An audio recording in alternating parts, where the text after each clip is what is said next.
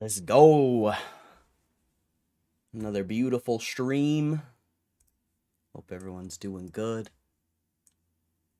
Gonna be opening more packs today. Probably not an hour long of opening packs again, but maybe like 20-30 minutes. Who knows? We'll see. We'll see where it takes us. Who knows? Who really knows? Anything's possible. David, what's up, David? How you doing, bro? How you doing?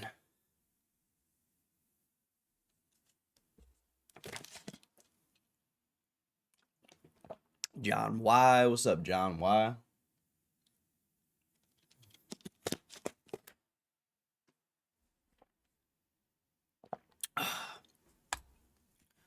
Working hard? Good, bro. Good to hear. Glad to hear it. I got another video to upload. It's unlisted right now. But yeah, I don't know. I don't know when to upload it.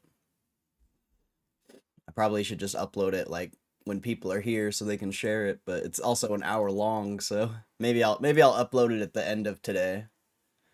But if you'd share it again, I'd really appreciate it. That I feel like that helped a lot.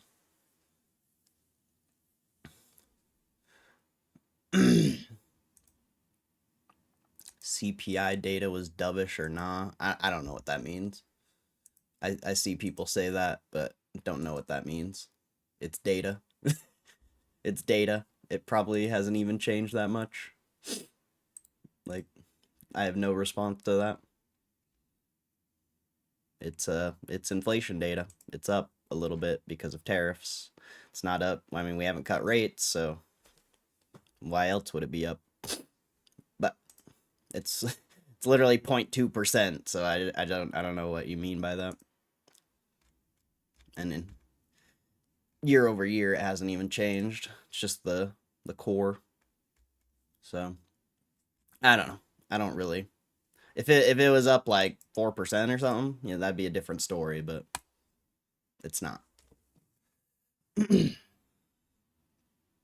Feeling lucky today? I think so. I wish I had more money, honestly. That's the biggest downfall here, is not having enough. Well, it's because of the payouts. If I didn't have to wait so long for the payouts, that would you know, that would help. I'd be able to do more. But yeah. I think we'll have some fun. Like I said, I probably won't be doing like an hour, but I'll run some packs. That last time, I just wanted to see how many I could do in an hour. This time, I'm probably just gonna like chill, open one here and there. I'll still record it and make a video. But I don't know exactly how I'm gonna do it, actually. Maybe I will do it all in one take. Like, I feel like, I don't know. I feel like doing it all in one take makes it seem more personal in some way. So maybe, I don't know. We'll see. We'll see. I'm chilling for a second, though. Seeing, let's see how many people hop in here before we start, I guess.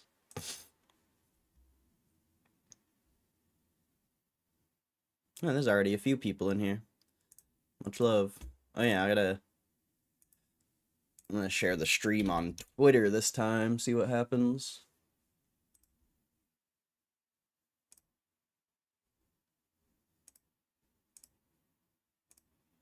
See what happens if I share it on Twitter.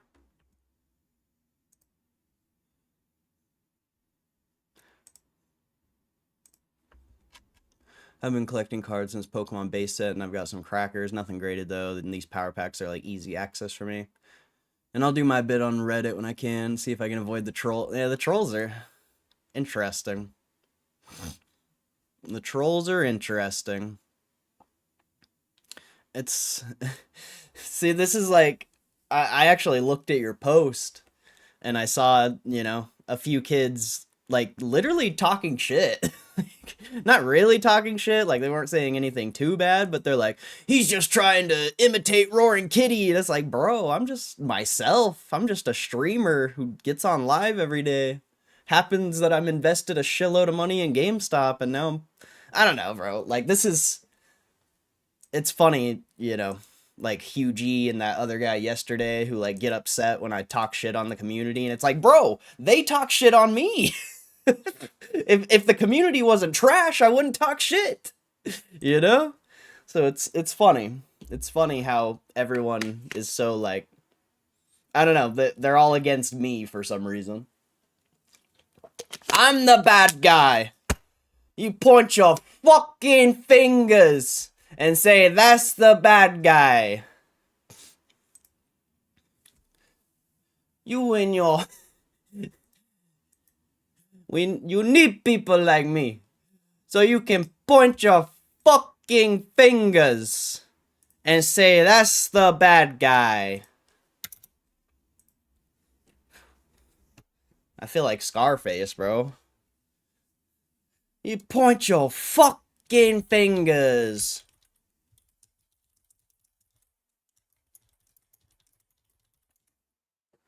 Like, straight up, that's how I feel in this community, bro. I might as well just be Scarface. Like, where's my giant pile of powder, bro? It's like, you mother sons of a bitches! I'm Scarface. I'm the Scarface of the GameStop community, I guess.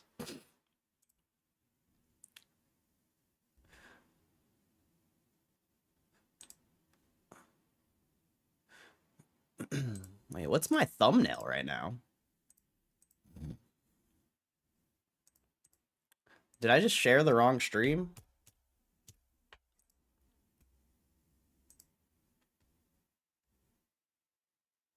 I might have shared the wrong stream. Oh no, I didn't. Why is the thumbnail that?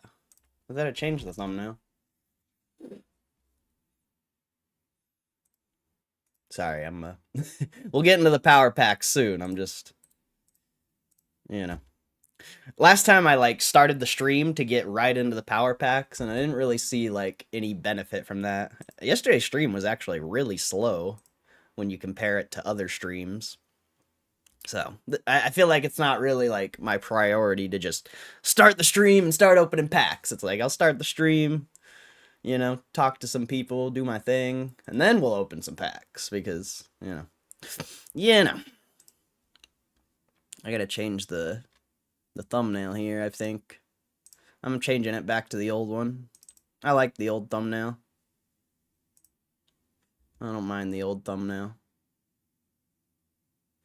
I honestly don't think those those power pack thumbnails I've made are that good, really. They're okay, but they're not anything special. Why is this frozen? Oh, there we go.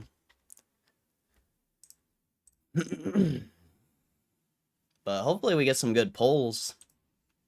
Hopefully. QG was... No, he wasn't here yesterday. He was here on Saturday, and he was talking shit. And then I told him to fuck off, so we'll probably never see him again, honestly. But fine by me. If I'm gonna have little babies like that in my chat, I don't want them. You talk shit on the Super Thumb community, even though they shit on you all the time. Yep, that makes a lot of sense. You come here every single day for the past year, and you're gonna say I'm the problem. Makes a lot of sense. Makes a lot of sense. A bunch of you're gonna take the side of a bunch of loot, like, no offense to anyone here, but you know, you're gonna take the side of a bunch of fucking losers on Reddit instead of like a stream where you share your personal life and you have friends. I don't know. The way people think are, you know, really ridiculous, honestly. It's actually ridiculous. Hugh G was I mean, I guess. You know, he was a good person in the chat for a while, but it also, like, pretty much after the 6ix9ine thing, he kind of flipped on. But it's whatever. I don't know. To me, that guy sucked, personally. Like, I didn't like that kid. realistically. Like, I tolerated him. And then, you know, he showed me his true colors. He showed me why I never liked him. You know? That's, you know, I never had a problem with him, but I never liked him. And then he showed me why I never liked him. Like, I didn't know why I didn't like him, but then he showed me. What's up, Moose again? Too many beers after hockey. Dying? Yeah, bro. You're you're still on vacation mode in your mind. Have a beer to beat the hangover. I didn't want to repost your video. I shouldn't. Yeah, you should, because you are being petty and you're acting like I'm the bad guy when I'm the one who gets attacked. I wouldn't talk shit if I wasn't getting attacked all the time. So your reasoning is bullshit. You just don't want to support my channel. And if you don't want to support my channel, I don't want you here. So, thank you. Thank you for leaving. If you want to come back, change your username, cancel your membership, because I'm not going to give you any, like, if you come back, if I see your name in here, I will ban you. So if you want to come back, you have to change your name. Yep, I'll be petty too, buddy. I can be petty too. You want to be a petty little bitch? So will I. That's how it goes. That's how it goes. And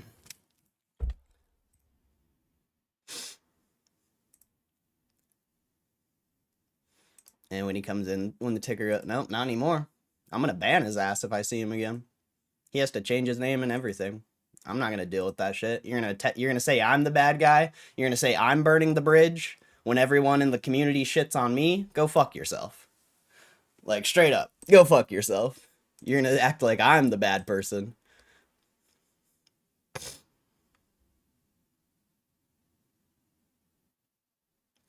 Yeah, I gave you your whatever. If you can't see the issue, that's your problem. So, this is the last message I'm letting you type. I see your name in here again, you get banned. So change your name if you want to come back and not be a fucking loser.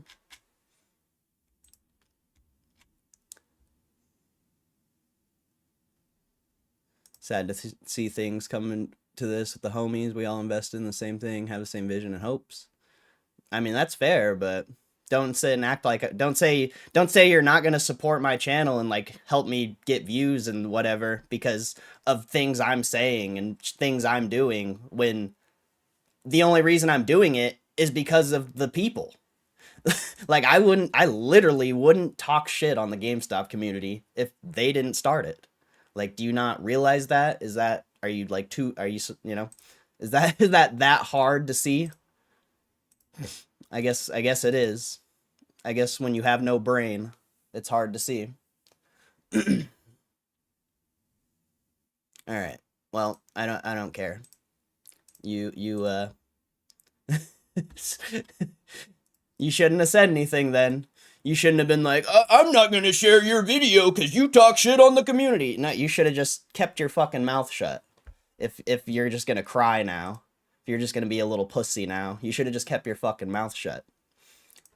Don't sit and act like I'm the bad guy and then come when I call you out, try to turn it on me again. It's not going to work. This is my fucking stream. You're just a fucking name in my chat, bro. You're a nobody. You're literally a nobody.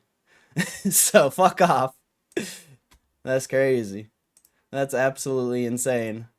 Imagine calling me out and getting upset when I call you out for it. Crazy. Crazy world we live in. KCR, what's up, bro? But I disagree, Muma. It's not sad, honestly. I don't care. Like, that's how you feel? You think I'm the bad guy? I don't care. Like, it's not. It doesn't matter. UG's not my friend, obviously. Friends help each other. You know that? Friends help each other grow and be better. They don't like, UG is not my friend.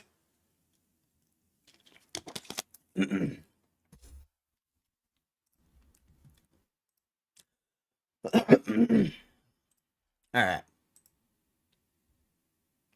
The hell is going on? I just got in here. Oh, I just had to call out someone in the chat. And they didn't like it. Because, you know, everyone in the GameStop community can shit on me and say how big of an asshole I am. But as soon as I say something, oh no! Oh no! You point your fucking fingers and say that's the bad guy. You point your fucking fingers. It is what it is, you know? I've clapped so many people out of this stream. What's another one? Really, what's another person? What's another person? For all the people who've been here for a really long time, I mean, how many people have I clapped at? And they always come back because they know I'm right. You know? He probably won't, which, thank you, honestly. Please don't come back. But they always come back because they know I'm right. It's, you know, I wouldn't talk shit if I wasn't being honest. That's pretty much, you know, we'll end it at that. I would say 0 things if I wasn't being honest.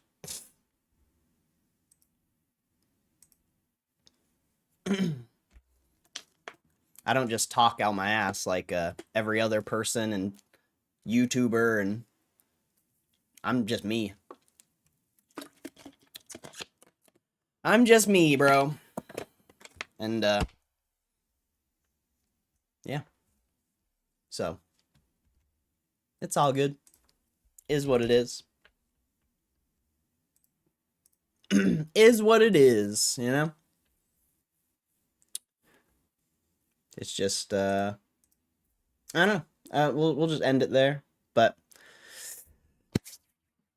power packs, huh? Some power packs. I don't know how many we're gonna open today. Probably just for like 20-30 minutes. I was hoping this thing would go up. It's kind of what I'm waiting for, but probably won't. EPS for Q2 is 0.22 to 0.25.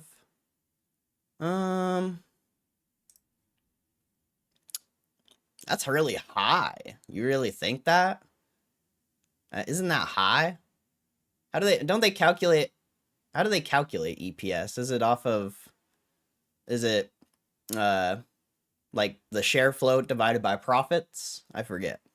Isn't that what it is? Share float divided by profits? I can't remember. Because they're going to make, I mean, they'll have, we'll just go off 9 billion because 9 billion times 3.5%, whoops, 3.5%, divided by 4. So that's 78 million off the cash. You probably make 20-30 million off the business, so pushing 100 million. So, I mean, 447 divided by 100 million? Or is it the profit divided by the share float? Might be profit divided by share float. I don't even remember how to do this calculation. I don't usually track EPS. I just look at the profit. Oh yeah, you're probably right. That's probably pretty accurate if that's the right calculation. Yeah, I think 0.22 is a very accurate Bitcoin profits. Well, it depends what they bought it at. If they bought it at 106, they're not really up that much, right? 106,000 divided by 4,710. Did I do that right? I don't think I did that right.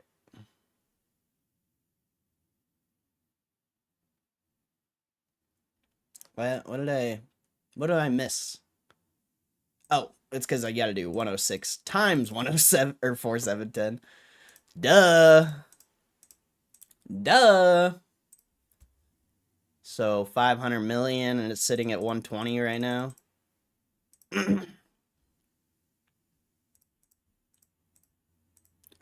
So that's another like 50 million potentially. So 150 divided by 447. So, I mean, if you're adding the Bitcoin profits, it should be over 0.3. But if they bought it at like 80, 90,000, you might even get like a 0.4 EPS. It's possible. Definitely possible. I forget about the Bitcoin, but I guess if you're factoring that in, it should be higher. If you're not factoring in Bitcoin, sure, 0.22. But if you're factoring in Bitcoin, it should be 0.3 or 0.4, depending what price they bought it at. And what price it's at when the quarter ends, I guess. So yeah, I think 0.22 is a good estimation, but like I said, if you're calculating the Bitcoin profit with it, it's going to be much higher. Bitcoin closed, I believe, 112 or 113 on the last day of the earnings report. They go based off the last day of the earnings, not current Bitcoin. I know that. I just don't know. I don't know when the deadline is for the quarter. I don't know when it is.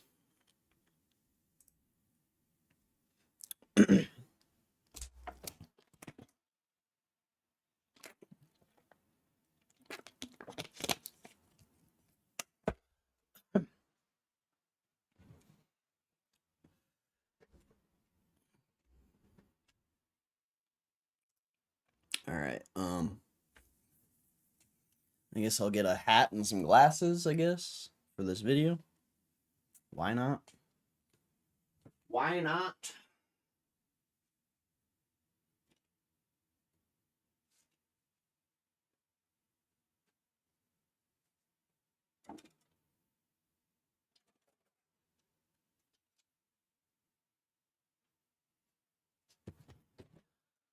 I just feel like it adds a little something for the video. Even though it's not a GameStop exclusive hat. I should actually... Maybe I'll wear a different hat this time instead of a Mario hat.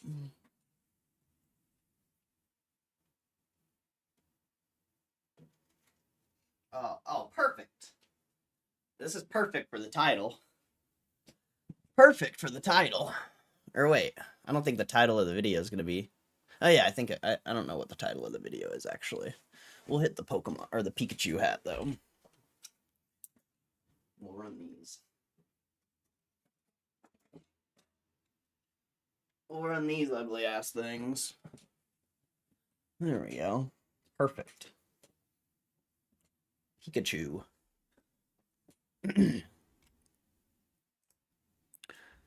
Alrighty. I shared this on X, right? I don't think it matters. I don't really have any followers on Twitter, so...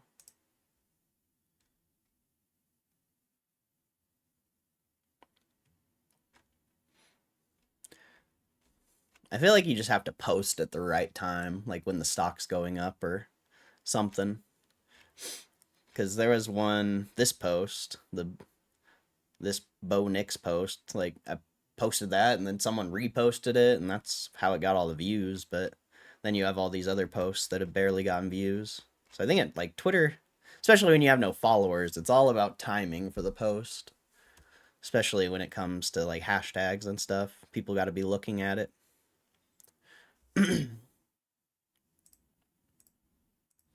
It's all good though. I'd rather just post these anyway, I think.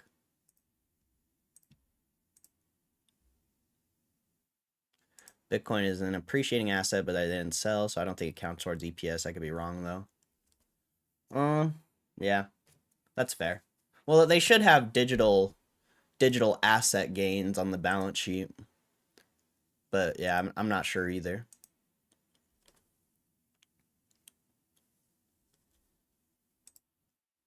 Because then if they have losses one quarter in a quarter, like, say it or I guess they technically couldn't get losses unless it went below their buy price, but yeah, they should. I'm actually not sure either.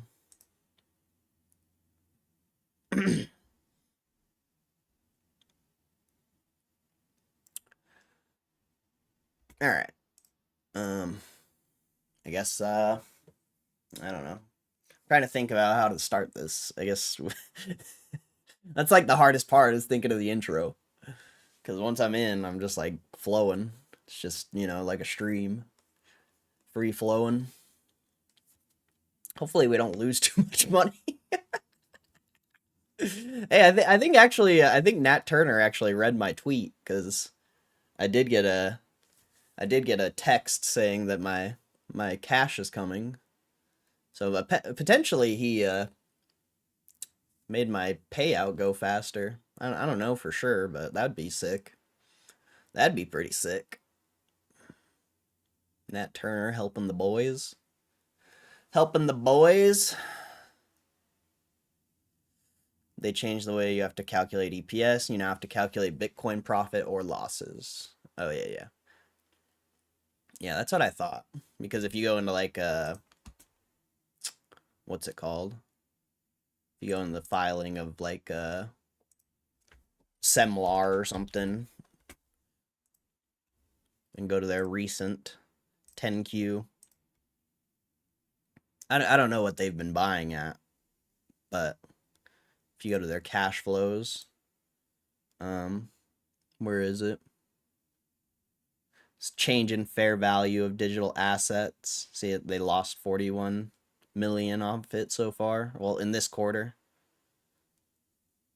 So I think that counts towards net income. And then how you get EPS is net income divided by the share float. So it should count, I think.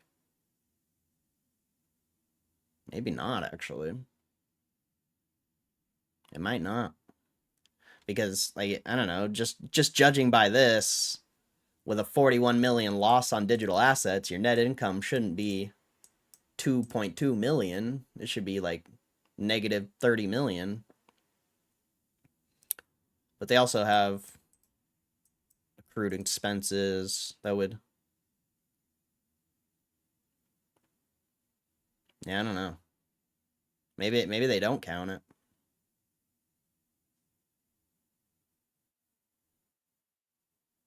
I guess we'll find out. I guess we'll find out. Yeah, actually, I think Ryan's right, because if you go into if you go into MSTR's financial statement, especially last year's, they lost 1.1 billion on the business, but they had 1.7 billion in profit from assets. So yeah, I think Ryan's right. I don't think they count it. It's still on the balance sheet, but I don't think it goes towards net income, if that makes sense. Because technically, your asset appreciating or depreciating wouldn't be net income. Your asset's just moving. If you sell it, sure, then it's net income. So I think Ryan's right, actually.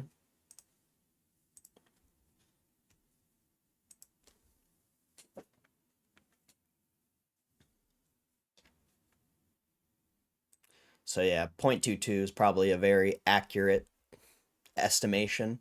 It also depends what they make on the business, though. And whoa, I forgot about this, but if you go back to their last earnings,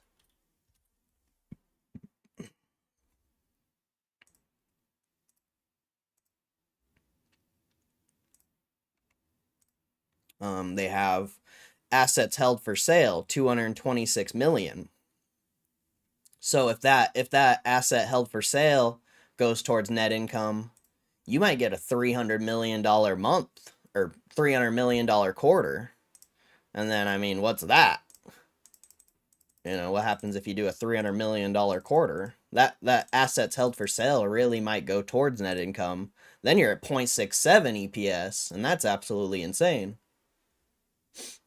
You know, I don't know it. I don't know if those assets held for sale or I don't know if that'll go towards net income, but if it does, that should be insane. I completely forgot about that. So, yeah, I mean, 0.22 on the low end, if everything else we're talking about doesn't apply, but the assets held for sale should apply. The Bitcoin gains, debatable. But either way, it's going to be a massive quarter. Extremely massive. And then, I mean, who knows what they do next quarter? Are they going to sell the rest of the foreign company or the foreign part of the business and go US only? If they do that, that could be another, few hundred million for the year. And then, like, potentially you could have a over $1 billion year, potentially, which would be insane. I mean, $1 billion year divided by 447, that's 2.23 EPS on the year. That would be absolutely ridiculous. And then you'd be sitting on like, assuming they don't do more senior bonds, you'd be sitting on over $11 billion in cash. And then, 11 billion going into next year, sitting on 11 billion, 3.5% interest on that. 385 million divided by 4. So yeah, you're going to be pushing 100 million a year just by holding cash, or 100 million a quarter, I mean. And that's not even counting, anything you make from the business, the push start arcade, if Bitcoin keeps going up. Like, damn, bro, like GameStop, like, seriously might be sitting on like over 15 billion in assets by the end of next year, potentially. And I mean, if you're a fundamentals type person, that's an interesting thing to think about. Another interesting thing for Q2 is they sold the Canadian company, and we'll see what they sold for. Some are expecting decent profits from that sale. That's what I was talking about, though. That's literally what I was talking about. This 226 million right here is the Canadian part of the company. I'm pretty sure. So they're going to sell that this quarter, and if that goes towards net income, you're getting like over a 0.6 EPS. And then if they sell the French or the European, or if they sell the rest of the European, you should get even more than the Canadian part of the business, because the European part of the business drives more revenue. So yeah, it's good. It could be interesting. The next few quarters, next couple of years, should be very interesting, actually. Should be exciting for anyone who's invested and continues to buy. It's not very exciting for shorts, I imagine. I'm sure shorts are pretty upset. Oh. I'm going to try to share the stream again. If anyone on Twitter, if you're on Twitter, please go repost the stream. You can add me on Twitter or follow me, whatever. GME Corey. And yeah,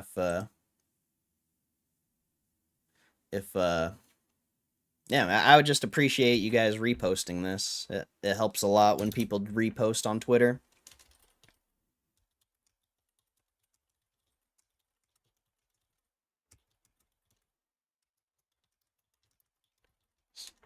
So I'd appreciate that if any of you guys are on Twitter to give this a repost. It's very helpful. Very helpful indeed. These guys have been reposting my stuff. It's kind of cool. But Most people just like it. A lot of people don't even follow, which is weird. But they also might, I don't know, they also, who knows. I sold my mutual funds and put it all into GME puts. I sold puts. Super bullish. Wait, you sold puts? Oh. Well, I mean, selling puts is okay, but buying the stock is a different thing. Like, you're only getting so much when you sell puts. Like, if the stock doubles and all you have is puts that you sold, you missed out on a lot of gains. But I mean, it is a safe strategy, that's for sure, especially if you don't really care if you get exercised on them. But I don't like options. I think options are pretty dumb, honestly. I'd rather just buy and hold shares, personally. Especially because I believe in GameStop for the long term, looking out next 10, 20, 30 years. Like, you can only sell puts for the next, like, year or two. And, yeah, for me, that's not interesting.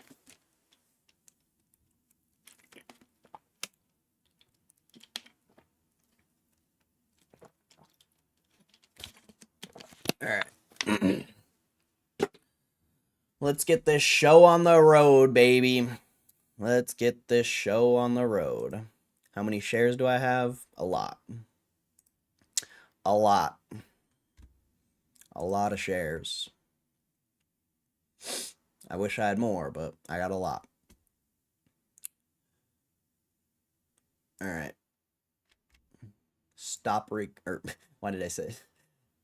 Right. Oh shit, GameStop's going. Alright, let's start this video, baby. Let's start this video. Let's get it. Are you guys ready for some power pack pulls? Let's get it. I literally never know how to start these videos, but the power of power packs. Power to the players, baby. Power to the players. I never know how to start these videos, though. That's like the hardest part, is starting the video. But I kind of like the intro of the last one. It was kind of interesting. It wasn't even really an intro. I just got right into the power packs. But I guess that's just what we'll do again. I just never know how I want to start it. Down a little bit. No, I ain't down. I'm crushing on GameStop, bro. I'm absolutely crushing. I mean, we'll see what happens, you know. Who knows what the future holds, but absolutely crushing on GameStop. All right. Let's get right into the power packs, starting with a 25. See what we get. A Japanese card. Charmander, Art Rare, Japanese. That's actually a really cool card for a PSA 9. Very cool card for a PSA 9. Let's see what it's worth. People are selling it for like $50, but I always like to see what most recently sold. Oh, wow. What? GameStop's only offering me $28 for that, bro? That's a $50 card. Last one sold for $52. $42. Well, looks like I have to hold that. That was a really good pull, bro, to start the video. That was a really good pull. Wow. Insane pull. I'm going to hold that for now, though. PSA should give me like a $50 offer, potentially. Maybe $45.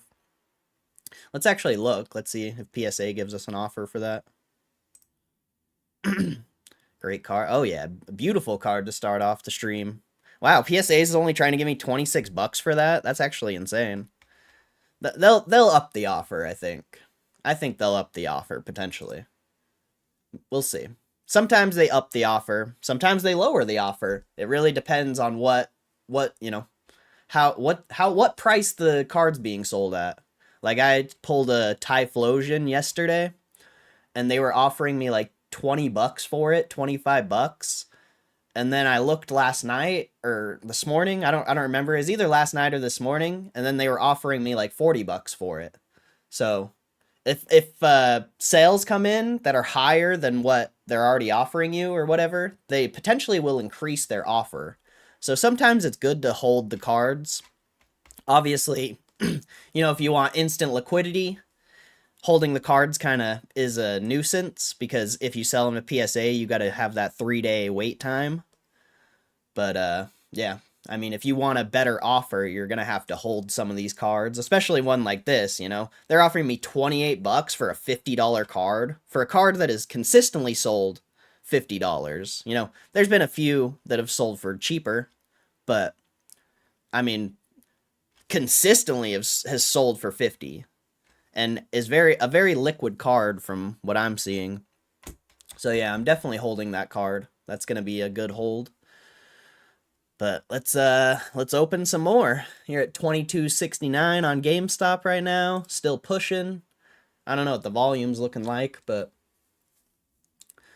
hopefully we push up into 23. All right, English card. Come on, PSA 10. Ooh, oh, it's a trainer card though. I don't know how good that'll be. Oh, it's from Evolving Skies though. Evolving Skies. That could be an interesting card. Let's check that one out. Usually, for I don't know. I mean, trainer cards vary. Oh, wow. It hasn't really sold very much. 40, 40. I mean, it sells for like 50. Why are they giving me such low offers for these $50 cards? I mean, it's sold for like 35. It's kind of all over the place. But that was a brand new listing. Sold for 35. 40. I mean, I guess if it only sells for 35, 28's not a bad offer. Where did I see that it sold for 50? Oh, it's because of this. Okay. Oh yeah, this one. That was back in June, though. I don't know if that counts if it's back in June. You want to see the most recently sold? And see, it sold for 35 back in June, too. So it's kind of all over the place. It's in between like $35 and $50. And it doesn't look like a very liquid card. So I think I'm just going to toss that one. 31's not a terrible offer for that. So I'll just toss that one. We'll get that one back to GameStop. If you sell it through Power Packs, doesn't get listed on the PSA eBay account, you pay 0 tax. I'm not exactly sure on that. I think you get paid out in your Stripe account, and potentially you'll get a tax form on your Stripe account if you make profit or sell enough. That's what I would think, but I actually don't know, honestly. Maybe someone in the chat can or someone in the comments of this video, maybe they can verify that info, but I don't know at all actually. But when I read, it said if you sell through PSA or eBay, you're gonna have tax implications. Another English card. What is that? Crystal Cave Evolving Skies Secret? A PSA 8? This is a $20 PSA 8? What? That's such an odd card. Usually PSA 8s aren't worth anything, so I guess we'll see. What? Yeah, that's a weird pull, bro. That's a weird pull. The fact that they're giving me $20 for this is actually nuts. Like, that's actually a really good deal for this pull. To only lose, $3 on the pack. That's actually, yeah, that one's, something's weird there on that one, because they should not be giving me $24 for this card. But they did, so I'll take it. Hey, sometimes GameStop helps you out, Sometimes they scam you, sometimes they give you bad offers, sometimes they help you out. In that case, they helped me out. I appreciate it. I appreciate the help on that one. That was great. That was great. All right, let's keep it going. Let's keep these power packs rolling, baby. We're actually doing pretty good right now. Other than having to hold that Charmander. Another English card. Nice. Let's go. Come on, PSA 10. Do it. Another 8. Interesting. That's a weird card. Zamazenta V, full art. I imagine this isn't going to be worth that much, but we'll see. We'll see. And it's only a PSA 8, which is weird. I've gotten 2 PSA 8 pulls in a row. I feel like that doesn't really happen. There hasn't even been a PSA 8 that's sold. So, I'm just getting rid of this one. Yeah, that is a pretty cool art for sure. My camera's kind of covering it, unfortunately. Oh, there you go. There you go. Yeah, that's a pretty cool art. But I'm not really interested in the art. I'm interested in the slot machine. So, I'm going to get rid of it and keep the gravy train rolling, baby. Ryan Cohen tweet. What did he tweet? Oh, wait, I have Twitter now. I can actually look at it. Mid-video, I can look at the tweet. That'll be interesting. Do I have... I thought I had Ryan Cohen. I thought I was following Ryan Cohen. What do you mean he had tweeted? He didn't tweet. Why you trolling, bro? Why you trolling, bro? That's crazy. You actually trolled me? That's actually insane. I let that kid troll me? That's wild, bro. That's wild. Now I can never trust anything you say ever again. That sucks. That sucks. Oh well. Is what it is. Only 8s left. Bro being able to sell those polls to me / viewers. Gamestop changing. Amen. I think this is a good idea. I mean, imagine how much revenue they've already gotten from me, bro. Like, just from me. You know, they've already done probably only like $1,000 or $2, but still. I mean, I just barely started doing this. You know, after like a month of doing this, I could spend like tens of thousands of dollars potentially. Maybe. I mean, we'll see. Let's pull another one, though. Japanese. Come on, PSA 10, baby. No whammy. A Mimikyu. Hey, that's actually pretty cool. Only PSA 9, though. Wow, that's actually a nice pull for PSA 9. Very impressive pull. What's up, Ruben? Hope you're doing good.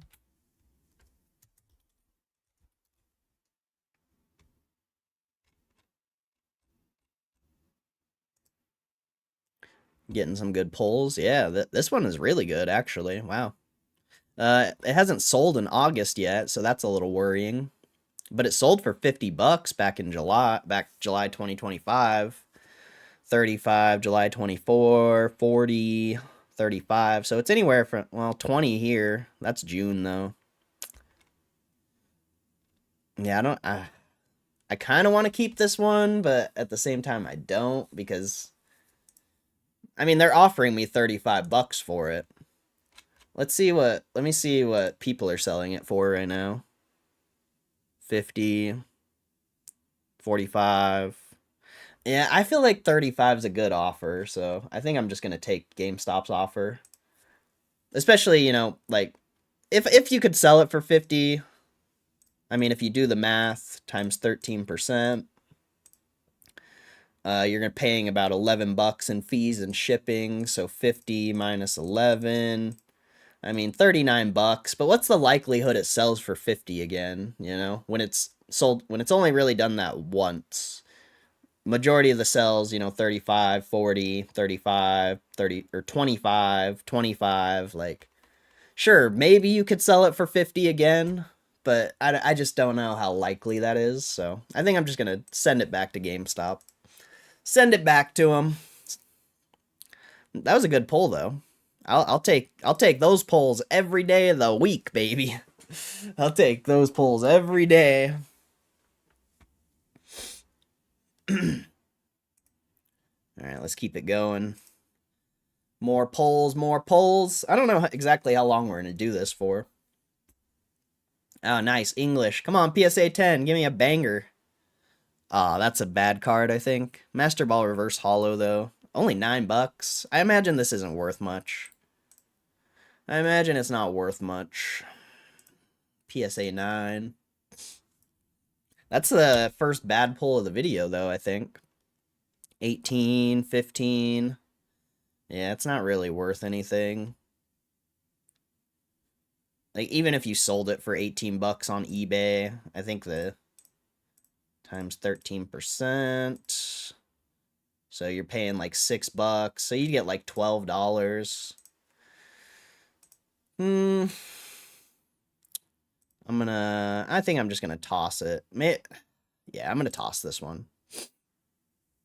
I should probably just hold the bad cards. I do have a theory that, like, imagine this. Imagine every single one of us was pulling from this power pack machine, and we all kept the crappy cards. Like, what if we all kept the crappy cards, but we sold back the good cards? Would there, in theory, if we took all the liquidity out of crappy cards, would every time we pull this, would we get only good cards? You know, it's just a weird little theory I have. I don't know if it's accurate, and obviously it would be really hard to get everyone on board. But if you could, you know, would it work? I think potentially it could. You know, maybe this video will blow up and people will try it. But we'll see. English, let's go. Oh, no way! I literally gave this card away recently. That's funny. I actually had this exact card, except it wasn't first edition. I think I just had a normal one, if I remember right. But I literally had this card, and I gave it to my friend's kid because it's not really worth anything. But maybe first edition is worth something. I think the one I had wasn't first edition. Let's see. 25, 27, 25. Yeah, I had this one. It was not first edition. 25. So it's like 25 bucks. That one sold for 35. What are they offering me? 18? That's not that good, but I'll take it. I'll take it. I'll accept the buyback.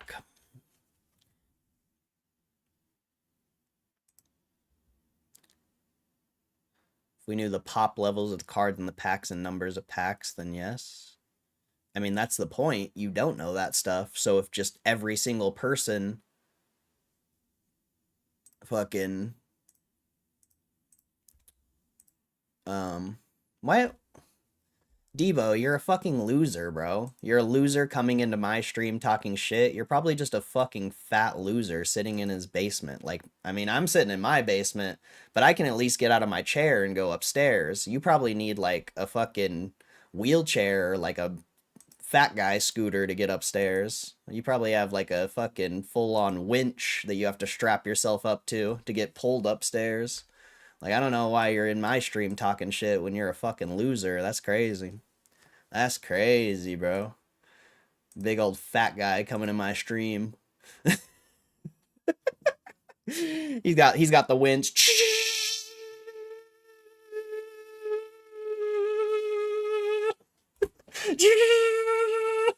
Like, I'm surprised the winch still even works, bro. You're like Dave Blunt's over here, bro. Dave Blunt's over here talking shit. That's crazy. That's crazy. A forklift? He's got a crane, bro. He's got a crane. Oh, that's funny. That's funny. What were we just talking about? That guy kind of distracted me. Unfortunately. Fucking trolls, bro. Trolls are so annoying. They're so dumb. Maybe I'll put the stream back to member. Maybe I'll make the stream members only when we're doing these polls. That might be a good idea, actually, because I did kind of get distracted and I kind of forgot what we're doing. So I think from now on, when we're doing these power pack polls, I'm gonna make the chat members only. So I'm sorry to anyone who's not a member, but it might be something we have to do. But if you want to be a member, it's literally like $1 a month, so not bad. rigging the polls by keeping weak cards. Yeah, potentially. I don't know. I don't know if it would work, but imagine, there's thousands of people pulling cards, and every time they get a shitty card, they just keep it. And then, you sell back all the good cards. Like, then you would have endless rotation of good cards. And GameStop would make money, we would make money. It would be an endless, like, we would, it would be interesting, but I just don't think the community. I mean, that's how potentially the short squeeze happened in 2021, was the community got together and did this. So, maybe they could do it, but I really doubt you could get everyone on board to do that, because people are just going to sell their shitty cards, I think. But I don't know. I'll leave this part in the video, and maybe we'll see, but I just don't see it happening. But let's keep it going. Let's pull a few more. What if the system puts back in a Nidoran like you pulled instantly, though? I mean, that's not the point. The point is just to keep all the bad cards. It doesn't matter how many bad cards there are. You just keep them. What's this? 075 Hussein Growlithe, a PSA 10. Well, this is the first PSA 10 we've gotten in a while. So let's see what it's worth. That one's about to sell 9 hours. So you already got bids for up to $20 right there. But looks like people are trying to sell it for 40. Let's see what's recently sold. Wow, 50, 35, 35. What's that? Why is that 51 so special? I think I'm gonna hold this card, because if those bids that end in 9 hours do really well, they should potentially give me a better offer on this. So I guess I'm holding this one. I'm holding that one, and now I have no money, so I guess we're dipping into the credit card again. Dipping into the credit card. Let's go. Every time I use my credit card, we get a good pull, so let's keep the trend going.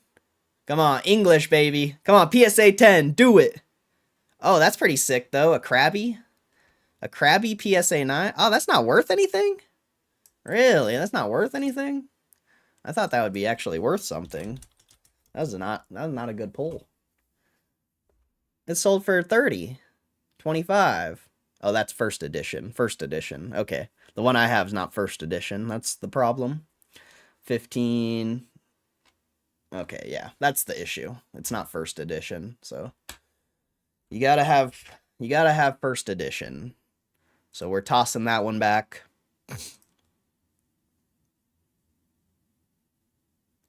Buy another pack. Varley, what's up, Varley? Trader Twin Dad, what's up? Ruben, Mr. Beakers, hope you guys are doing good. All right, let's do a couple more polls. Come on, baby, give us something good so we can restart our balance. Japanese, oh, it's got to be good. PSA 10, come on. Gengar PSA 9. That's actually a sick card, but it's probably not worth anything. That's a really cool art for an EX. That's probably one of the coolest EXs I've ever seen, honestly. That's a really cool EX.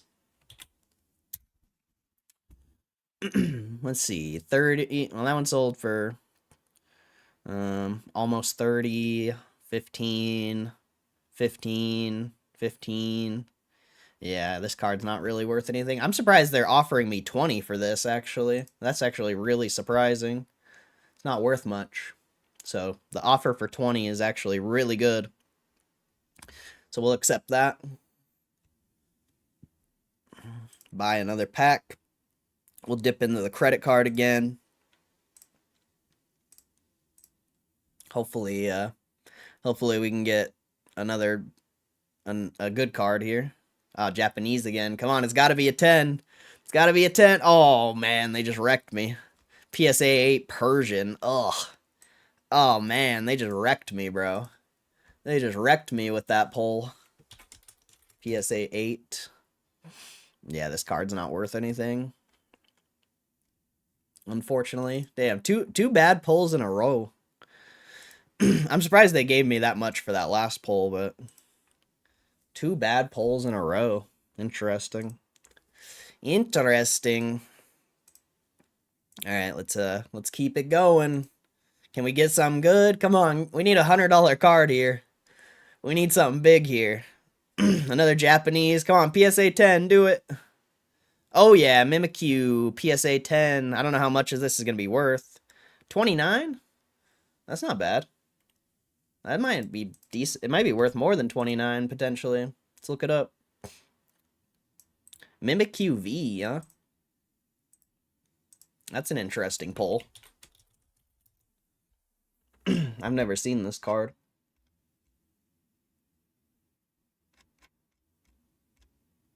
Let's see how much it sold for. Whoa. Those ones have not sold for that much. But those aren't PSA 10s. So I don't know what's going on there. $50 for a PSA 10. Only one sold? What? Only one is sold? Like, really? No way. There's got to be more than that, right? What is it? 076 out of 184? Try that. Only one sold. That's not the best. I mean, it sold for $50. Yeah, that's weird. That's weird. I'm surprised GameStop's offering me this much for this card, considering it's probably just because of that one sale, that one $50 sale. It's messing up the... Yeah. That's the only thing I could think of. So, I guess we're just going to take that. Even though it's potentially a $50 card, you know, with no sales, that's tough. That's really tough. So let's keep it going. Come on, we need a good pull here, man. We need a like $100 card to get back alive here. If we don't pull something big here soon, we're dusted. We're straight dusted if we don't pull something soon. Japanese again. Come on, PSA 10, do it. Nice, Paldean Whooper. This could be decent potentially. Nice, $40 card. Let's go. Let's go. It might be worth more, honestly. We'll see. 45, 46. Damn, that one sold for over 50. Pretty liquid card, too. Selling consistently over 45.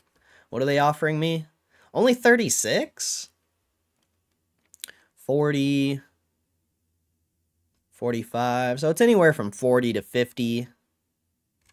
I mean, let's see. If we sold it for 50, 50 times 13%. So that's $11. So 50 minus 11, that'd be 39, right? Yeah, 39. They're offering me 36. This one sold for 60. That's crazy. It's a very liquid card. It's a very liquid card. I think I'm just going to sell it back to GameStop, though. Yeah. I'm just going to toss it back. Decent offer. Not a bad offer. We need a good pull, though. Like, that was a good pull, but we need, like, a really good pull. We need something to bring us back. We need a chase card, bro. Where's my 0.1% chase card? Give me my 0.1% chase card. Let's do it. Right here. Do it. Japanese again. Wow. A lot of Japanese cards. Mincinio, PSA 10. Another $30 card. That's nice. I'm getting some good pulls, but nothing like extraordinary. Nothing extraordinary yet. Let's see. 45, 35, 30. What are they offering me? 33? 33 is a really good offer for that card. So, we're definitely taking that. Really good offer for that card.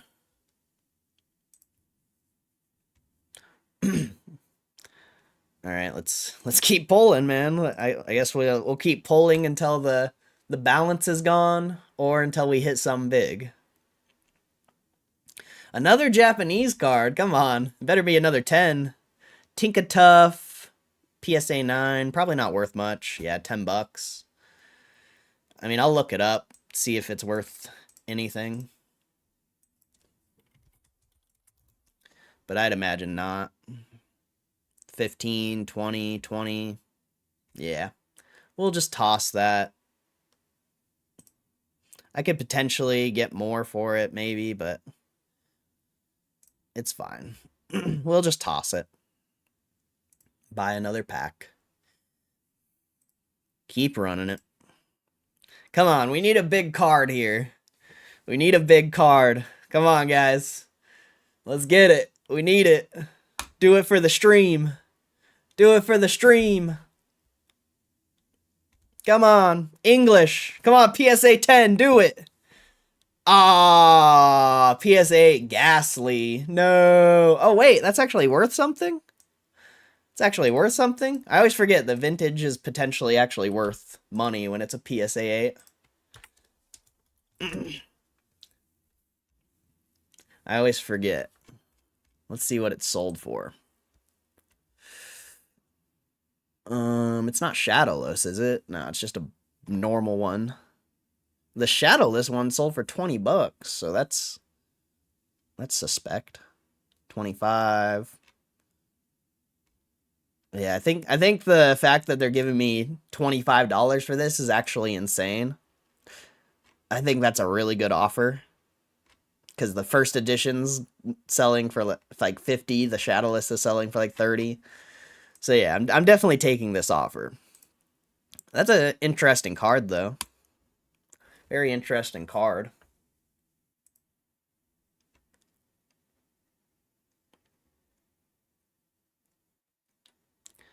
All right, come on. Come on. We need it. We need a big pull here. We need a big pull, chat. We need a big pull. Give it to us. Do it. Ah, Japanese. It's got to be a Big 10. It's got to be a Big 10. Ah, Ralts, PSA 9. Probably not worth anything, I'd imagine. 14 bucks. That's not terrible. That's not terrible, but it's not enough. Let's see. It sold for 16, 15. Yeah, this card's unfortunately, this card's not worth anything. It's worth like 15 bucks. So a 14 offer is pretty wild, actually. Pretty wild offer. I'm $4 off of a pack. That's a rip. I'll use my credit card one last time. See what we get. You know, credit card usually gives us a big pull. So let's get it. Come on. Do it. It's like one of those gambling fallacies. Another Japanese card. It's about to whammy. Oh, Bloodborne Usaluna PSA 10. This could be... Oh, wow. 35 bucks? What? I've never even seen this card before. That's a cool card. The art on that is really cool. 40, 40, 35. Oh, wow. It sold for 58? 60? Holy. It sold for a lot before. But mostly 45, mostly 40 and 35. So I'm going to take the 35 offer here.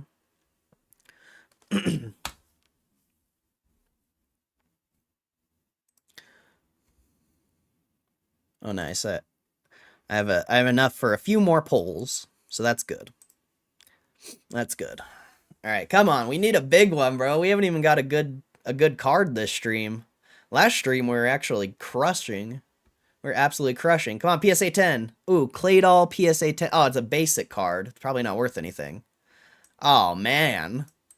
What a bad card. That's not a good card. A basic PSA 10? It hasn't even sold before. Oh, man, that's a bad card. That's a really bad card. I'm getting rid of that. Let's keep it going. Come on. We need a big pull here. We need it. Give it to us. Give us the hundo. Give us the chase card. Do it. We're due. We're due. The gambler's fallacy. We're due. A Duskanor PSA 10. Ooh, this could be interesting. Wow, 43 bucks. That was a good pull. We're not getting any 100 pulls, but we're getting a lot of like $30, $40 cards that are keeping us alive. What? Okay, those are English. I didn't pull an English one. I was like, damn, that's an $80 card. But it's not an $80 card. 27. Whatever that is. Those ones are weird. Those ones are like so skewed. Let's see. There's a lot of English that is sold. I'm not seeing any of the Japanese ones. Well, there's one for 50.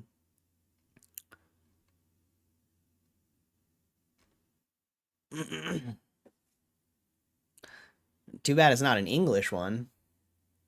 English one's like 80 bucks. 35. What are they offering me? 38. I'm just going to take the 38 offer. That's not a bad offer. It's actually a really good offer for that card, I think. If only it was English, though. That would have been a nice English pull. That would have been way nice. Come on, give us $100. Where's the chase card, bro? I've done a lot of pulls, not a single chase card. Cloth, PSA 10, Japanese, $20 card. Let's see what cloth is. 35, 20, or 30, 20. Yeah, just not many sales on that. Not many sales on that card. The English one's $100. Wow. Come on. We need the English versions of these last two pulls. If we would have got the English versions of the last two pulls, man, that would have been fire. That would have been fire. Do you think it'll ever give us a good pull? I think it's possible. I think it's possible, but it's kind of being stingy right now. Ah, another Jap. Come on, we need something good here. Ah, Zarura PSA 9. That's not good. Nope. Nope, nope, nope. Enzarura PSA 9. That's no good. PSA 10's 35. Man, too bad we didn't get the 10. It's like, it looks like only 10s have sold. I mean, a couple 9s have sold for like 20 bucks. But the 10's only 30. Pretty liquid card, though. So many 10s. Not many 9s have sold. 15 bucks. Yeah, we're going to have to toss this card. Unfortunately. Alright, come on. We got to get something good here. If we don't get something good. If we don't get something good here, I don't know. I don't know. Come on. Do it. Do it. Do it. Oh, English. PSA 10. Come on, do it. Ah, Superior V PSA 9. What a lame card. That is the worst pull. That might be one of the worst pulls I've gotten, dude. Honestly, that might be one of the worst pulls I've gotten. That card's only sold for $9. Oh, that was a terrible pull. That was bad. That was bad. That was really bad. Alright, I guess that's the end of that video. I don't really want to throw... I already spun 75 bucks on the credit card, I think. So, that's not good. That's not good. That was fun, though. It was like it's gonna be like a 30-minute long video. Let's see, what did I miss? Creating fake cards? That'd be interesting. I don't think they have to create fake cards, though. I'm sure they have so much inventory.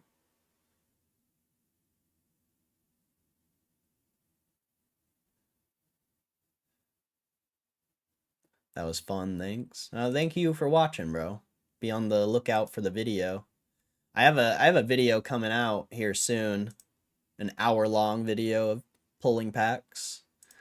That one's only, or the one I just did right now is gonna be only like 30 minutes, but I appreciate you supporting, for real. I got wrecked that time, bro. I got kind of wrecked that time. There were no, like last time we were getting so many like $100 pulls.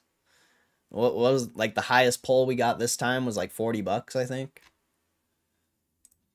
Kind of interesting. It's like a real slot machine.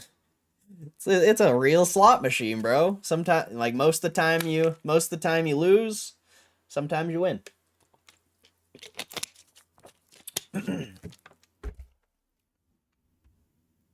course, those cards exist somewhere, but I think there's just such a small amount of people wanting their cards physically, it'd be easy. Yeah, but they're graded by a number, so you'd be able to look up the card and see if it's real and yada yada. You can't do that with shares on the stock market. And I mean, you can sell your shares immediately just because the stock has over, well, in right now it's only 16% short interest, but even when it was 100% short interest, there's nothing stopping you from selling your shares. There's absolutely nothing stopping you, and nothing stopping you from buying shares either. People shorting the stock doesn't do anything, really, because if this works out, they have to close, so it doesn't even matter, honestly. In a lot of ways, it's extremely bullish that people are still shorting this stock. From my perspective, you guys might not like it, but I love that there's a mass group of really rich people shorting against me. That's awesome. From my point of view, I love that. I love when people bet against me. It means I'm gonna win more if it works out.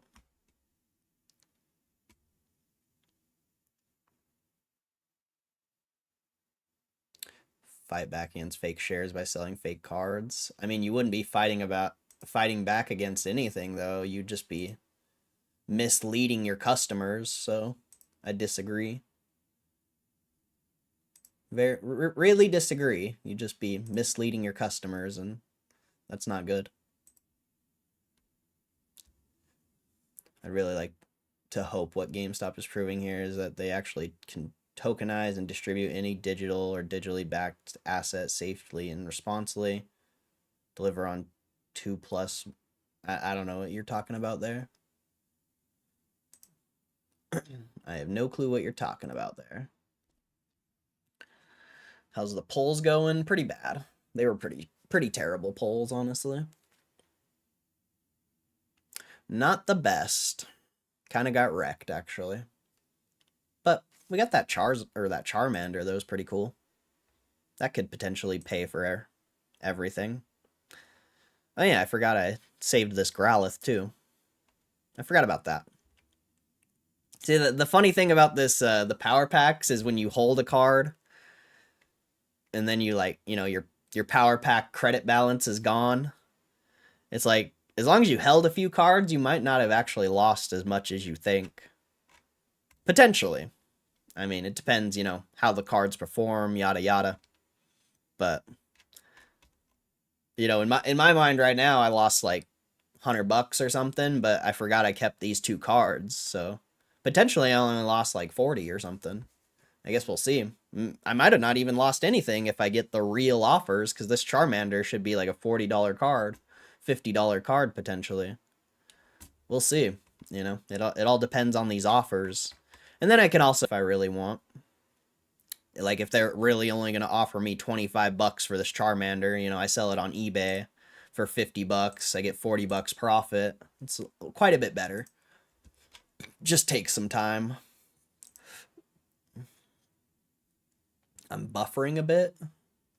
Well, I can't control that. Could be your internet as well.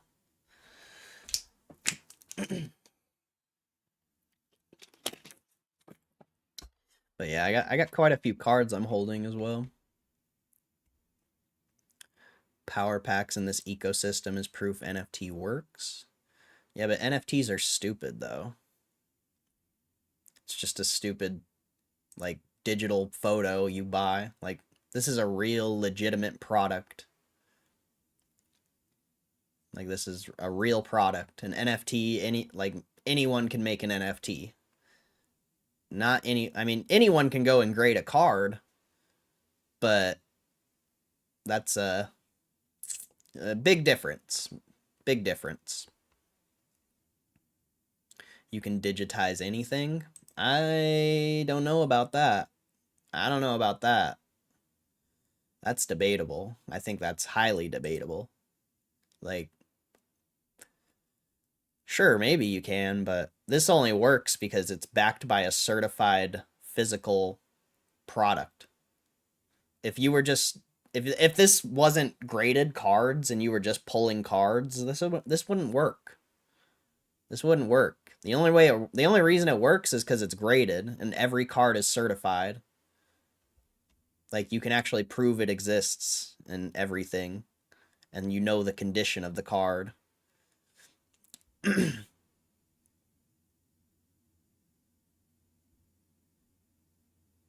That's exactly what this is, like a blockchain. I mean, it's not, though. It's not a blockchain. It's a physical product in the real world. You can't buy Bitcoin, and your Bitcoin doesn't have a certification. You just buy it and the number moves on the screen and you have it in your wallet. Like, this is a real product. A real product in real life. I get what you're saying, but I really disagree with it because this is real. Bitcoin is the only reason people believe in Bitcoin and crypto is because the price has only gone up for the past 7 years. As soon as crypto stops going up, nobody's going to care about it. People are always going to care about having, like, hobby type stuff like this. You know, I don't know if, there's a world where crypto's not only going up and the stock market's not only going up. But what if it exists? What if it's it's possible, especially with all these companies, funding their Bitcoin off of debt. When that debt's up, they have to pay. Sure, they can do it in shares, whatever. That's fair. But it's, yeah, I don't know.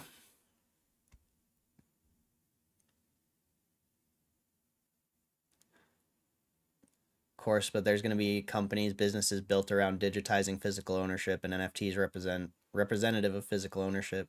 What else could, be more specific though? For real, what item could you do this with? What item could you create a digital product from a physical product and have it be legit? Because I can't think of a single item you could do this for, besides graded cards or graded items in general, because you could do it with graded comic books, graded whatever, like anything graded. Yes, you could do it, but there's not a single thing you could do this with, really. There's really not. There's no way to prove that the item exists.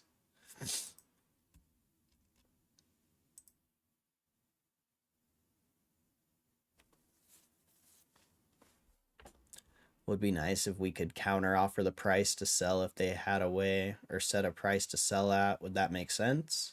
Yeah, you can. You just sell it on eBay.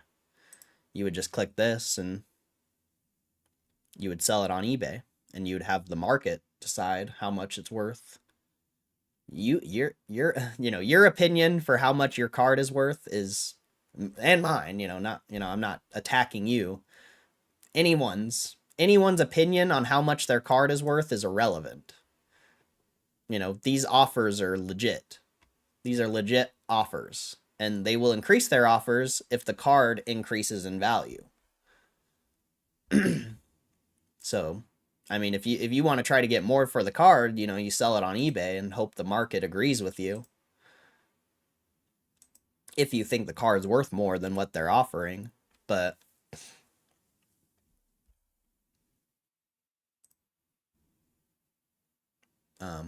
yeah, that's the only way I would think. It's kind of dumb that you can't just like.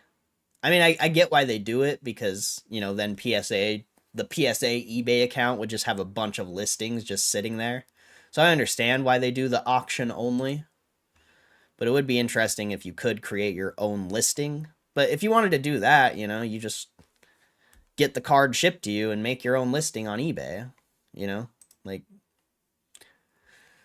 but that costs money. Getting the card shipped to you costs money, and that's gonna dip into your profits. That's why, like, it. Though I'm joking when I say it. When I say GameStop scamming and whatever. Like, these offers are actually really good when you take in the factors of how much it costs to sell something online, like eBay fees, shipping, what the time it takes.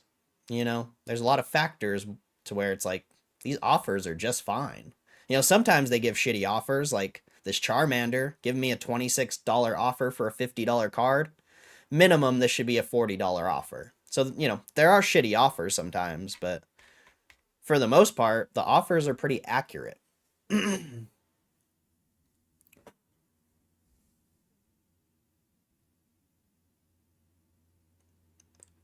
Would be nice if we could, let's see. I understand your misunderstanding of what an NFT is, but you can buy and sell car deeds on the blockchain.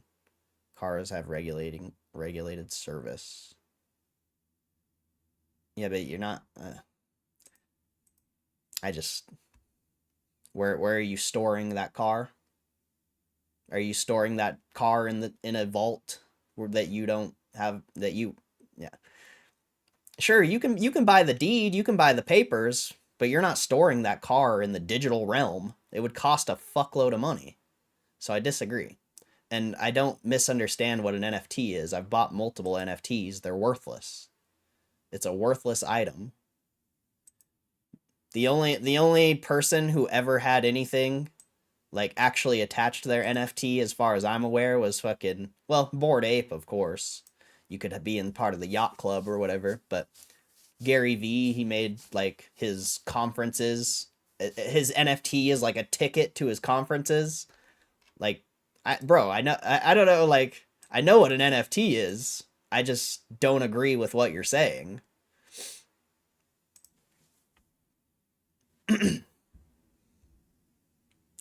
You'd add all these records to digital logbooks, house deeds with renovation. That's not the same as this though. That's not a product. You're sure, like I said, you can keep all the stuff digital, the deeds and the loans and yada yada, but that's not a product. You still have to have the car or the house. Like you don't have to pay for storage for any of this stuff. Like, I could have thousands of cards in the PSA vault and I would never have to pay for storage. With that stuff, with cars, houses, sure, you can have all the paperwork digital, but guess what? You have to pay for storage. You have to pay for upkeep. So I disagree with what you're saying because you're not factoring in like what the difference is between this product and those products. Those products are not even close to this, not even close to the same realm. So I don't know I don't understand like what you're trying to get at because it's not even close to the same thing. If you had a digital house, you would still have to pay taxes and potentially a mortgage and all that stuff. I don't have to pay a single thing to have these cards in the vault. I don't have to pay a single penny to have these cards sitting in the vault. So I really don't agree with what you're saying. And if I don't understand like your point, I guess. And I don't even know like yeah. This is I mean, this is why people leave my stream, David, because because yeah. This is what happens.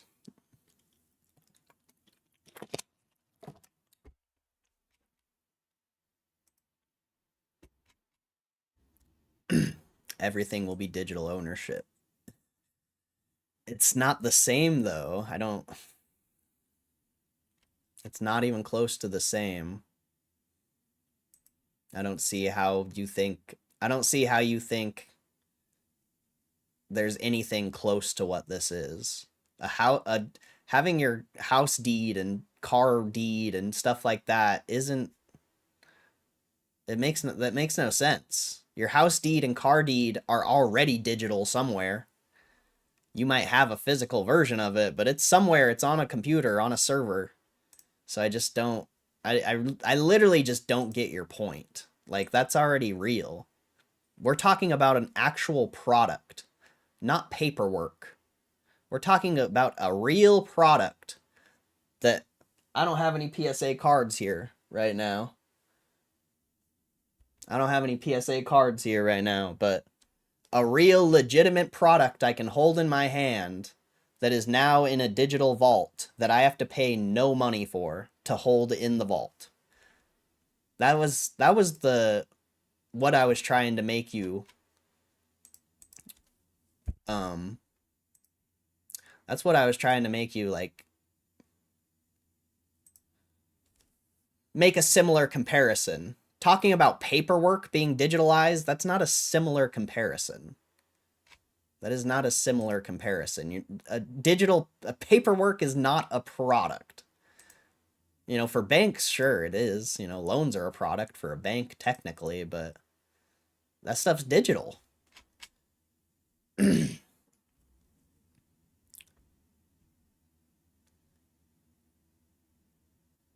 That's PSA's decision not to charge anyone to hold things in the vault for you, though. Something like a boat had digital ownership of a physical product and it's stored at a marina for free. It's the same. You wouldn't be able to do that, though. That's not real.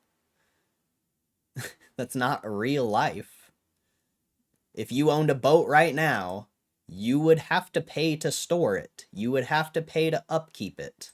It's not the same. I don't understand how you guys think this is the same as this. Like, it literally, like, you got, I don't understand how you think this is the same. It's not.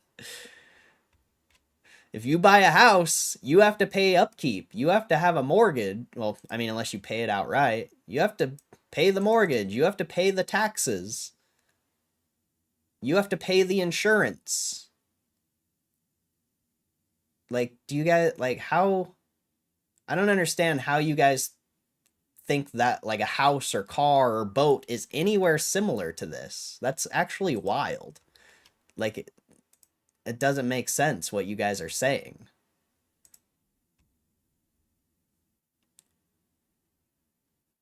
You're talking about cards sitting in a physical house. A house will be tokenized. Blockchain technology and residential property will remove the middleman and create a centralized database of information on property transaction. That doesn't matter. You already have all that stuff. You already have all that stuff. What middleman? What middleman are you talking about? I'm so confused. Like, you guys literally aren't making any sense. Your argument makes no sense. I'm sorry. If you could make your argument make sense, you know, I could agree with you, but your argument makes no sense. You don't need a real estate agent to sell a house. The real estate agent is for your protection because most people don't know how to file the paperwork to sell a house. You still have to do all the paperwork and stuff if you were going to buy or sell a house. Like, there's no, just because it's digital doesn't mean you have to, just because it's digital doesn't mean you're not going to have to do anything to sell or buy the house. Like, I don't, and everything you're talking about is all speculation. You have literally no proof that this would work. So, you know, send me proof. Send me to a place that has proof.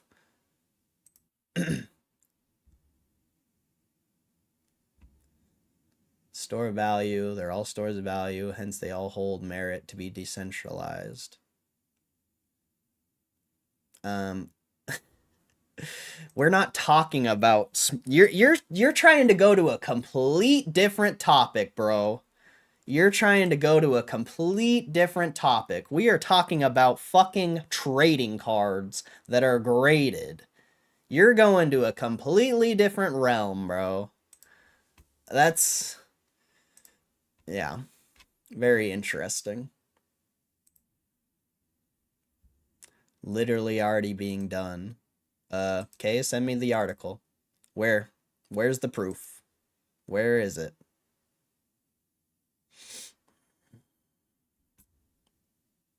Where's the article?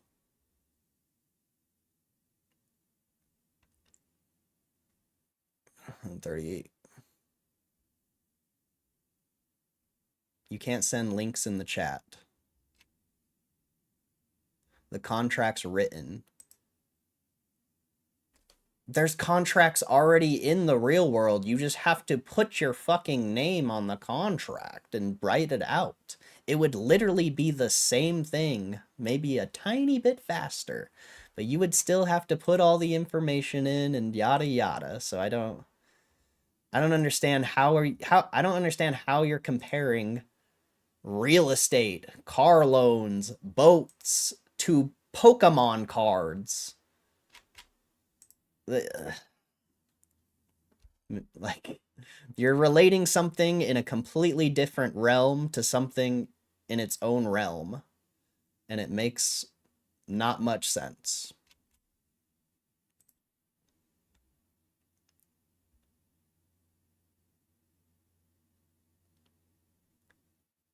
I thought we were talking about tokenization of physical products in general. I never brought up tokenization. I never said anything like that. That's all David. I say I've never like I don't give a fuck about crypto. I don't care about crypto. I don't even think about crypto. This has nothing to do with crypto. This has nothing to do with the blockchain. This has nothing to do with tokenization. These are graded cards, physical graded cards that are now in a vault, and I can hold the cards digitally. I've never even David's the one who brought up tokenization and crypto and yada yada. Like, I never said anything about that because it has nothing to do with this. Literally. So that's the problem here, is you guys are trying to compare something to something that's it's not even the same thing.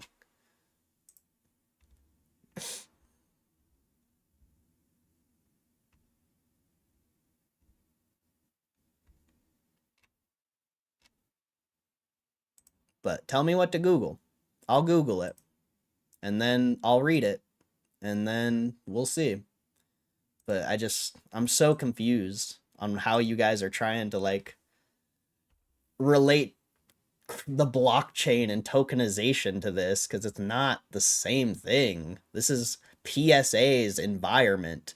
This is more similar to CSGO skins than crypto. You know, CSGO skins? That's what this is. Except CSGO skins aren't physical. That's the one aspect of CSGO skins that isn't like this, but this is just CSGO skins. It's not crypto. It's not, sure, it could be somewhat similar to NFTs, but I would say NFTs are more similar to CSGO skins because they're not they're not physical, but an NFT, anyone can make one at any time. You can't just magically make a CSGO skin. You can't just log into a website and make a CSGO skin.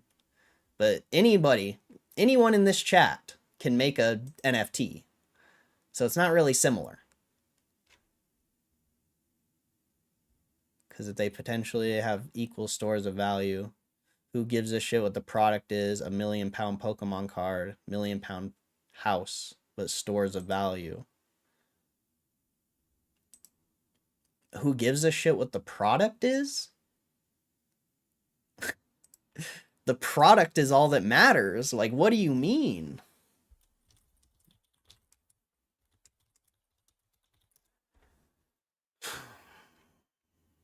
I hate talking about crypto because it's so stupid. I don't even know why. I don't even know how we got into this crypto conversation. I'm trying to talk about cards and open cards. Why do we have to talk about crypto?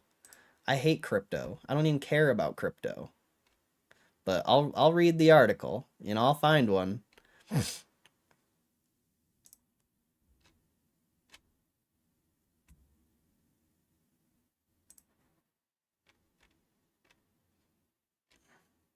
Not CS:GO skin flashbacks my money. Here, we'll do this one because Investopedia is usually okay. Asset tokenization becoming more popular, blah, blah, blah. Well known for cryptocurrencies. The flexibility and speed offered by asset tokenization are moving to the housing market. Tracking among young investors who want to quickly transfer shares. Not only are shares in house digitized, but using them can also reduce costs and prevent fraud. So you're talking about buying like fractions of a house. That's completely different than actually owning the house. But I'll continue to read because, that was first sentence. But if this is talking about buying fractionalized real estate, that's a complete different thing. You're that's the issue with your argument. But I'll keep reading. If you own real estate and tokenize it, you're representing your property with a digital token that can be bought, sold, or traded on real estate platforms. You're not limited to residential real estate either. You can sell commercial, blah, blah, blah. Once you determine which property you want to tokenize, you'll decide to use an NFT for whole ownership or fungible tokens for fractional ownership. Select your blockchain platform, verify the asset, blah, blah, blah. Tokenized real estate can reduce barriers to getting into the real estate market, what makes it attractive to young investors. No, it doesn't. You still have to get a loan unless you have $1 million to buy a house or $500,000 to buy a house. It's not reducing the barrier to get into real estate. That's not our thing. The issue with real estate is most people don't have money. Most people don't have a job that makes enough to get the loan. So that makes absolutely no sense. The barrier to entry is money, not how hard or easy it is to buy the house. I don't agree with that at all. Benefits of tokenized real estate. Fractionalized tokens help investors break in the market. Instead of jumping through financing hoops, investors can purchase shares with the hope that it will provide a return on their investment. That's talking about fractional real estate. That's completely different. You can generate rental income without a down payment. You don't have to put down a large sum of money to get into the rental market. Instead, purchase shares in a rental home to begin generating income. That's fractional ownership. That's not owning a house. It cuts out red tape, which can reduce cost. Tokenized real estate often cuts out intermediaries and documentation required with traditional real estate. This can save investors on fees and overall cost. Yeah, sure, but that's not the barrier to entry on real estate. Fees and real estate, or paying a real estate agent 3% and document fees, that's not the barrier to entry of real estate. The barrier to entry is being fucking poor and having a bad job. So I get that part, like that part's obvious, but this doesn't make getting real estate any easier. If you're poor, you're not getting real estate. And if you're buying fractional ownership of a rental, that's the same thing as buying a dividend stock or something. So this is like a stupid argument. This is a really dumb conversation, honestly. There's no lengthy delay in purchasing tokens, so you can quickly buy and trade them to take advantage of changes in the housing market. So you're telling me there's going to be more volatility in real estate because of this? Oh yeah, that's really beneficial. The point of real estate is it's supposed to be a safe, consistent investment. If this sentence is real, if this topic point is real, it's going to make real estate volatile, and that is not good. Smart contracts streamline the trading process. You can set up a smart contract to automate trades or transfer ownership. This makes it easy to manage your tokenized assets. Yeah, I understand that part, but that has nothing to do with cards. Has nothing to do with owning the house. Making fees cheaper has nothing to do with buying the house and owning the house. You have to have the money to do that. To save, to save $5,000 when you're buying a $500,000 house, who gives a shit? If you're buying $1 million house, like, you really care about $5,000, $10,000, you shouldn't be buying the house. So I understand this part, but relating real estate to PSA graded cards, it's not the same. It is not the same. Considerations for tokenized real estate. Oh, market volatility and liquidity risk. Weird. Isn't that weird how I just said that before I even read it? I don't know. I'm sorry. I'm just confused why this even got brought up when we're supposed to be talking about PSA graded cards and trading cards, and you brought up a topic that doesn't even relate to it. Like, that's my issue with this whole thing, is this has nothing to do with this. Absolutely nothing. There are questions of ownership. With a traditional housing deed, it's clear who owns the property, especially since documents are filed with county. Tokenized real estate lacks this paper trail, so losing your digital token could mean lose your investment. Oh, that's really awesome. Oh man, that's great. That sounds like trash, actually. It will take time to implement on a global scale. The success of widespread tokenized real estate depends on the ability of people, governments, and businesses to switch from a traditional real estate model to one supported by the blockchain. Yeah, see, okay, let's see.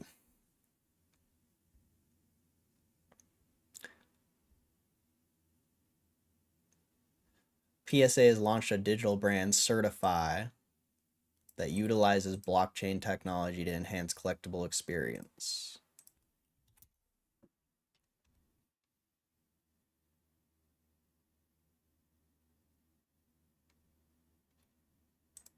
Well, you could have brought about this. Certify. That's 2023, so I don't know how relevant that is.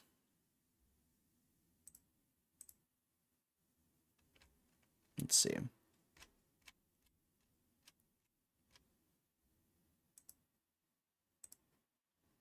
About Certify. 2023.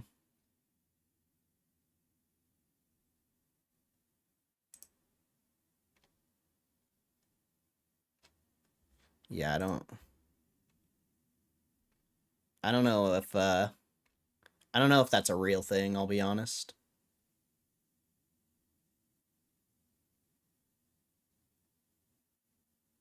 It could be, but there's not much on it besides this, I guess. I guess we'll just read this. This is an old article. Certifies new digital brand from collectors and PSA, designed to bring more opportunities for collectors. Certify leverages distributed ledger technology to allow card enthusiasts to discover, acquire, curate, and display their collectibles in a whole new way. Customers who have vaulted collectibles will have the option to create a digital collectible and leverage the Ethereum blockchain to prove ownership. You'll be able to see your cards in a new way and sell across Golden or any compatible Web3 marketplace. The tamper-resistant nature of the blockchain means that buyers don't need to worry about fraud when purchasing one of these digital collectibles, and sellers don't need to deal with shipping when selling on the secondary market. Items can remain in the collector's vault with ownership transferred seamlessly. So that's kind of cool, I guess. I mean, okay, I understand, like, how you're relating this to deeds now and stuff like that. That makes a little more sense, but you're still comparing a physical product to paperwork, and I just don't know, how relatable that is. I after reading this, I understand what you're talking about, but it's still relating paperwork to a product. It's just not the same thing. It's the same idea, I guess, but it's not the same thing. What is a certified digital collectible? Certified digital collectible is an NFT that corresponds to the physical card stored in the collector's vault. The NFT itself demonstrates the blockchain your ownership of a physical card. The NFT can be redeemed for the corresponding card at any time. physical card follows ownership of the digital collectible, i.e. if you sell your certified digital collectible, the buyer has rights to the physical card and vice versa.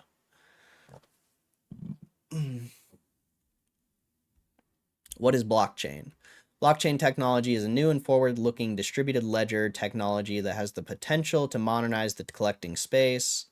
The blockchain is tamper-resistant and can show provenance and transaction history by utilizing a public-facing universal ledger. It also gives increased efficiency and speeding through automation. Certify uses the Ethereum blockchain in connection with its digital collectibles. Okay, yeah. There's that aspect too, you know. Like when I sell a card back here, sure, it has it in my collection, you know, but does the person who gets the card next get to see that my wallet owned it before them? You know, I don't think that's in play here quite yet. But yeah, that's an aspect of it that I didn't really think about. See, when you take me to the right places, it's a lot easier to like understand what you're talking about. But when you're just trying to like give me your like biased point of view, you know, I'm not trying to be rude with that, but like, you know, it is very biased, you know, it's very opinionated. But when I get to actually like read it and understand what you've read, it's a lot easier to get where you're coming from. You know what I'm saying? Like, it's so much easier to understand when you give me the information before just, you know, talking about it.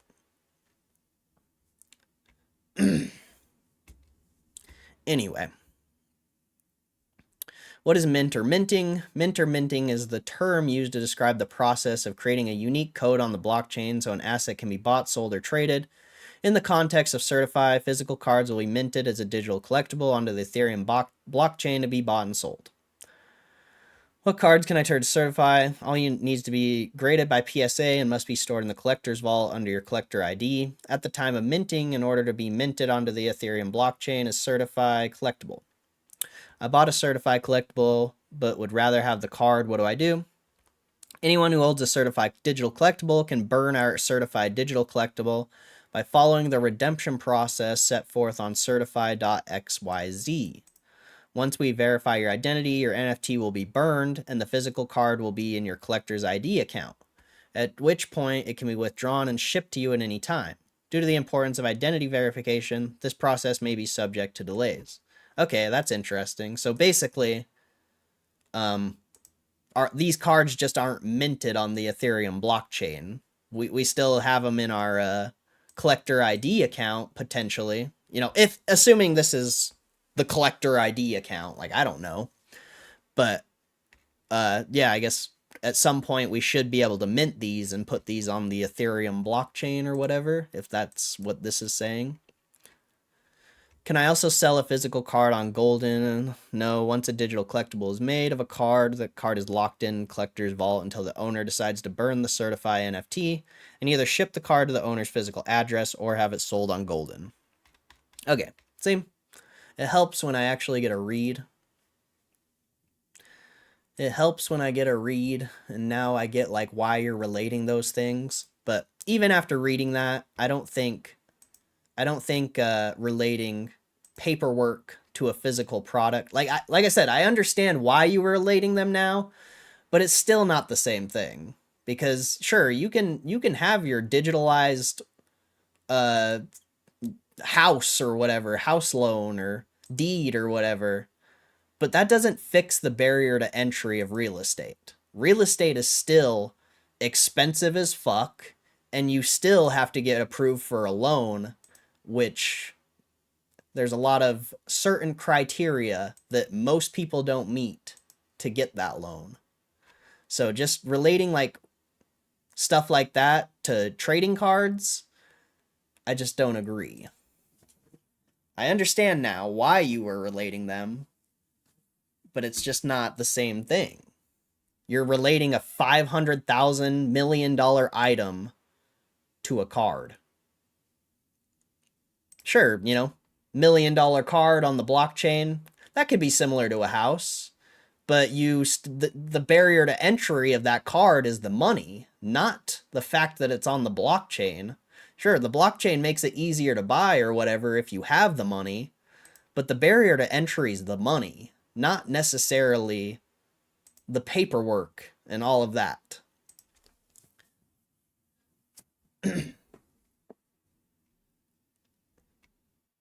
Let's see. Shares of a house is a scam. They tried the share stuff with collectibles too. Didn't work. Liquid marketplace scam millions.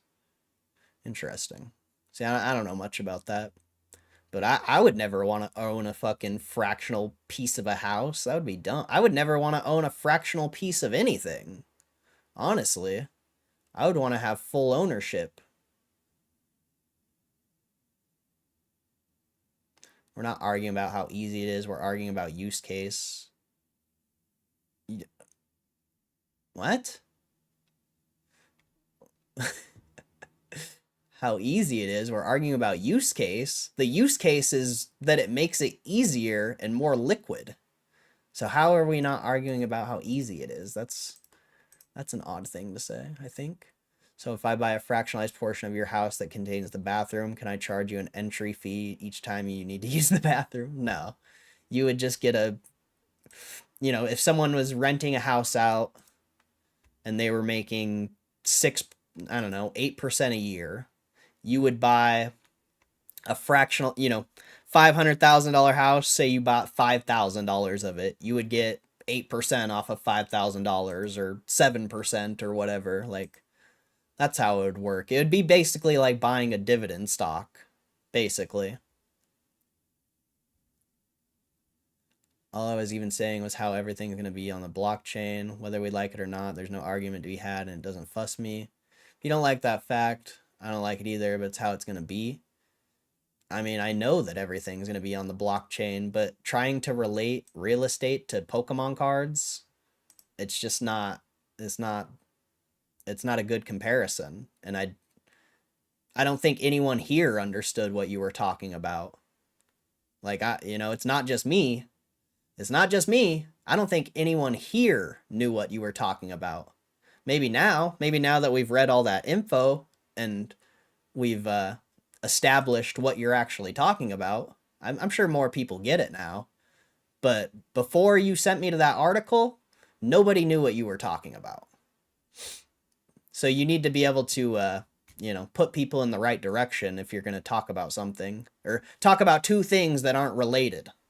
Sure, I get why you're comparing them now. I get it. But Pokemon cards and real estate aren't related.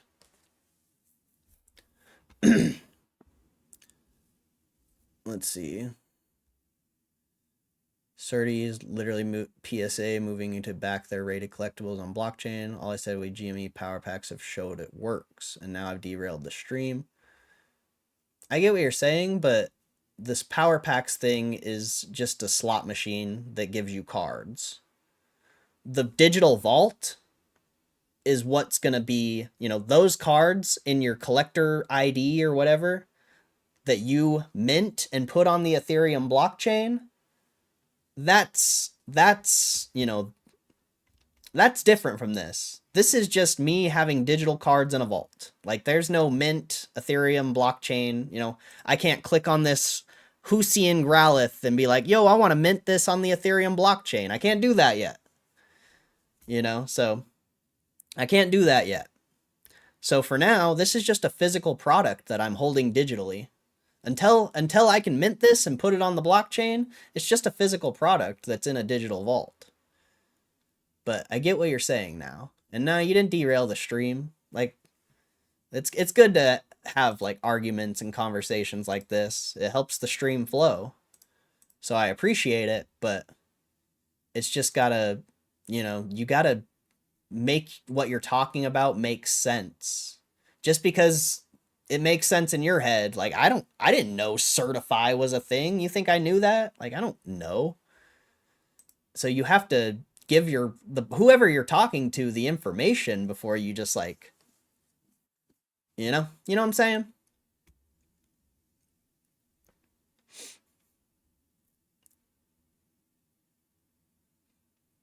You can't just like start comparing two things that aren't similar and then withhold all that information I just read.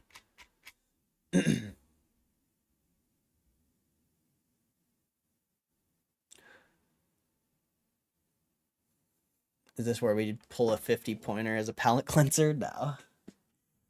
No, you already missed the polls, my friend. We already did the polls a while ago. Explain how he looks at leveraged or not leveraged companies and how he evaluates the credit risk. I'm sure he does, but I can't think of anything off the top of my head. Most companies are leveraged. It's just you got to be able to find that fair value with fundamental analysis if you're going to be investing in a company like that.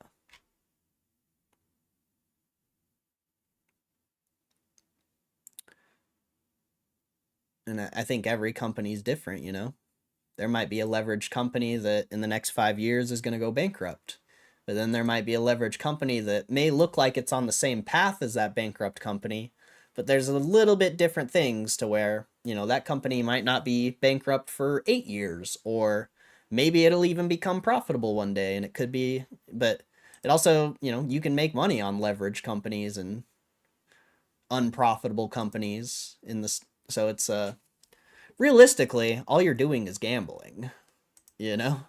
Like when you're buying stocks, sure, you can do the research and potentially put something in your favor, but realistically, all you're doing is gambling. So, especially when you're buying leveraged companies. MVS Funhouse, what's up, bro? Thanks for the sharing your GameStop Power Pack arcade stream. What are your overall thoughts on this? It's fun. It's fun. I like it. I don't really, I don't know. I don't really have too many thoughts on it, honestly. It's just a fun little thing. I think it's a good idea. I think it's a good revenue stream. Potentially a good profit stream. I mean, considering how much money I've already lost on it, it must be a decent profit stream. But definitely a good revenue stream.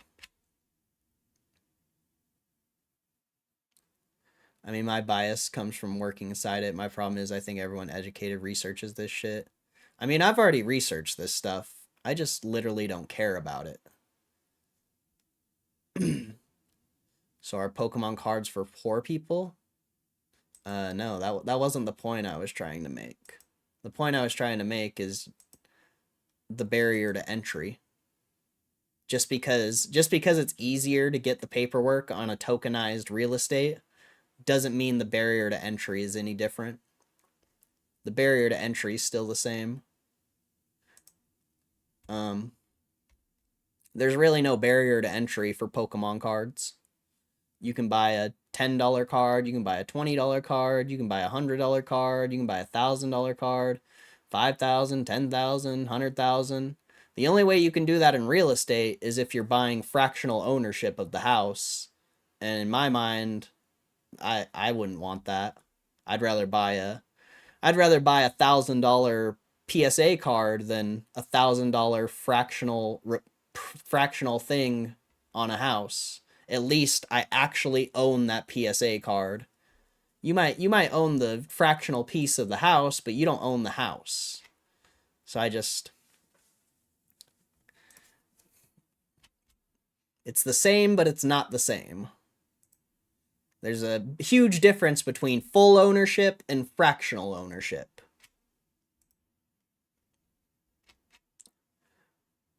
We're talking about anything that has value. A house can be a collectible to someone. I understand that part. But the blockchain, having your house tokenized on the blockchain doesn't change anything. Really. It really doesn't change anything. PSA cards? Cards? Physical cards? Physical cards? Physical cards? You've never been able to digitize physical cards ever in your life. That's interesting. You've never been able to put these in a vault. I mean, these aren't graded, but you've never been able to put these in a vault. And, you know, for all of history, you've had to hold these. Sure. Paperwork, I guess. Like, paperwork, sure. I guess in a lot of ways you've had to hold your paperwork. But I think in today's world, a lot of that stuff's online too. If you lost the deed to your house, you'd probably still be able to go get it somewhere online. If I lost a physical Pokemon card, a physical graded Pokemon card, I wouldn't be able to get it. It'd be gone forever.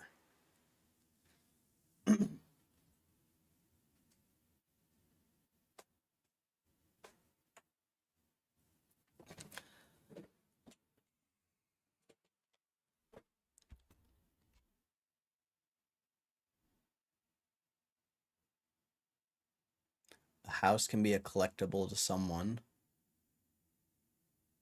Yeah, I know that. 97% aren't the people that benefit from crypto, it's for the rich. Yes, Kev, please. Kev is. And crypto's for the rich. I mean, yeah, investing in general's for the rich. But yeah, I think the argument was I mean, I don't at this point I don't even know what the argument was. At this point I really don't even know. At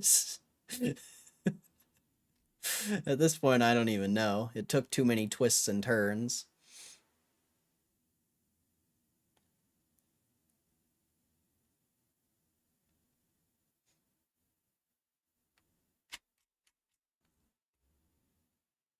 It's all good though.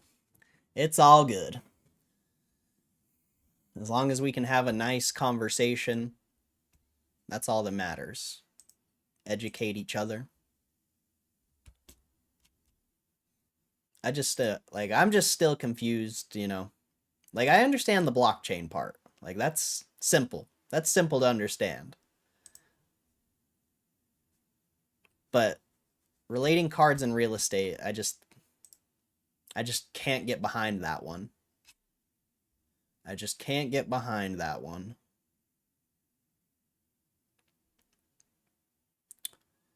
What's stopping people from making people invest in your hot rental property? Then once a decent amount of shares are sold, you tank the value, take away the rental aspect. Couldn't a person buy the shares of a house back a lower value than sold, rinse and repeat? I don't know how it would work. I mean, theoretically, yeah. Theoretically, yeah. If you go back to that article or that Investopedia thing we were reading, tokenized real estate would be more volatile. So you would in some way be able to like day trade real estate, but you can already do that on the stock market. But you wouldn't, you know, you would be able to day trade that specific piece of real estate, which I guess is kind of interesting. I guess. I don't know. I'm not interested in it, you know. Other people might be. But I also don't really like care about crypto, so maybe that's another part of it, or blockchain, whatever you want to call it. KCR, what's up? Told my job I'm leaving. They are sad I'm leaving, but also happy. Head of the division called me personally to tell me that. Nice, bro. Hell yeah. That's dope. Some people can't afford water. We can't speak for everyone. Yeah, but now you're talking about a whole different thing. Water is an essential necessity for every single person on this world. Crypto, Pokemon cards, stocks, real estate. I mean, everyone does need shelter, but to be an investor in real estate, nobody needs that. Not a single person needs that. It's helpful, but relating water to this is no. So cards are better for recit than gold. Wait, recit? I don't know what you're saying, Juan Gonzalez. I don't know what you're saying. Online's unsecure. I mean, yeah, it is. Let's see. All right, now I'm at Kev's part. Kev actually is like a crypto guy. So if you're gonna talk about anything to anyone, you should be talking about this to Kev. I'm probably like the worst person to be talking about crypto and stuff for. Kev is the guy you want to be talking to about this stuff. Recession than gold. Oh, Juan, that's very debatable. Very debatable. Who knows? Who knows? I mean, I would imagine in a recession, nothing is worth anything. You know, if everyone's struggling for money, you're not buying gold, you're not buying cards, you're not buying anything. You're surviving. So I would say there is no better.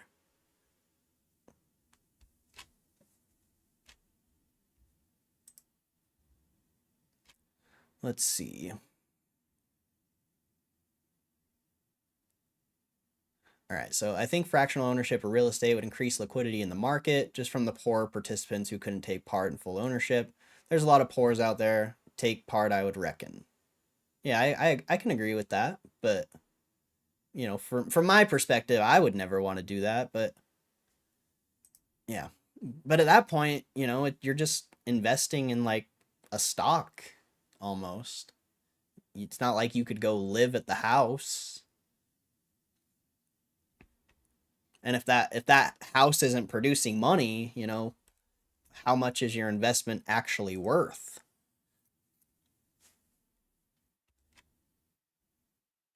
The way the rental shares would likely work is full ownership is 100% of a token that can be owned at any fraction by the number of participants, and say the rental value is 2,000 a month.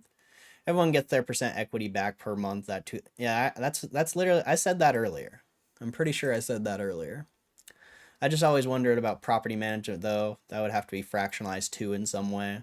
Well, that would go into the cost of, you know, if you were getting 2,000 a month in rent, you would take away cost for any maintenance or anything like that.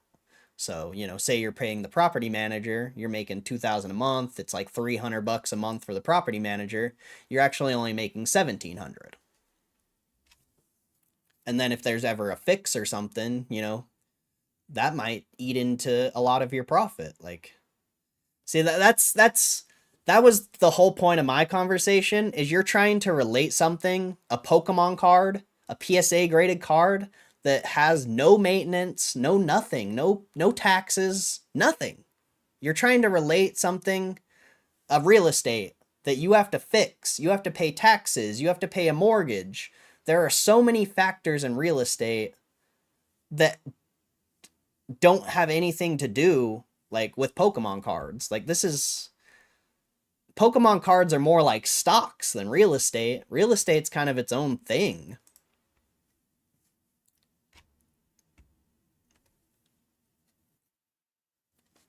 Let's celebrate and undo another pack. I did a bunch of packs, bro. I think Kev's right. If I could be like 1% of 30, 40 rental properties for a couple $100 and maybe super passive pocket money at low risk. I mean, you can already do that with stocks though, so you know, it's not anything special. If anything, in my opinion, that would be very risky to invest in one piece of property. Like, that would be extremely risky because not every single piece of property is profitable. You would have to be a very intelligent investor.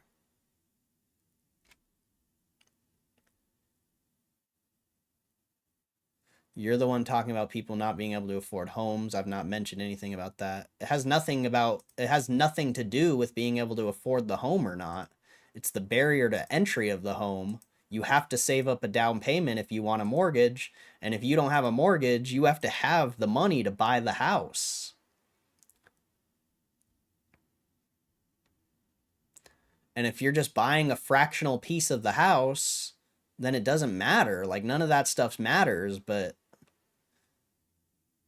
in my opinion, I would never invest in something like that. That's dumb. That's stupid.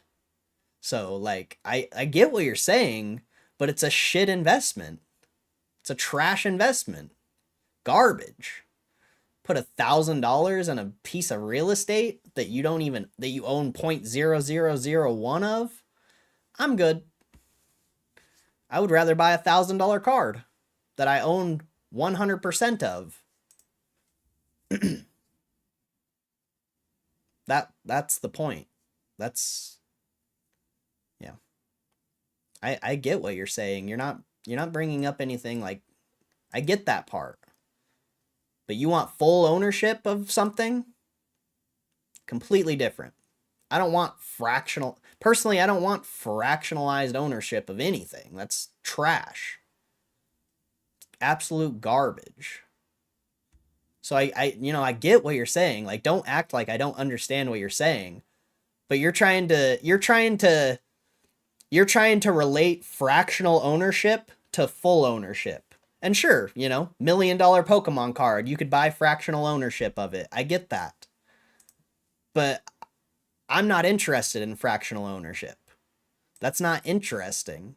I get it, but it's not interesting. Full ownership is the only thing that's interesting to me.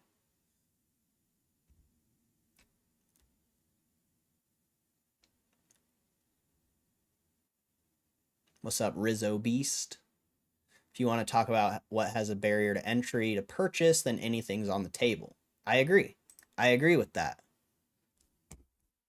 But, yeah, I agree with that.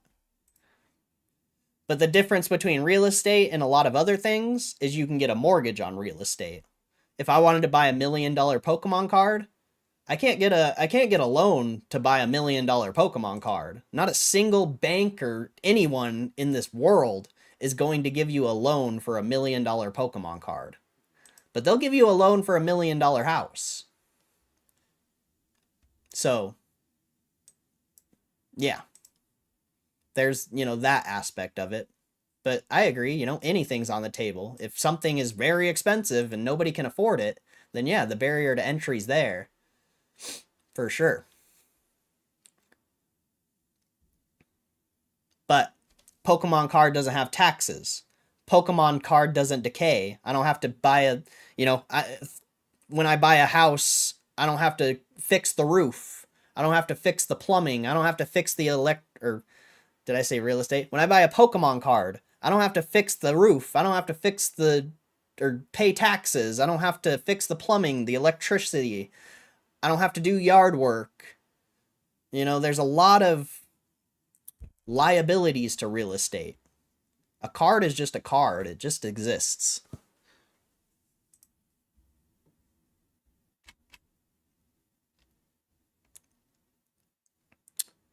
Wouldn't rich dudes just buy up 51% of your house and kick you out and make it into your rental? No, because you would own the house, but you'd be selling shares of it. Maybe, I guess, but you would still own the house. They would just own 51% of the token, I guess. But the house would still be yours, as far as I'm aware. If that's right. That would make sense to me. Technically, you could probably sell 100% of your house and still own it, but you owe those investors money if anything happens, I would imagine. Potentially. I don't know, I don't know. Like I said, I'm the worst person to be talking about this shit with, so.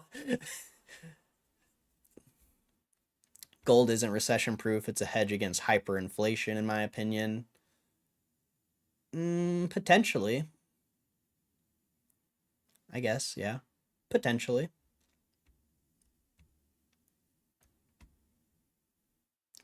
If you wanted to sell them 51% of your home, who decides what percentage is available to be sold? The owner. If you don't own the home, then if you own the home, you decide. If you don't own the home, whoever owns the home chooses that. Yep. If it doesn't have to be involved with houses and mortgages, just ownership. Yeah, but the point I'm trying to make is, sure, that person owns the house, but they still have a mortgage. They still have taxes. They still have to fix the roof. They still have to do the yard work. They still have to pay the property manager if there is one. There's still a lot of things the owner has to pay for. Pokemon cards have no cost. You buy the card, it exists. I hope that's all I'm trying to say. Is you're trying to pay something or relate something that has a lot of liability to something that has zero liability. The only liability of Pokemon cards is the price goes up and down. But real estate, you have the price going up and down and 100 other things. That's all I'm trying to say. That's literally the only point I'm trying to get here. How How many people own their home? A lot of mortgages out there. Management issue, I was thinking more who gets to say of who does what and when. Like you'd need some sort of governance structure. I mean, yeah, I guess maybe. I mean, I guess that would be the point of the investment, though, is you're putting your trust. That's the point of like crypto coins or like meme coins and stuff. You're putting your trust in that person. So I think, that would be kind of the point of it, is to have the trust in the singular person. But I'm not sure. Obviously there's going to be businesses and stuff that do this, but there's going to be a lot of individuals that do it as well. Nor are stocks. When I buy one share of GameStop, yeah, sure, fractional ownership of GameStop, but I own that one full share of GameStop. You can buy fractional shares. That's a thing. But you don't own that one full share. And I would never want to own fractional shares personally. I would want to own the full share. But that's fair. I guess, buying shares of a company, you are buying fractions of it. But you still own that share. I guess. All right, that's fair. That's a fair comparison. That's a fair comparison. I mean, I guess, but the thing, yeah, I guess it is a really fair comparison. Real estate investment trust, it already exists. Yeah, exactly. But the REIT is a portfolio of real estate. If we're talking about tokenized real estate, you're buying one piece of property, or if maybe the REIT, maybe the company has their company tokenized, then you would be investing in the portfolio.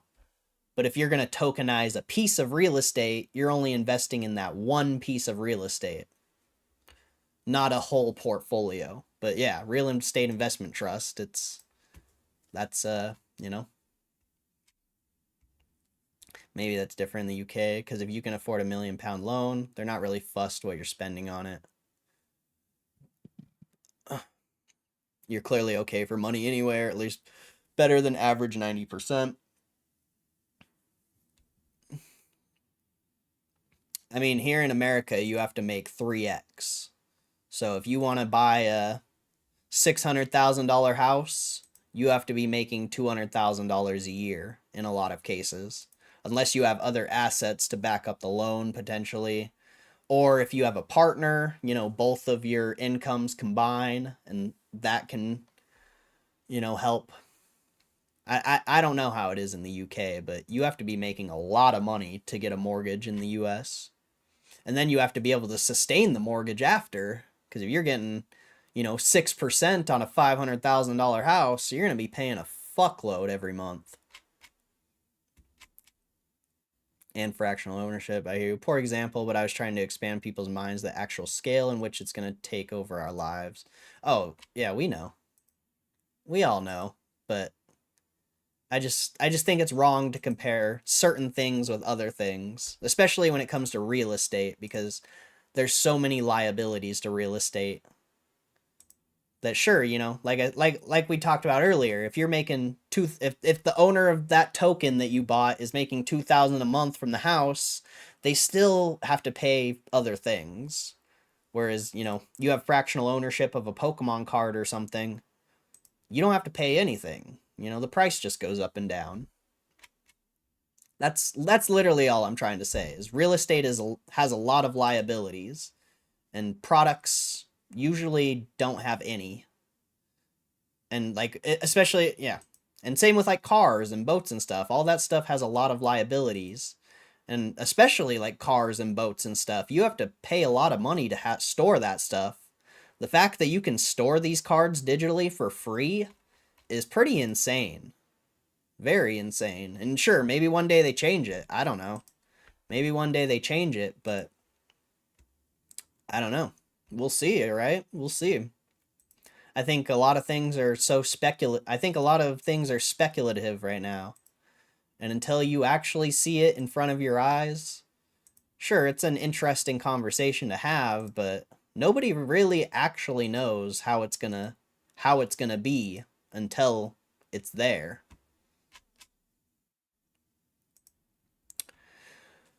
If you have a mortgage, you don't own your home. A bank does. You're just in debt. That is correct, David. So the bank would be dictating how many shares of these houses would be available. Sounds scary. Yeah, I guess you would only be able to tokenize your house if you fully owned it. So yeah, I guess there wouldn't be. That's a good point, Muma. There wouldn't be a mortgage on the house for any of these tokenized, unless the bank approves it, unless you have to go through the approval of the bank. But then you and the bank would be like a business partner in this token. So you would probably have to fully own the house to tokenize it. That's a good point. Video games, records, old toys, these will all be the first to be backed, I think, similar to the GME vault. Yeah, but stuff like that has to be graded. Like if it has no certification, how would you know you're getting that item? Like if that, like, perfect example. Perfect example. Perfect example right here. I have 3 of these cards. Ethan's Mag Cargo. They're not graded. So if I could buy a token of these, how would I know which one's which? How would I know I'm buying this one versus this one if there's no certification? They would have to be graded. They would 100% have to be graded, because you can't just buy, or you couldn't just tokenize Ethan's Macargo and have a stack of these cards, because you wouldn't know, like, all these cards are in different condition. All these cards are in different condition. So you would have to grade it. You would have to grade it. It has to have something. Some way to certify it. Every console has a serial number. That's fair, but not records, not toys. Not every item has a certified number. Sure, consoles do.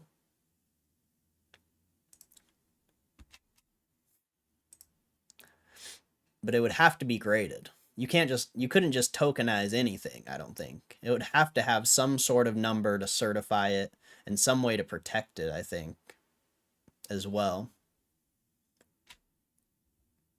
You don't own it if it isn't direct registered. Wait, own what? But the idea being, if you can actually have all the records of maintenance tied to the digital ownership, means you won't buy a car with missing fudge records anymore. That's fair. Stock? That's debatable. That's debatable. Very debatable.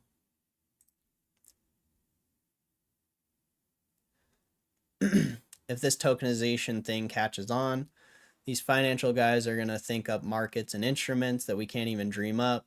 They'd get crazy with it, I reckon. Yeah, definitely.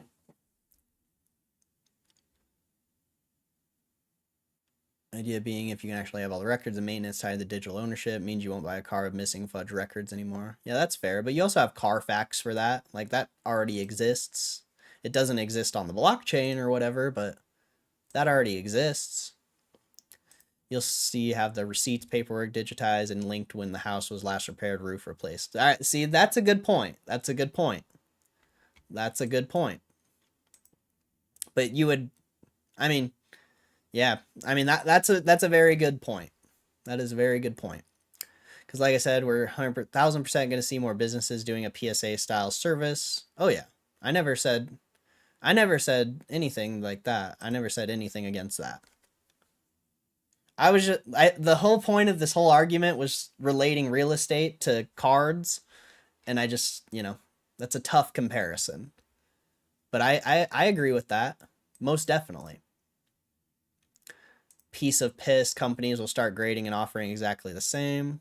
Every console has a serial number. There's a lot of things that'll be easy to grade, serialize when the businesses are established. Yep.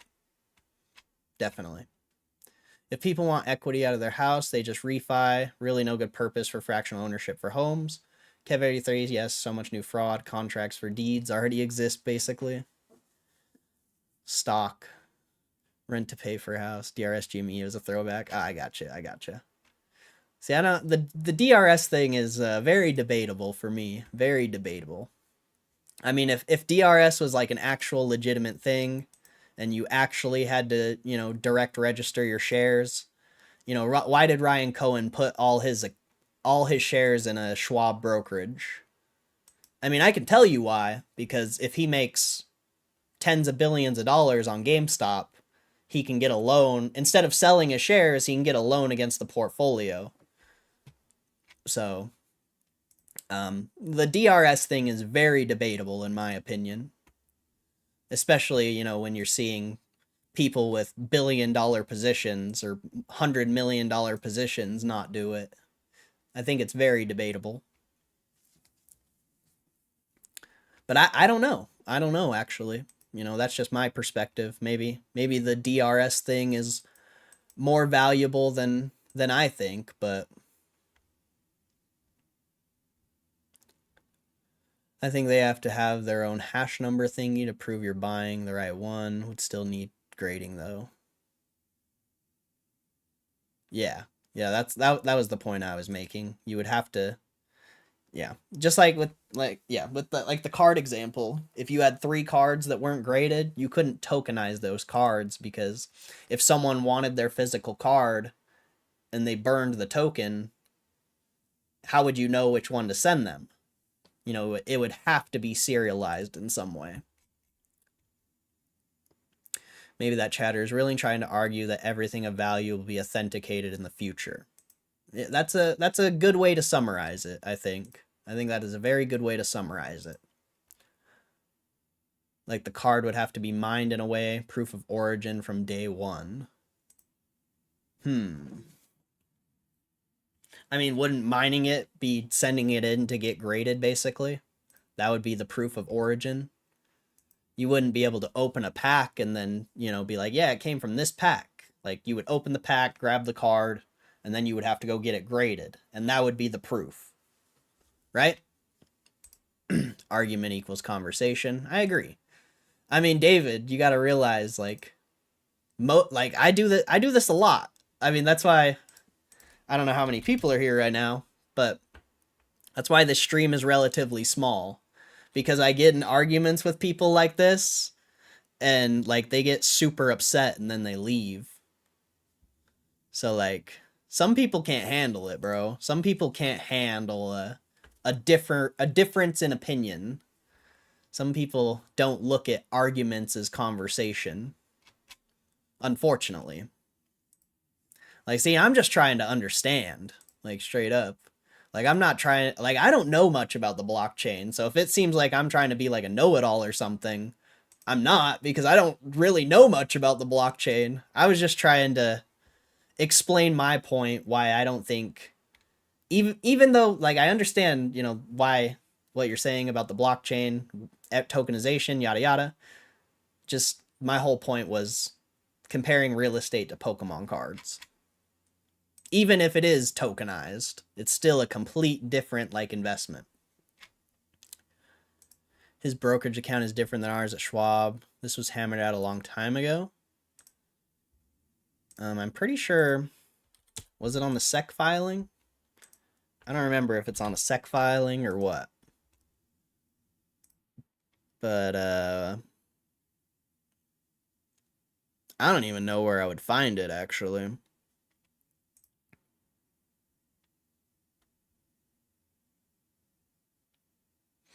There was some filing that said he took those shares and put them in a Schwab account, and I don't think it's any different from a normal Schwab account. I couldn't find the filing if I tried, I'm sure, but it's there. I just don't know which one it would be.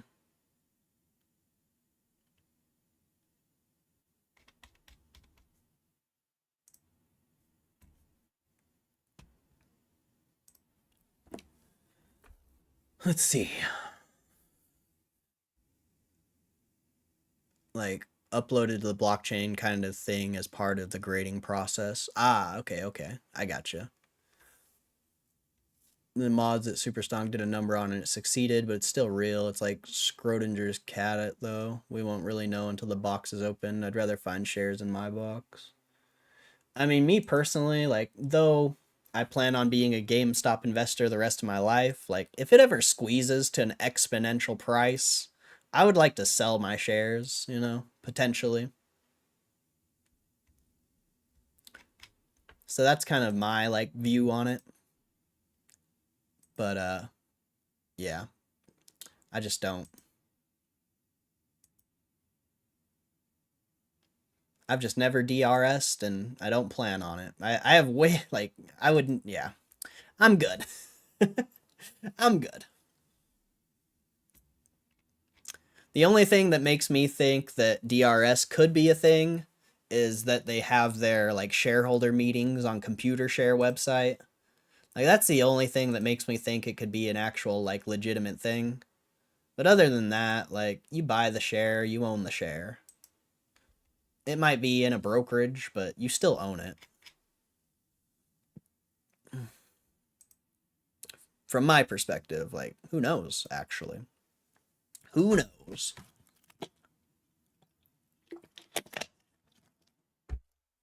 I think tokenizing stocks would be perfectly harmless, just an infrastructure change, really, with some advantages. I mean, wouldn't really the only advantage just more access to people around the world, like someone in like Japan or something? If I don't know, we'll just use GameStop. Like if GameStop isn't on their stock exchange, they would be able to buy it through tokenization. Like, wouldn't that really be the only benefit as far as the stock market goes?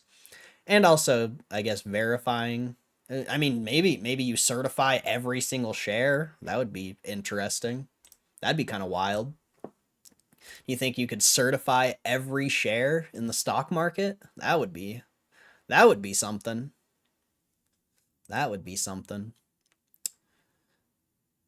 To me, all I'm seeing is David wants to lend money from more than a bank, open up the liquidity pool. Something about how the major accounts are tied to the actual people. I'll look for it. And I don't think it should be mandatory. If you don't want your personal stock tokenized, you should have that choice. I agree. I agree. I have a bunch in a brokerage too. Nice. Nice. I need to go to the bathroom real quick.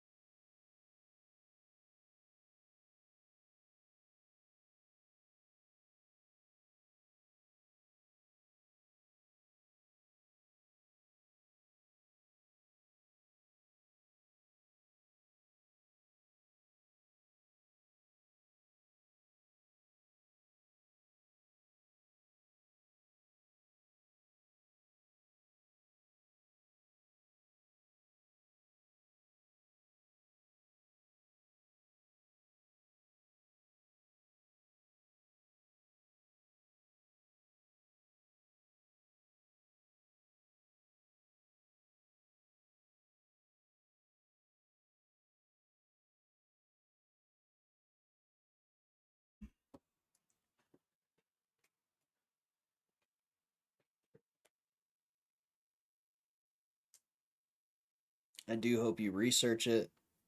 I've looked into it. I just don't care, bro. Like I'm not someone who just looked at GameStop and got into the stock market because of GameStop. Like I've been doing this stock market stuff for a long time, and never in my life have I ever heard of directly registering shares until I got into the GameStop community. So it's just never been relevant in my world.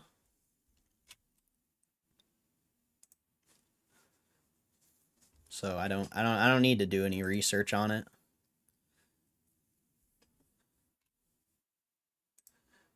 And I'm very informed on GameStop.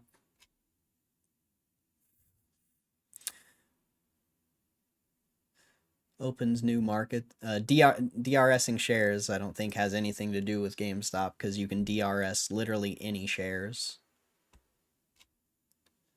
So I just to try to, like, I don't know, to say I'm not informed because I don't look into DRS. You can DRS any shares. Apple, Microsoft, anything. So I just to say I'm not informed on GameStop is kind of interesting when you can literally DRS anything. Let's see, opens new markets in different countries, 24/7, 365, trading liquidity. Could be traded against any other tokenized asset, not just fiat currency.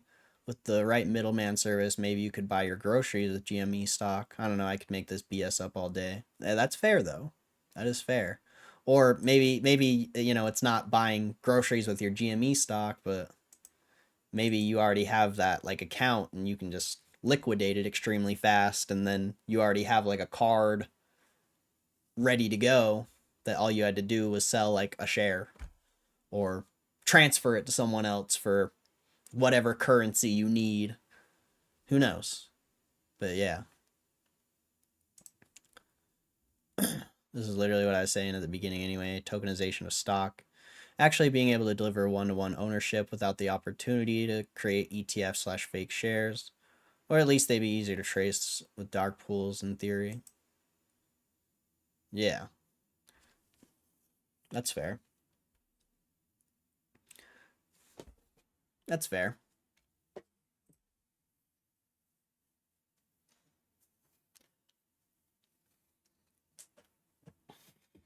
But you would still be able to think about this though. If you tokenized your share, I mean, you'd theoretically just be able to sell fractional shares to people of your one share, I guess. I actually don't know where I was going with that. I thought I had a good idea, but then I started talking. I'm like, I'm not going anywhere with this. But something to think about, I guess. But everything would, quote, become DRS'd within a day/hour/day of purchase, maybe even a second. Maybe not even an hour/day. Maybe literally right that second. Stock tokenization, rip FTX. Good point, Choopy. Sam Bankman, bro. Sam Bankman. It's just cut so much shit. Seconds would be insane. Well, it's gonna happen, especially like with AI and robots and stuff. Like think about robots. Like now we're getting into a crazy topic. Like robots are gonna need seconds. If a robot, you know, if you buy something from a robot or need something from a robot, or the robot needs it, they need it in a snap of a finger. The robot can't sit and call up, yo, I need money, blah, blah, blah, to sell this, sell that. Like, it needs to literally be like that. Or if you need to transfer, like, say your robot doesn't have money and you need to transfer money to your robot that you're controlling.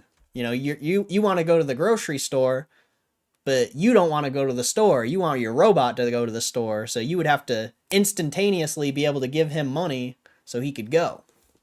And the money would be like in his brain or something like that.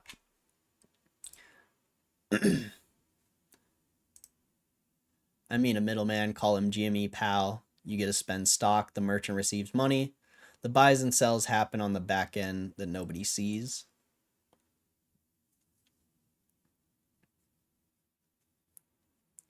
Seconds would be insane, but I just think there's definitely some use cases. My broker can just give me an IOU for a share until they decide to actually purchase one for me at a market price that suits them. I mean, yeah, but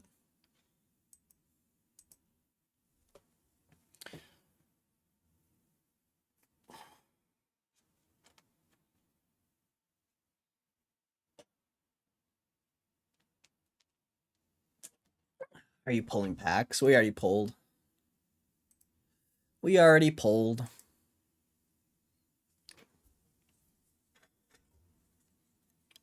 That definitely wouldn't get abused. I mean, that's what he's talking about, though. That's like the base. That's like the theory of brokerages, basically, is when you buy a share of something, you don't actually own it. I mean, that's like, I, you know, whether that's real or not, a lot of people say it is. There's a lot of research that potentially agrees with that, but I've never had an issue. And nobody else in this world has ever had an issue. So I don't know. From my perspective, it's, a GameStop thing to DRS. Like I said, I've been in the stock game for a long time, and I've never, until I got into the GameStop community, I've never heard of DRS. And maybe it's more valuable than I think, but I don't know. As far as I'm aware, I own my shares in my brokerage, even if it is an IOU. They owe me. They definitely owe me.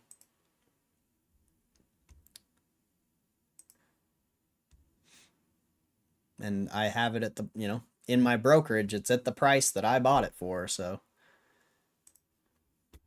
that could be potentially why the price is so low. Who knows? Maybe they're paying back IOUs. They got to keep it at this price forever.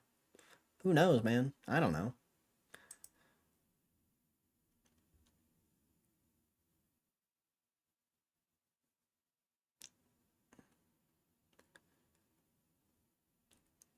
Scamming us then. Things work till they don't. Not until you actually ask for direct registration, they have a legal obligation to deliver/locate a real share. I mean, I just don't know if that's like an actual thing. Personally, it could be, but I don't know if there's any like direct. Is there like actual direct proof of that, or is it just a theory?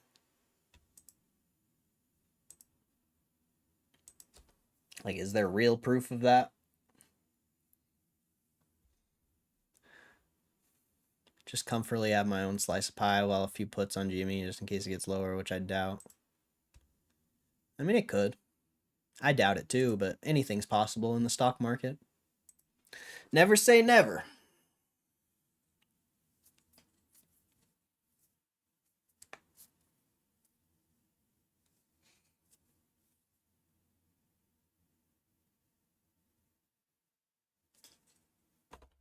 And I heard there's a chance that they don't even hold the shares either. Yeah, who knows? I don't know.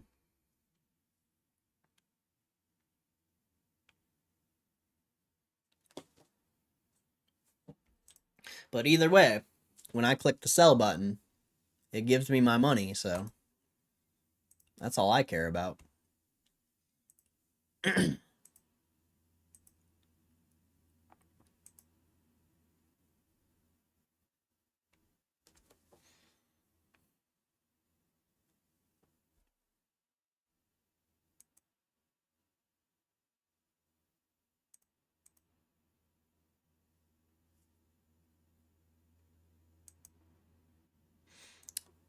Legally held in street name.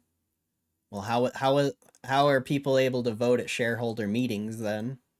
If the street owns the shares, how are you able to vote in shareholder meetings if you don't actually own the shares? That would be like my only argument, because I've only ever seen theories of the IOU thing. I don't think I've ever seen anything like actually factual. So if I didn't actually own the shares, I wouldn't be able to vote for the company. So I just don't know.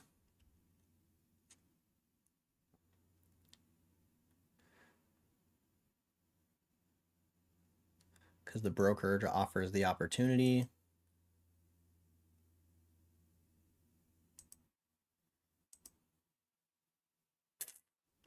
Maybe. Like I said, is that it, like, take me to a place where it shows the facts of this. Like, this is an actual factual thing. Like, if it's just a theory, I'm not. I'm not in. I just. I have a hard time believing this theory unless there's some real legitimate proof of it. Jake the Snake, what's up? Winning any big bucks? Nah. Getting wrecked, son. I did get a pretty cool Charmander, though. Pretty cool Charmander. This thing's pretty cool. For some reason, they're only offering me like 26 bucks for it, though.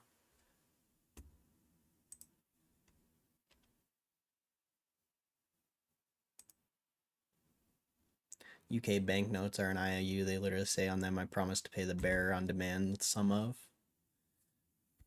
That's a currency, though. But that's fair. What would I type into Investopedia?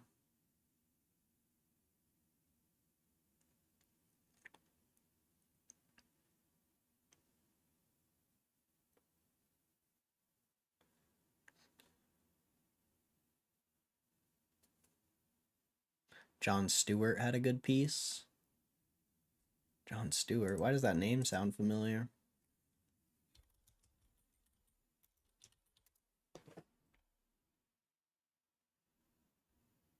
Comedian? Oh yeah, The Daily Show. What would I type in?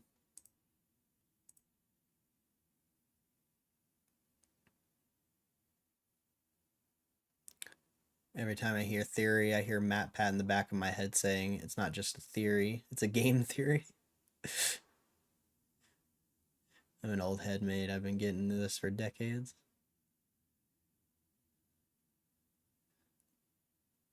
Thinkorswim terms of service with your broker? That's what I would think.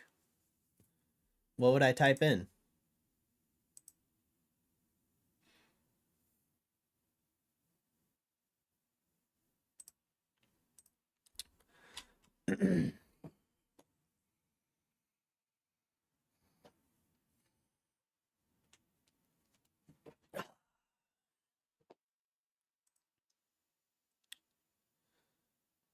Jon Stewart's piece is on HBO, so I don't know if it'd be online. I'll check. It could be on YouTube, though.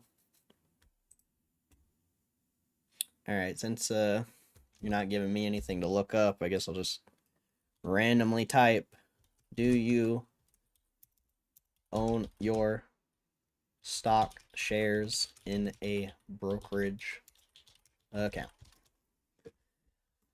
I'm not reading it off Reddit, obviously.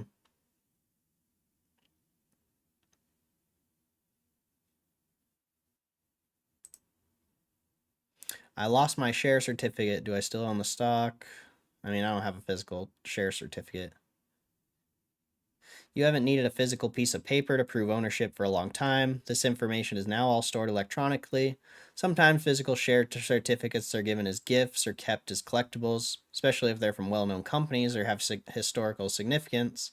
Some smaller privately held companies might still issue physical shares. If you lose, blah, blah, blah, record of proving you own a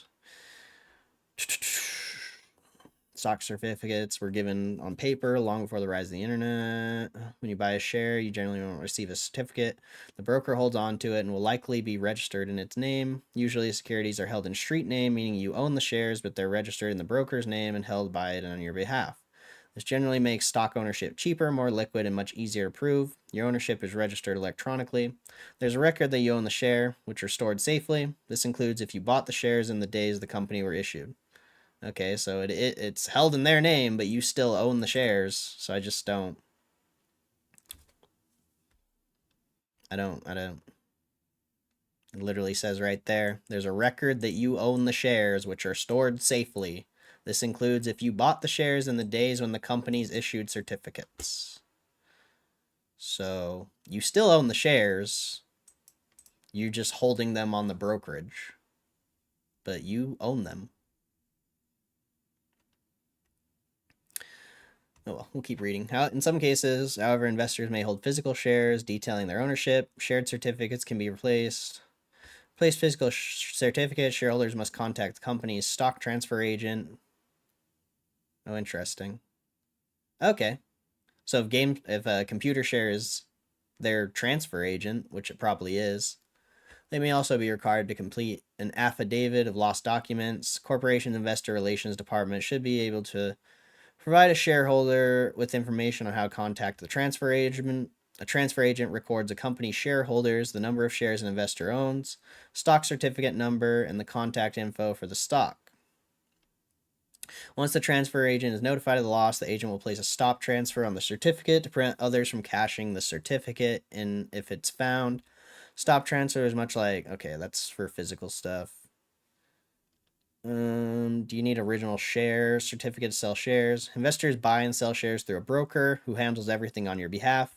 If you have an online broker account and want to sell your shares to someone, you just have to accept the price, click sell, and wait for the proceeds to be deposited in your account.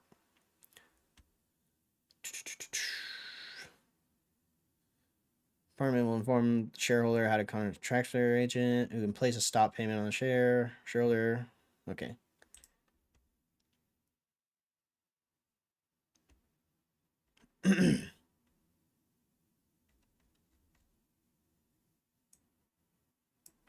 Street name, stock market.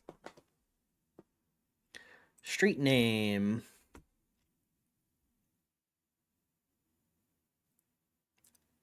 Call your broker and ask them.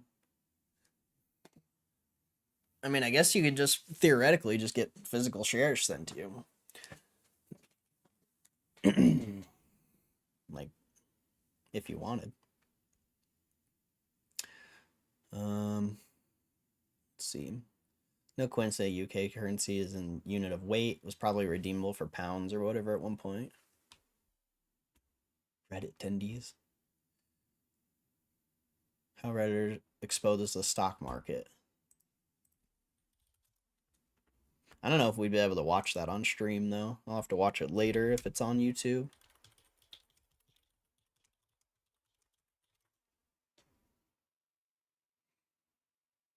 Yeah, I won't be able to watch that on stream, no way. But at least it's on YouTube. I'll check that out. 3 years ago.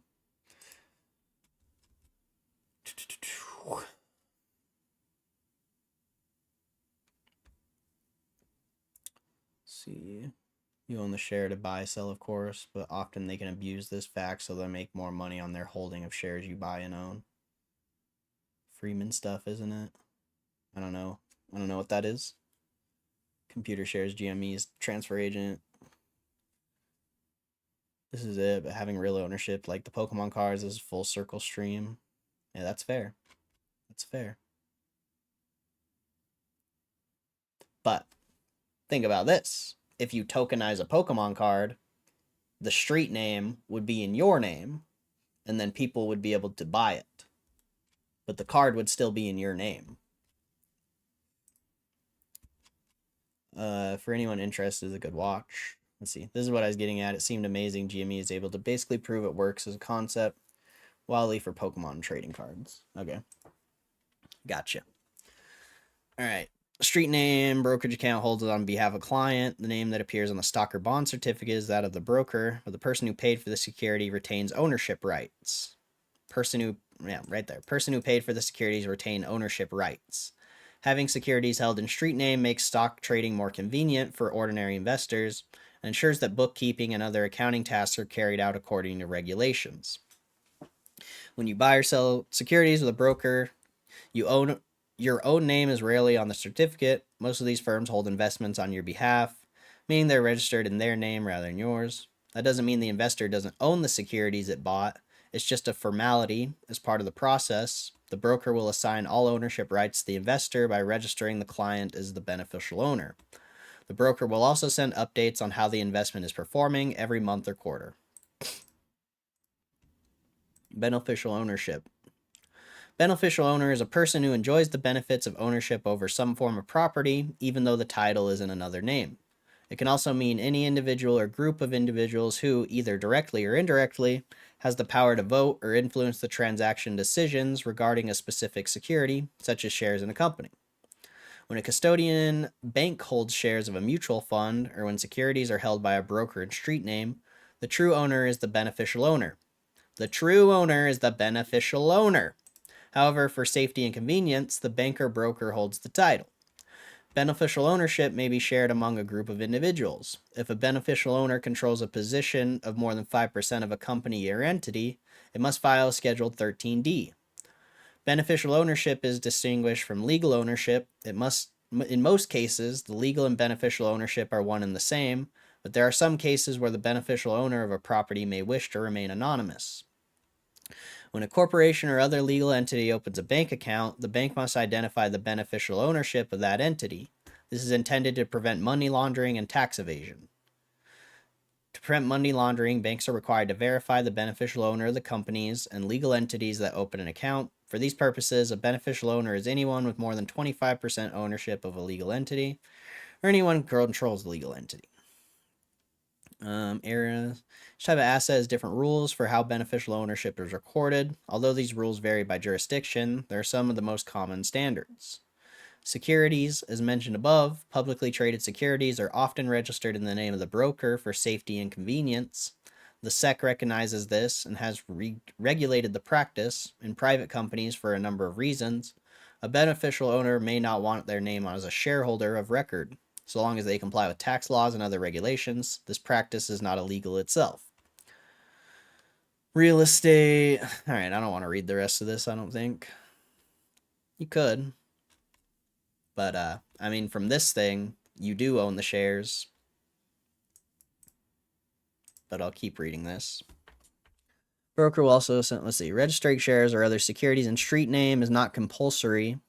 An investor could request to register them in their own name. However, holding paper certificates is generally not advisable.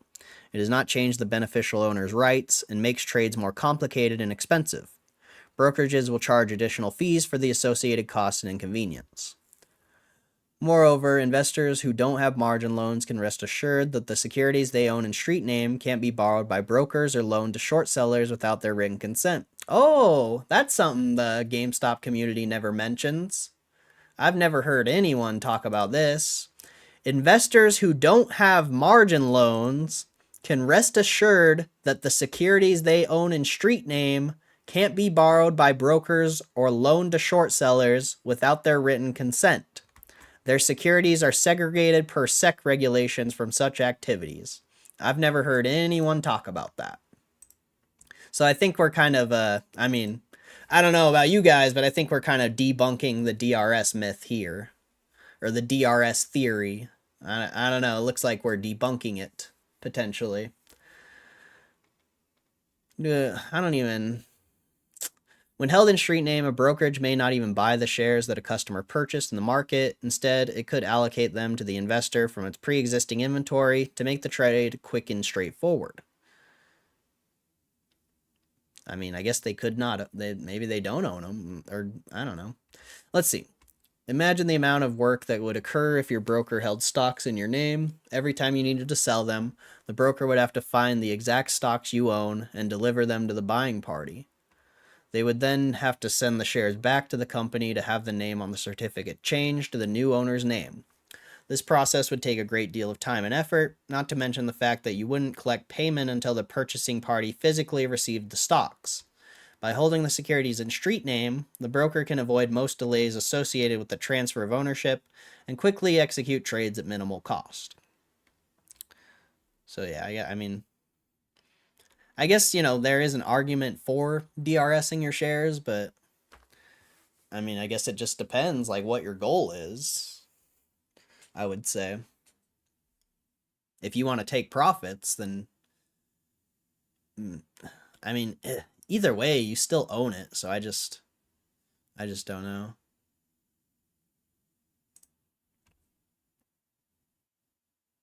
If brokers were to hold physical security certificates, there would be an increased risk of physical damage, loss, and theft. By keeping them in street names, brokerages are able to retain the securities electronically. That reduces the probability of disastrous events occurring.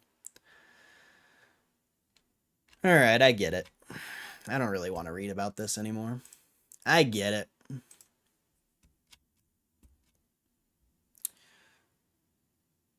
Let's see. I think there's a lot of things in life that you don't technically own if you read the legal.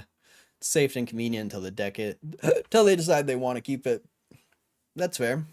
I mean, I would say most of us don't understand or don't own our house.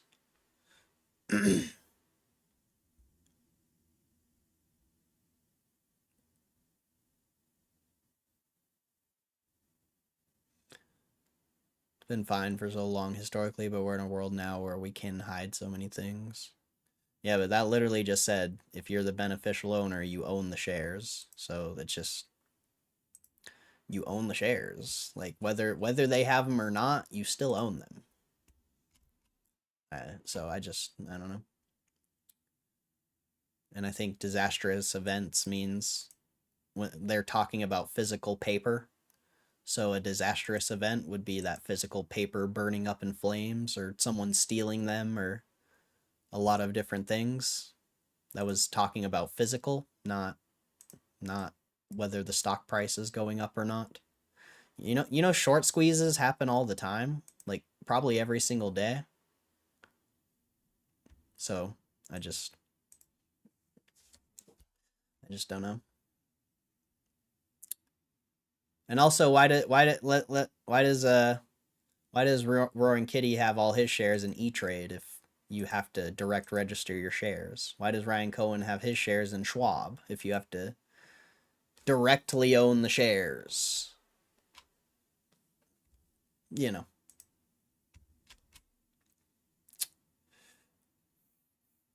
there could be a case for it, but it seems inconvenient.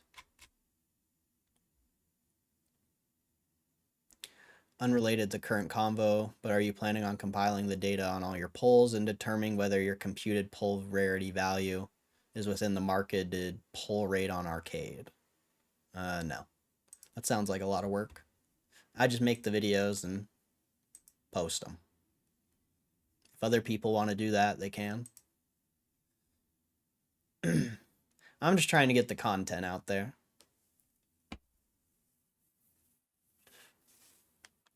Doing anything else is a lot of work.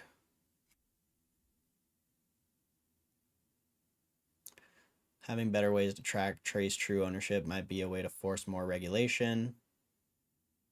I think if DRS worked as a system, we'd have proof already, maybe. Yeah, I don't know. I don't know. Either way, you own your shares in your brokerage. They might not be in your name, but you're the owner.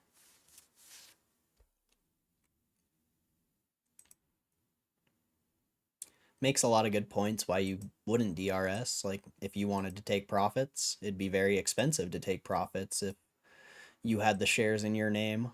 Whereas if they're in the broker, if you want to take profits, snap of a finger. So there's a lot of good points on why it's inconvenient to have the shares in your name, but also, when you're talking about, I mean, it's just very debatable, I think, because you do own the shares.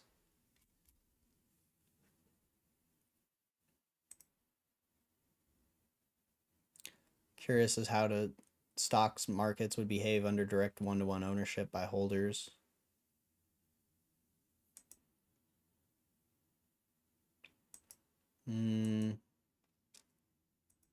It would probably still be the same thing because someone would own a short just because, you own that short position or you owe that short position, I guess. So I don't know.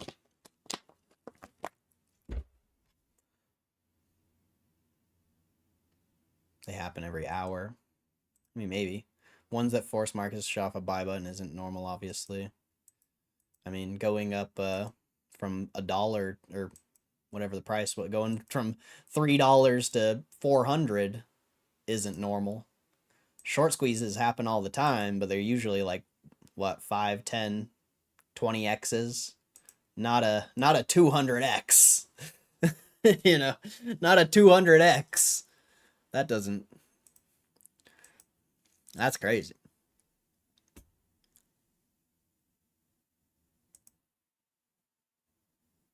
I kind of get both sides. Even if it's safe, I'd still rather have things in my own name, I think. That's fair. That's fair.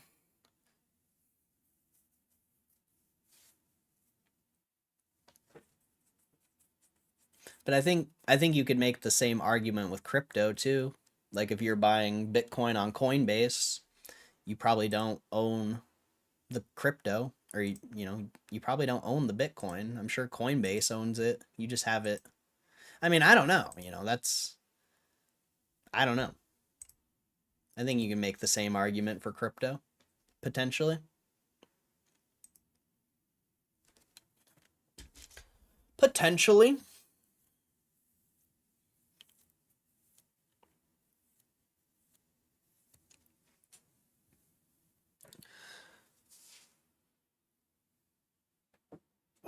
Are you happy if Jimmy climbs to 40 this year without a sudden share sell? I mean, if the share sell, it's because they did a bond offering. We'd still be at $30 if it wasn't for the bond offering. So I don't necessarily know how bad of a thing that would be. Just getting more cash on the balance sheet, more downside protection potentially.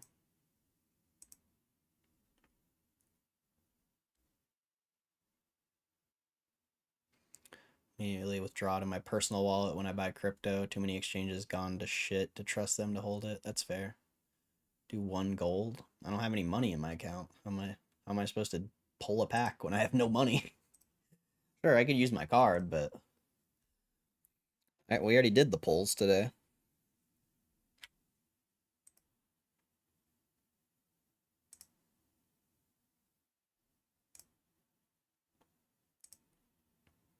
Maybe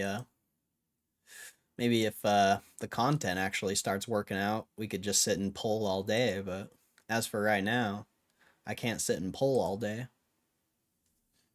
I don't have the liquidity to sit and pull all day. Don't you think I would just be sitting here and pulling all day if I could? Like, let's be real.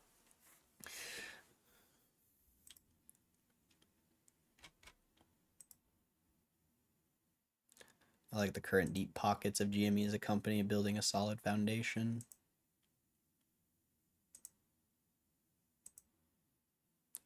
What are we talking about? The packs. Have you not watched these yet? Have you not watched the packs get pulled yet? Come on, Kev, you didn't even watch my video, bro? Man. Didn't even watch my video. That's messed up. I'm just kidding.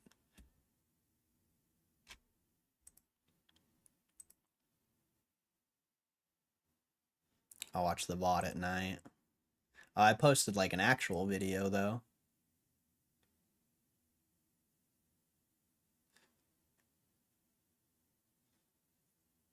If GME hits 40 this year, I honestly hope they do another bond offering. Like I have a theory that if it did go back up to 30, 35, you'd be sitting at a 13 billion market cap, about maybe 14. And if they did a bond offering for like 3-4 billion, you'd be sitting at 13 14 billion in cash. So there's potentially a world where the price doesn't even drop in that scenario, because fundamentally, they could just buy back all the shares. I don't know, but it's just a theory I have. It's just a theory I have. Raise the floor to it would raise the floor to 30. If you're sitting at if 13 14 billion market cap is at 30, and then you do another 3-4 billion and you're sitting on 13 14 billion in cash, the floor would be 30. Dilutive floor would probably be like $20, but still, it should theoretically be at 30, not 24, not in the 20s.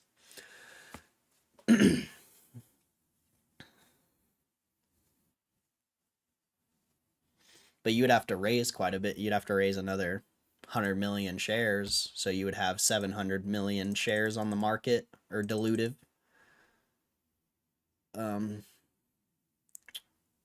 So you'd multiply that by, I don't know, let's just say 20. Yeah, so your dilutive or your dilutive floor, if all the shares got diluted, would be $20. But if you're still going off the original share float, it would be like 30.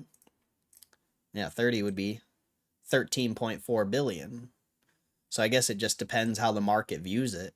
If it's going to go off of the dilutive value or the actual value. And if it's anything, I mean, the dilutive value right now is like $17, and we're not trading at $17.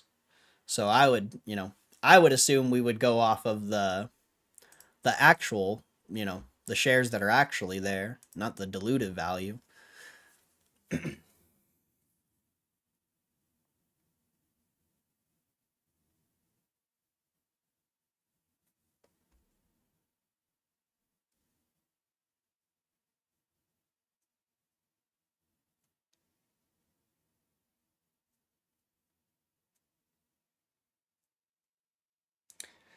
Just wait till Push Start Arcade comes out of beta. Sweet, sweet cash flow. I mean, yeah, revenue, baby, revenue. When does GME do the right thing? It's evolving, bro. GME has been absolutely garbage up until the past like year and a half. Like all the people who were hyping up GME from 2021 to 2023 basically, like GameStop was a terrible investment then. GameStop's an actual good investment now. It's a growing company. It's profitable. When everyone was all hyped on it in 2021 to 23, it was a shit company losing 300 million a year even with Ryan Cohen on the board. Like it was garbage. So it's an evolving thing. It's a new, like everything you're seeing is unprecedented at this point. If you think GameStop's just going to sell off like it did 21 to 23, very debatable. It could, but very debatable. And when does I think GameStop's doing the right thing always. If you just like ignore the number on the screen and you don't have emotional attachment to the number on the screen, for the past like year, GameStop has done nothing but good things. I'm talking about the stock price. Yeah, that was my original point as well. You were investing, 21 to 23, you were investing in the company when it was garbage and losing money and the stock price was overvalued. Now the stock price is worth what it is fundamentally and the company's growing. It's a complete different scenario, complete different. You've never seen this before. Nobody's seen this. That's what makes it an interesting investment. If GameStop was still losing 300 million a year, I wouldn't be invested in this. No way.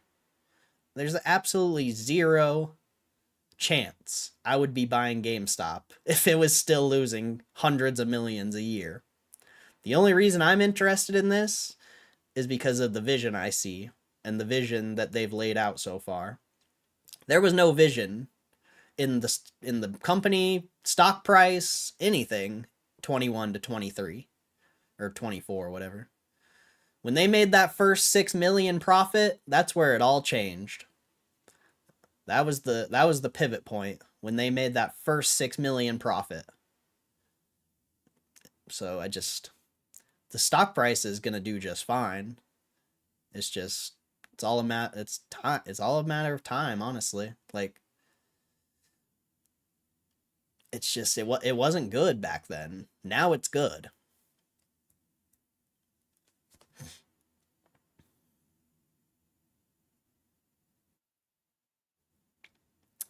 SoFi and GME are in the same business plan in a broad sense. Build a solid foundation, dilute shares for immediate cash, invest in profitable business ventures with attained cash, etc. I don't know anything about SoFi, but in my opinion, I mean, if you're going off of fundamentals, SoFi's the better company. But GameStop over time could potentially surpass SoFi. But I don't know anything about SoFi. What's up, Elvis?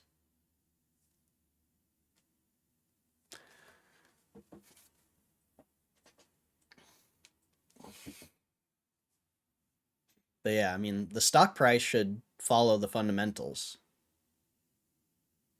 in my opinion. With that subtle shill. And it doesn't matter what I think. Price is going to go up or down. Read the description. Read the description that I stole. Doesn't matter what my opinion is.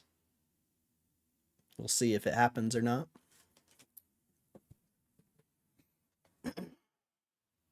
And it doesn't matter if anyone buys this anyway. 447 million. Frightened and mentioning other tickers. Well, SoFi is a good company if you do the research. Very profitable. The CEO doesn't take any pay as far as I'm aware. I mean, it's probably pushing overvalued now at this point, but for a long time, SoFi was really undervalued. I haven't looked at it in a while, but it is a really good company. Potentially. I mean, for a bank, as far as banks go, it's definitely one of the better bank picks, I guess.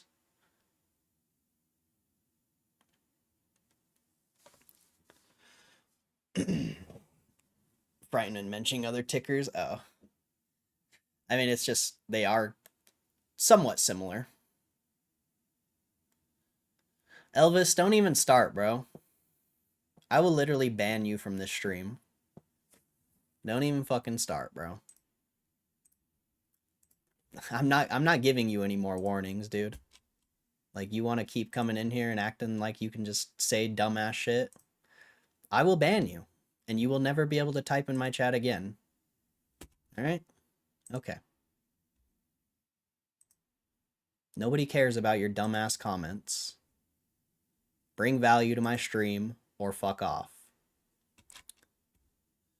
Is there a way to see how many users are using the beta, trying to gauge popularity? Maybe nobody's using it.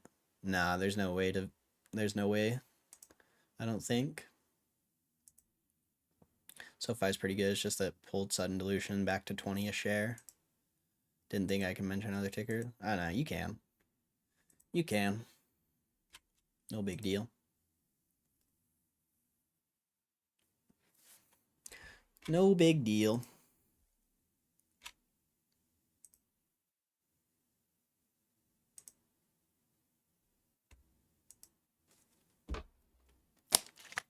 It's already 11:30.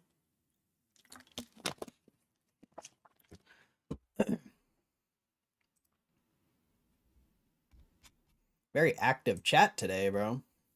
Chat hasn't been this active in a while, I feel like. Very active chat.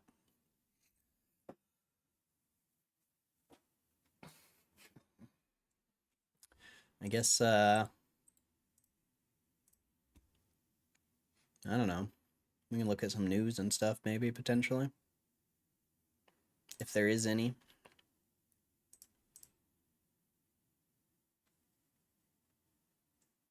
Madison Square Gardens. No big deal till you bring up AMC. Someone brought that up the other day. It's just if you're gonna defend a shitty company, you better have a good argument for it. That's the difference. Nobody has a good argument. SoFi is actually an interesting business, very profitable. You know, there's a case for that stock or that company. The only case for AMC is that it short squeezes. I mean, didn't they just have earnings?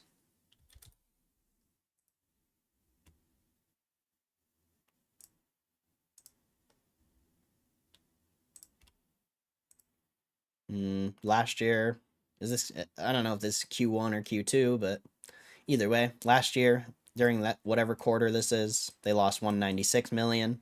This year they lost 206 million, so doesn't look like they're on a better path either. So there's really no argument for that one. No argument for that one. Besides the short squeeze argument, which are you really gonna like? Are you really gonna like? I don't know. A lot of people do it, but you're gonna invest your future in a less than 1% chance of happening.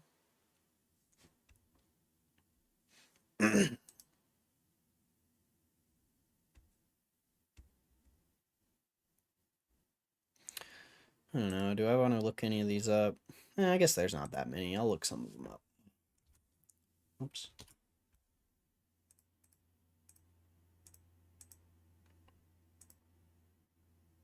They improved on losing more? Exactly. That's funny. They improved on losing more, he said. They need 6 mil to be considered broke? Wait, what? I'm so confused what you're even talking about.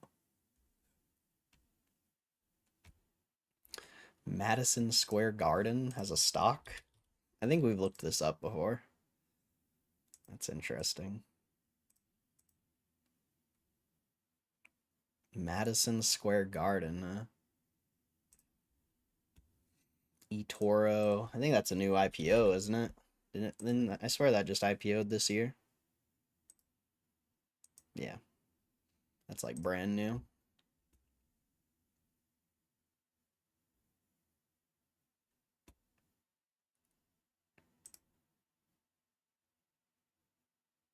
PaySafe? What's that?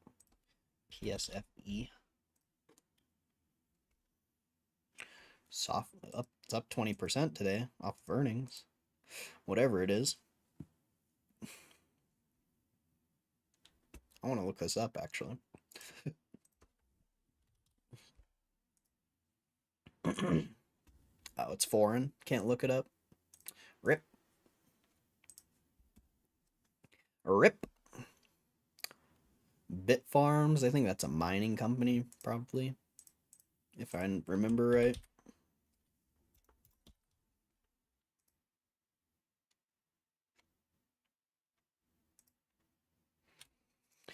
Oh, it's just a data center. Oh. And mining. Okay. It's already doubled. It's kind of an interesting mining pick. It's probably overvalued, but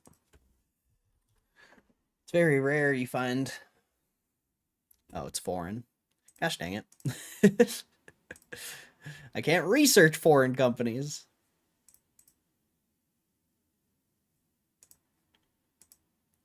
Don't they know? Don't they know I can't research that? Let's see, CoreWeave. Isn't that a new IPO too?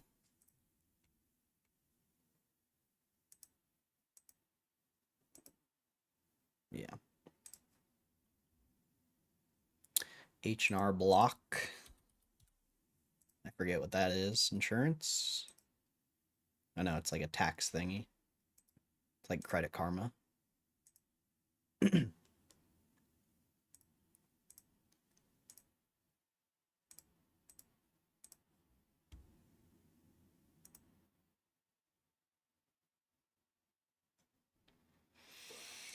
A lot of earnings, but just none of the. I just don't know any of these companies.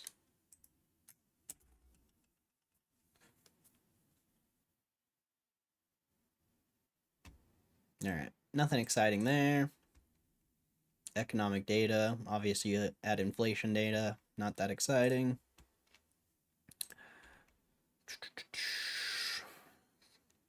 Communications, financials, and tech are leading the way. Materials, I guess everything's up for the most part.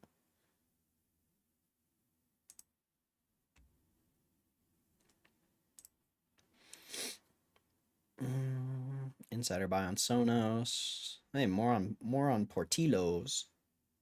Portillo's. Any whales on GameStop? Let's see. Ooh, lots of stuff. 291,000 increase for JP Morgan, 450,000 increase for BlackRock, This company bought 95,000. Oh, wow. Pacers Advisors.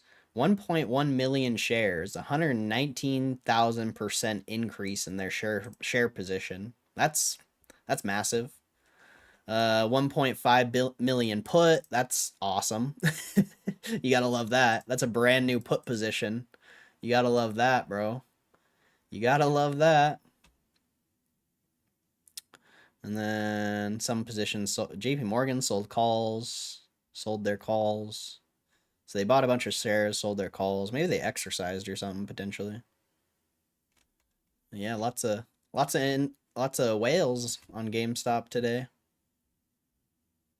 It says it's all from 6:30, but it all got reported today.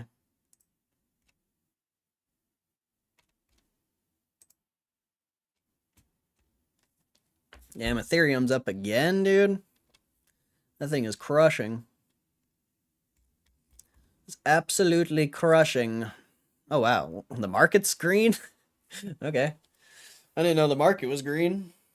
Last time I mean, it's been a while since I've looked. But last time I looked, it was red. Like a couple hours ago, I think. Very charitable organization giving away so much to the gutter. How are purchase cards selected? Section at the bottom of the about section, it says estimated value of card purchased is equivalent to the price of the pack. Card is plural. It says the estimated value of card purchased is equivalent to the price of the pack. Oh, yeah. Definitely. Of course. But you still get, you still get like $15, $20. Like, say you open a 25 pack. It's still likely you get like a $15, $20 card, but they're only going to buy it back for like $10. So the card is worth what you paid, basically, but it doesn't mean you're going to get that value out of it if you try to sell it. If that makes sense. Wonder if any of those ETH treasury stocks are doing good. I've heard of them, but don't know any.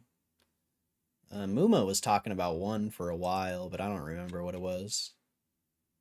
Push-ups? You want me to do push-ups, bro? I don't want to do push-ups. I'm lazy. I already went to the gym.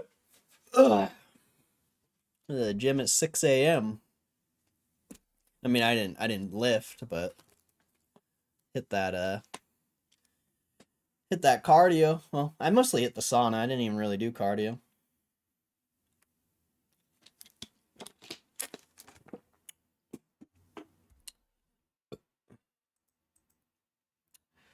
I don't think I want to do push-ups right now, though. I'm lazy. Should I do push-ups? Probably.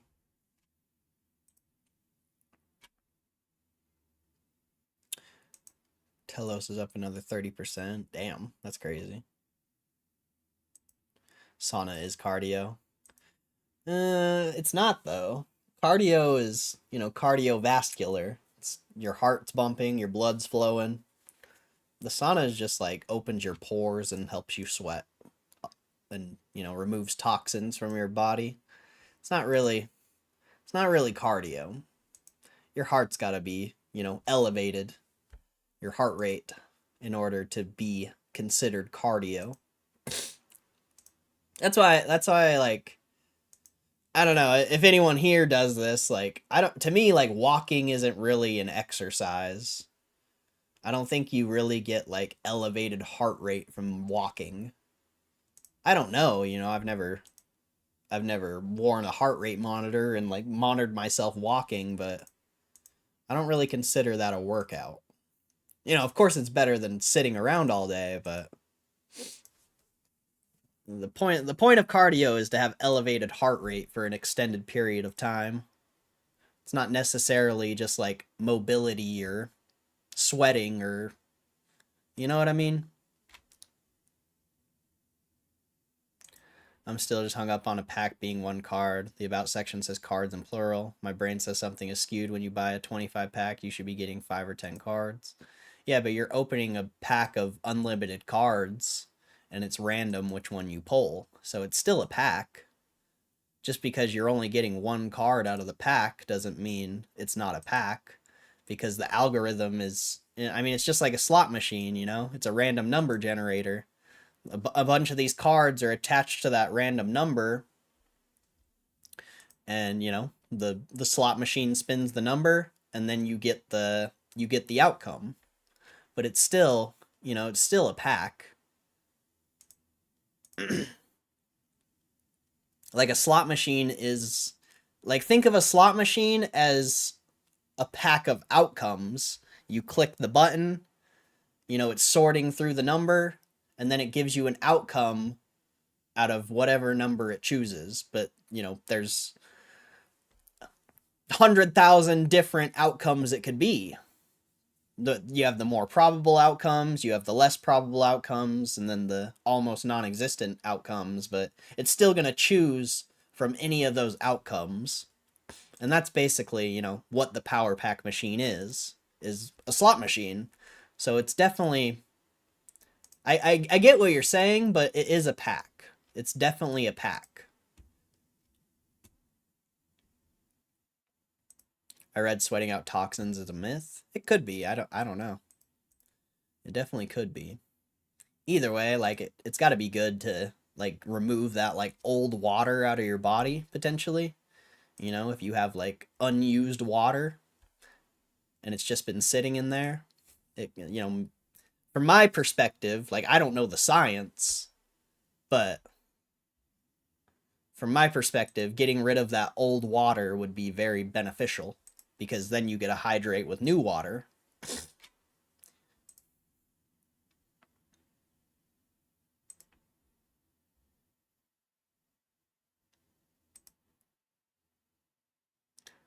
Got it. There's a random number generator in the background. The number is attached to an outcome / card. Yeah, exactly. Exactly. It's just like RuneScape, you know?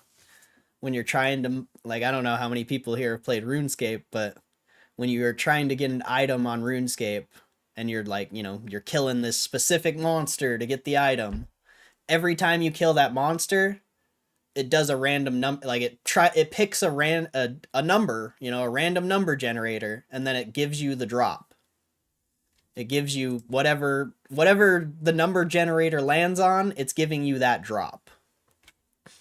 Like that's what RuneScape is. Even when you're like fighting combat with someone, whatever you hit on them, that's a random number generator.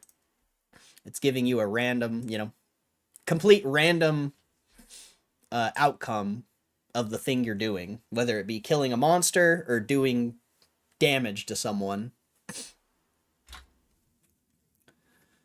I'm 99 everything? Really? Jeez. That's insane, David. I can see why you're so chill, bro. I can see why you're so chill. You're able to lock in. You're able to absolutely lock in. It's all making sense now. It's all starting to make sense. Don't mention RuneScape. Chat will die.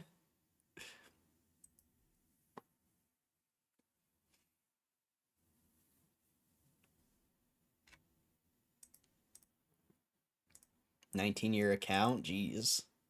I have like, I think like 4 or 5 99s, but to get everything 99? That's crazy, bro. I have a buddy that's been playing for 20 years. He's 99 in almost everything. Jeez. That's such a grind, dude. Such a grind. Although I have a friend who I think he's 99 in everything. He did that within like a couple years or like 3 or 4 years. He was straight grinding though. Sort of want Push Start Arcade to eventually add Yu-Gi-Oh. That'd be fun. Well, they should add like every card category. Like if you go to Gamestop.com, you go to the little trading card tab right here. You know, they have Pokemon, Dragon Ball Super, Disney Lorcana, Magic the Gathering, One Piece, Yu-Gi-Oh, baseball, basketball, combat sports, football, hockey, soccer. Like eventually they should add all of these categories, you know? Eventually.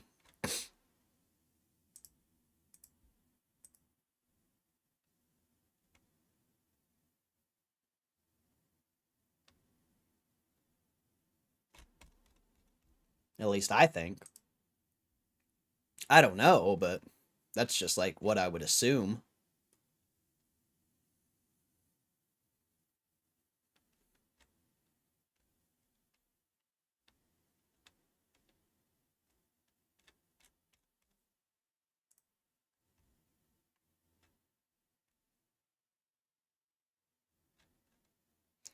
All right, let's see. What news do we got? Boeing's July aircraft deliveries tumbled 20% from June. Quantum computing could be commercial real estate's next big tailwind. I don't really want to read that.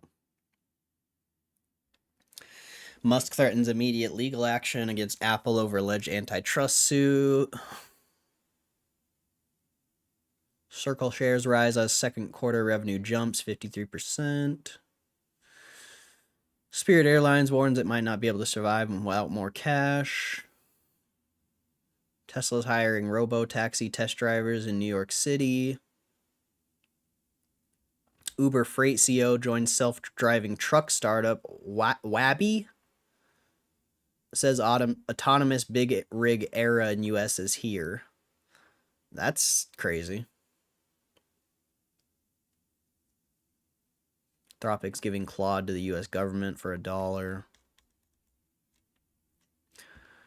Trump threatens Fed Chair Powell with a major lawsuit, demands interest rate cuts. What the hell? They're cutting next month. Chill, bro. God. Cutting rates 0.25% isn't gonna do a fucking thing. God, bro. When I see that Trump news towards Powell, I'm like, that is like the most misleading like news media ever. Like, yeah. It makes it seem like economics is just like this snap of a finger thing. Like, they're going to cut interest rates and everything's going to be better. It's like, no. It's going to take them probably like a year to cut 1%, and still really not much will change. And then it'll probably take them another like 3 years to cut like 0.5% or another percent. And then maybe you'll start to see change throughout that time. Like, I don't know. I just don't like those articles, because economics isn't just like a snap of the finger fucking thing. It takes a long time for a lot of that stuff to actually take effect into the overall economy. So it's just, yeah, I just don't like that. Mr. Beast officially joins Kick to stream with Aiden Ross and XQC for Team Water.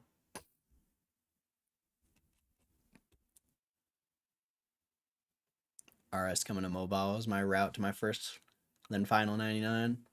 I haven't played much mobile. Holding out for that Tank Abbott rookie foil EX holographic PSA 10. Nice. That'll be dope. I don't know who that is. Like, I'm not a big sports guy, so I don't know who that is, but as long as it makes you happy, bro, and as long as you think it's a good card, that's all that matters.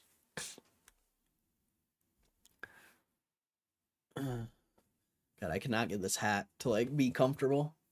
I don't like this hat. The last few years haven't played logged in since, really. I logged in for the first time in years, like last week or something.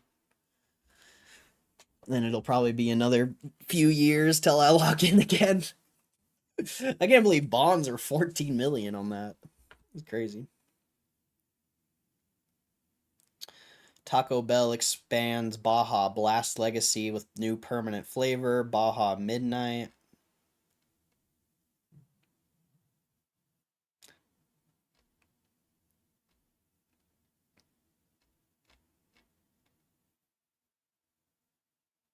Starbucks bans customers from bringing desktop computers, printers, and office setups.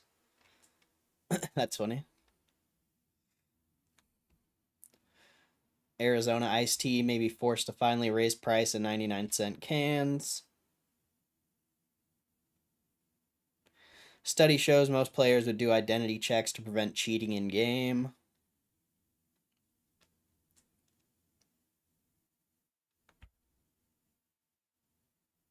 Google pays ethical hacker $250K for exposing security flaw in Google Chrome.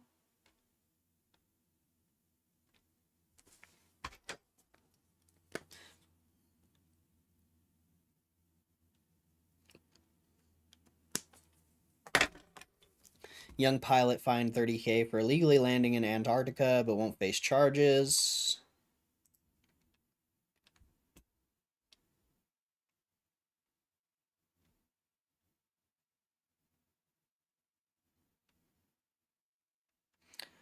Dead Zone.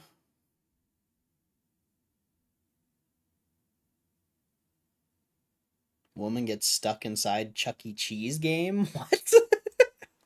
What? How do you get stuck inside of a fucking Chuck E. Cheese game? How does that even happen? What?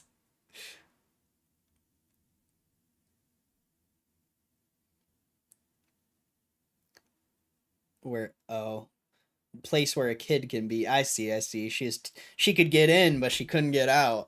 That's funny.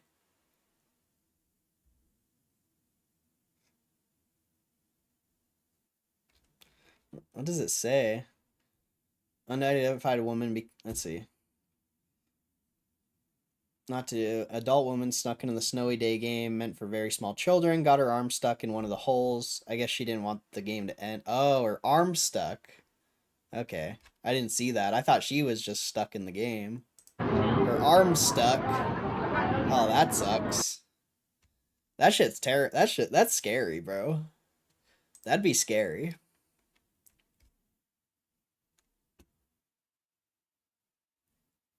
PUBG creators' new survival sim reveals surprise free open beta.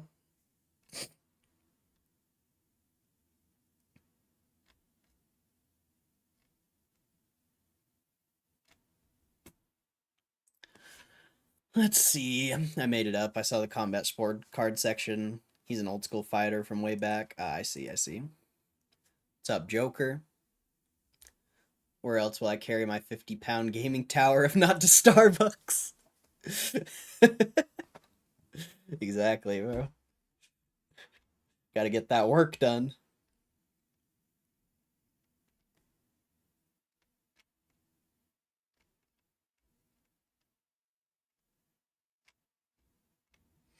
Not a lot of news. Dragon Drive's out this week. Switch 2 game, I think. Working overtime so I can buy more GME. Nice, bro. Let's go. Gotta love that. Grind that overtime, bro. That's some G shit right there. Working overtime, some G shit, bro.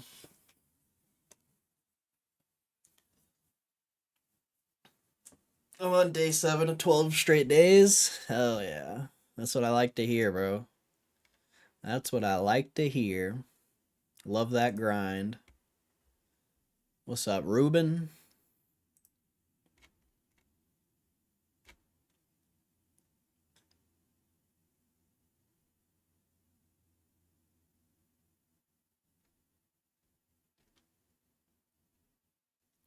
Yeah, not a lot of news. Any news releases? No. Any filings? No. Well, that's lame. I don't know what we're gonna do for the next, like, hour or two. Rock on. Hey, much love, Joker. Appreciate you stopping in, bro. Good luck on the rest of your overtime. Hope it goes well.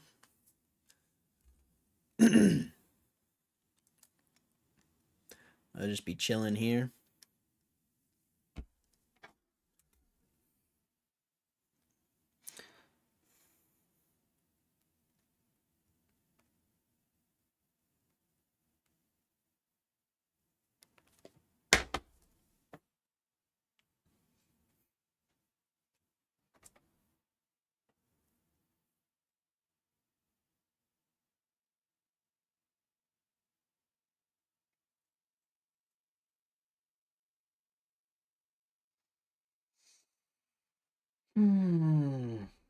Yep.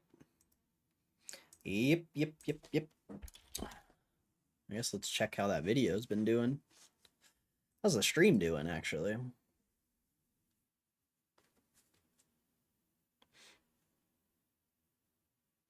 Am I an Ocarina of Time fan? Of course, bro. I've beat that game countless times. So many times. It's a good game right there. I like Conker's Bad Fur Day more. But that's a good game right there. That's a good game right there.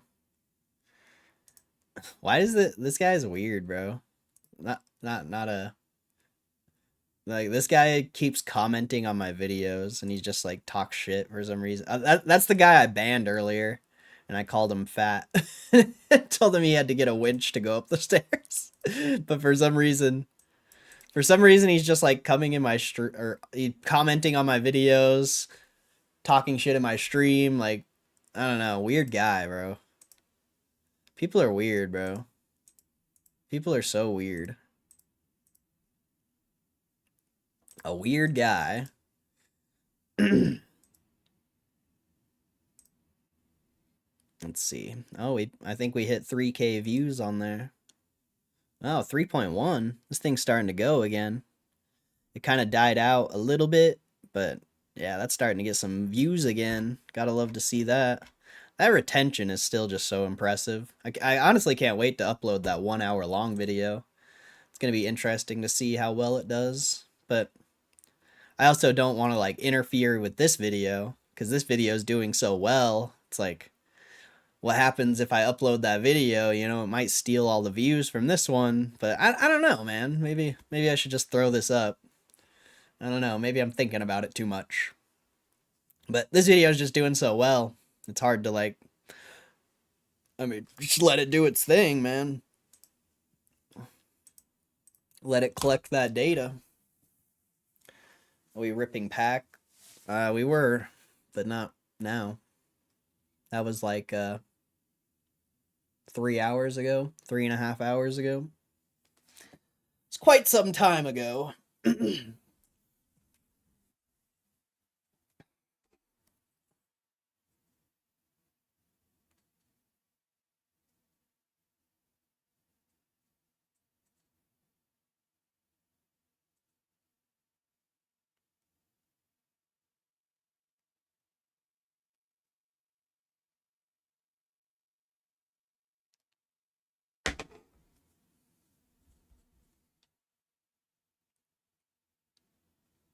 Just wrapped up episode 6. 7's on the way. Oh, it's a show? I thought you were talking about the N64 game, bro. I didn't know they had a show. Pulled anything good so far? I've done mostly like 25 pulls, but I've pulled a few $100 cards. It's mostly I don't know, anywhere from like $10 to $40 though. I would say most of the pulls are not that great. But you get some good pulls every now and then. Like I pulled this Charmander today. This one. And this is like a $50 card. I mean, for some reason, PSA is only trying to buy it for 26, but this is a $50 card, so that's not bad. Not bad. But I sell most of my cards. I've sold so many cards already. I guess we could. I wonder how many cards I've sold. 49. I've sold 49 cards. Damn.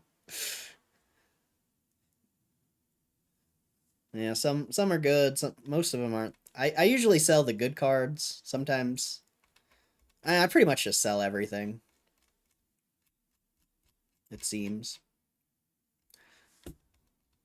But yeah, some good pulls, some bad ones. Yeah, it's a slot machine, bro. Sometimes you win, sometimes you lose. Most of the time you lose. You know, most of the time it's not in your favor. But that's that's gambling. That's gambling. Wait, why am I not signed in now? What the heck? It like signed me out. That was weird. Whoops.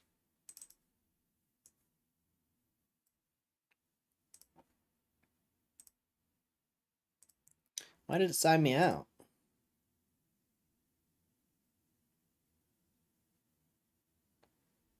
What the heck?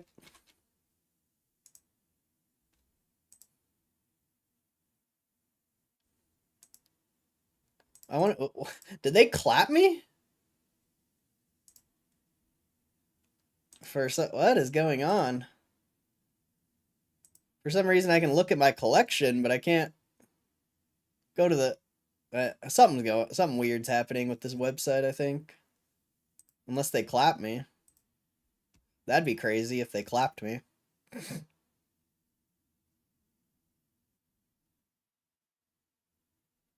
That'd be actually really annoying. That's weird. I guess I'll sign out and... That's so weird.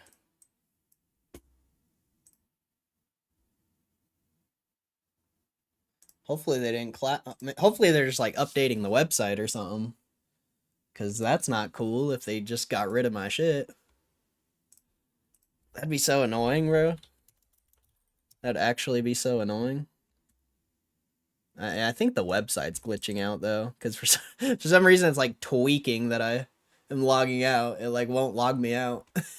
I don't know what's going on, bro. The website is just like twacking out.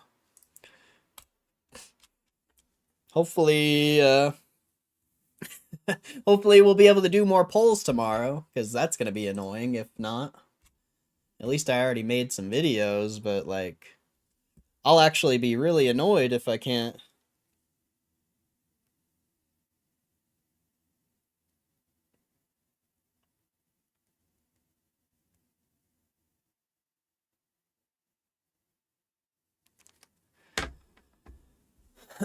Rosh, what's up, Rosh? How you doing, bro?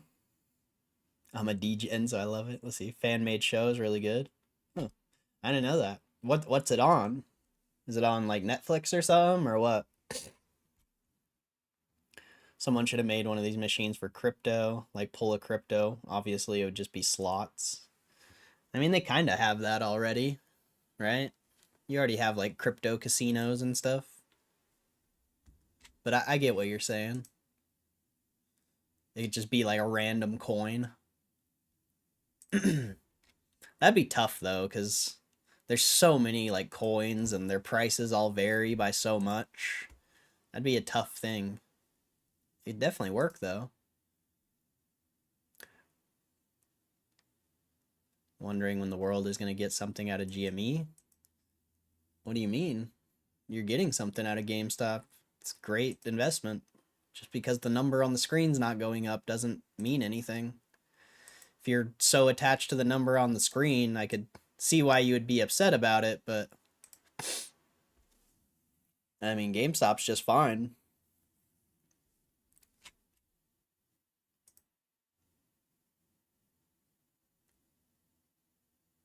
I think you get the mask the same as with the cards. Maybe. I don't know. I'm not sure how that would work. The ditch pickle curse? No, you're good. I've never had that happen. I don't know. They're probably updating the website. You know? It's still logging me out, so they must be doing something to the website. I really doubt they would randomly just like kick me out of the beta. Maybe. I mean, they shouldn't. I've already lost a bunch of money, so they should be happy. But I guess we'll see tomorrow or whatever. Kind of weird. I want to buy cards. I'm in Germany. Oh. Well. I don't know, bro. Like, they exited forward markets. They're not gonna go back. I don't think they would go back.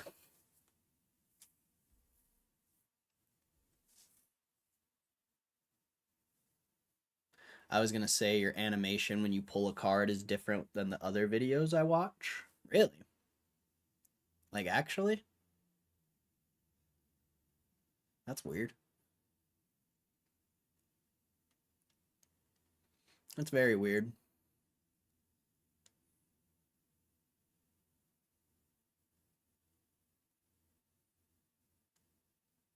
I also didn't get like an invite to the beta. Just somehow I got in. I never got like an email invite or anything.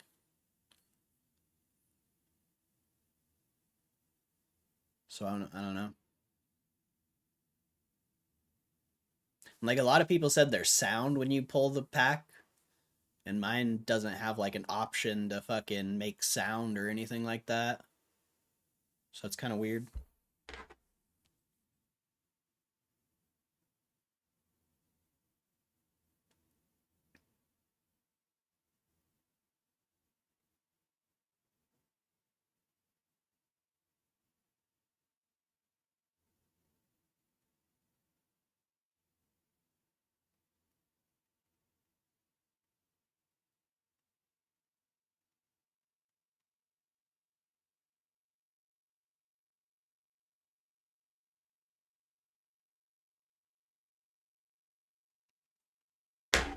Hmm.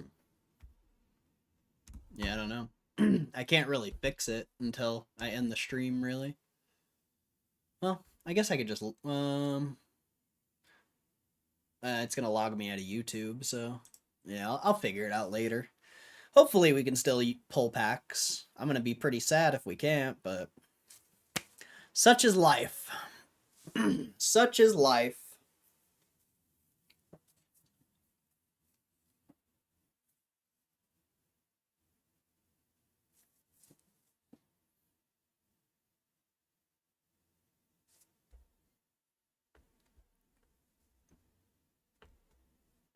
But yeah, Rosh, I don't know, man. Just there's other places to buy cards, you know. It's not you don't just have to go to GameStop.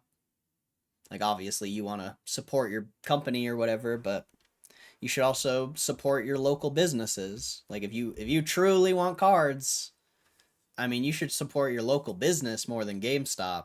You know, we're already invested into the stock. We're already supporting the business. So, you know, from my perspective, you should support your local card shop. Oh, I want to use the push to start PSA system. Oh, I don't even know if they'll let foreign people do it. I don't know. I don't know. We'll see, I guess, huh? It's going to be a long time till this thing's out of beta, I would imagine.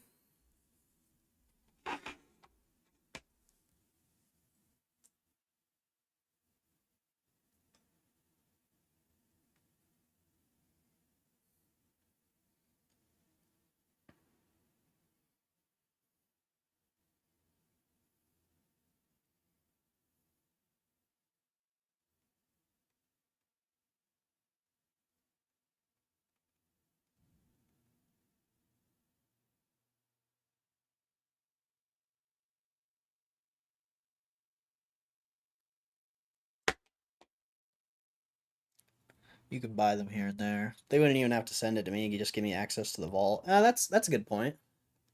That's a good point. I mean, maybe that can retrace back to what we were talking about earlier about the tokenization. It really wouldn't matter where you are in the world. That's a good point. I didn't even think about that, honestly. I didn't even think about that.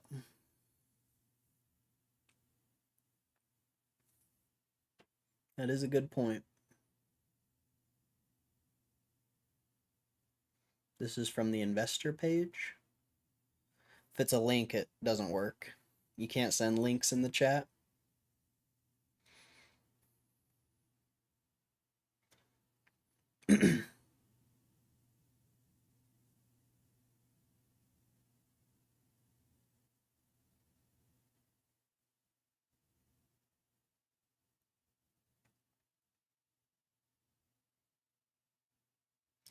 World's retail, gaming, trade, and destination for game system, cards, consoles, accessories. Oh yeah, yeah. That's a good point.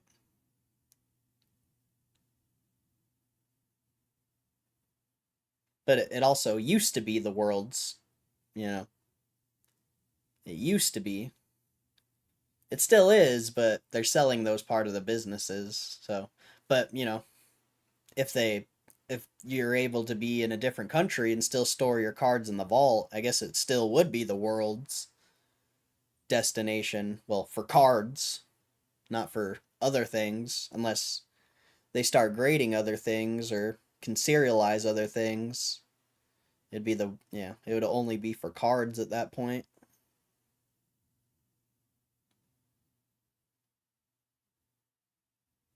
Put the text there when they change the investor page. I mean, yeah, it's accurate for now.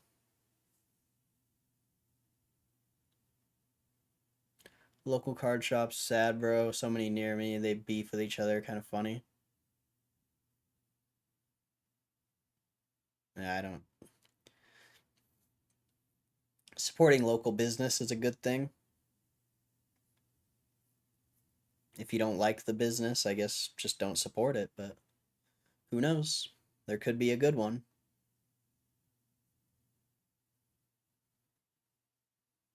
All our local merchants are closed, been replaced with dozens of barber shops, which is weird. That's interesting. I mean, hair's definitely never going away.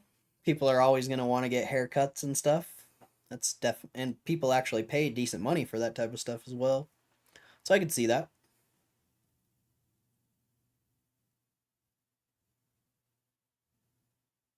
That is pretty weird though. Maybe it's just too expensive to get products. And also, you have to pay for rent for the storefront. So if you're not moving those products, that's a massive issue.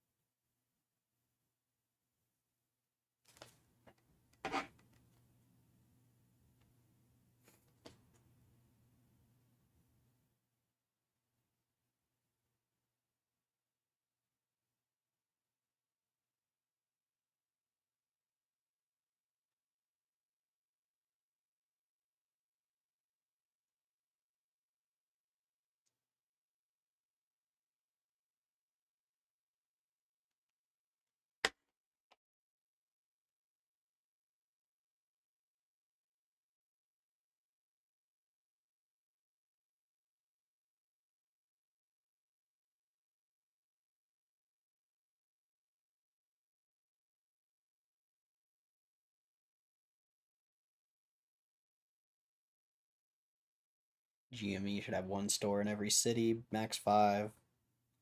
No. If they thought that was a good idea, they would already have done that. But getting like it's a multi-billion-dollar company. If you're making a few $1,000s from 5 stores, it's not worth your time, I don't think.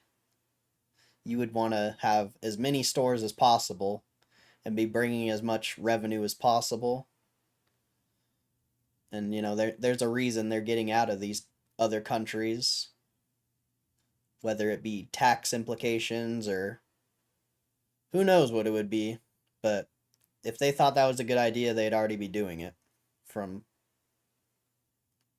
and I just seems like a doesn't seem like the best idea.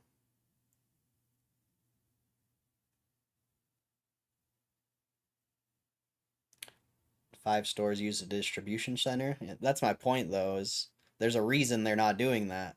What Because shit's too expensive and it's not profitable. I feel like if they thought it was profitable and worth their time, they'd already be doing it, and they wouldn't have closed all those stores. Like, why would you close all those stores and reduce all those costs just to turn around and do it again? Like, that just doesn't make sense.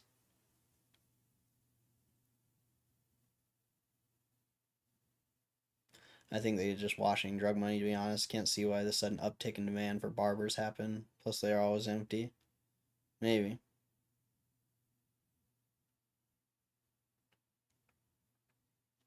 That was my point, just with 5 stores, not 100. Yeah, but if the stores were profitable, they would have already done that. There's a reason why they closed them all, because they're not profitable. And there's no point in running 5 stores when you're a multi-billion-dollar company.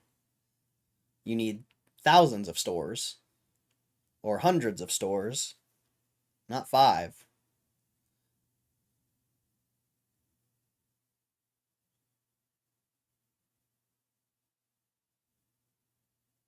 Like I said, it's a pointless conversation because if they thought that was a good idea, they'd already be doing it. So I think it's a pointless conversation, especially when you're talking about 5 stores.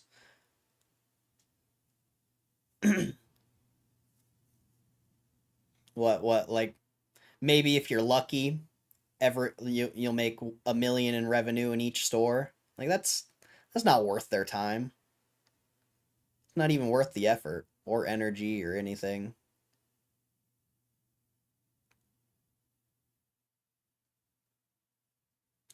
Open them in areas where no one was really over leveraged. And maybe once it becomes a profitable, nothing can stand in its way. Maybe they will start opening stores in different countries again, but I think the issue is, you know, running the business in that country. There's probably a lot of issues, whereas America is business friendly in a lot of ways.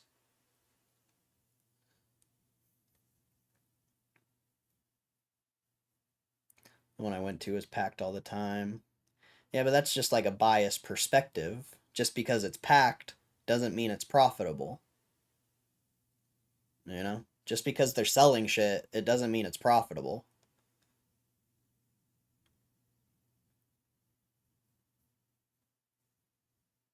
I think that's kind of the point. Like it doesn't matter how much stuff you're selling if you're not profitable.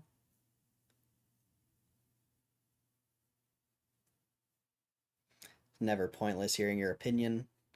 Well, I appreciate that. I just think when you're talking about a multi-billion-dollar company, 5 stores that potentially, maybe if you're lucky, make a million each, that's 5 million in revenue. You're putting 5 million in revenue compared to like multiple billions or hundreds of millions. I just don't think it's like I just don't think it's a good topic, honestly. Like you're talking about like pennies when you're looking at hundreds of millions of dollars, or you're talking about pennies when you're looking at thousands of dollars or whatever. Like that's kind of how I like when I see that, that's like how I view it. I'm like, it's just not it's too small of a fraction in the business to even like care. It's just too small. Like, eat and make 5 million a store, 5 million for those 5 stores. Maybe even if they profited, what, they're bringing in like 100,000, 200,000 profit. Like, they're about to post a 1 billion profit this year. Like, is 100, 200,000 extra profit really going to be worth all that effort? I just really don't think so. And like I said, like if they thought it was a good idea, I think they would already be doing it. I really do. I don't think they're closing all those stores and stuff for no reason.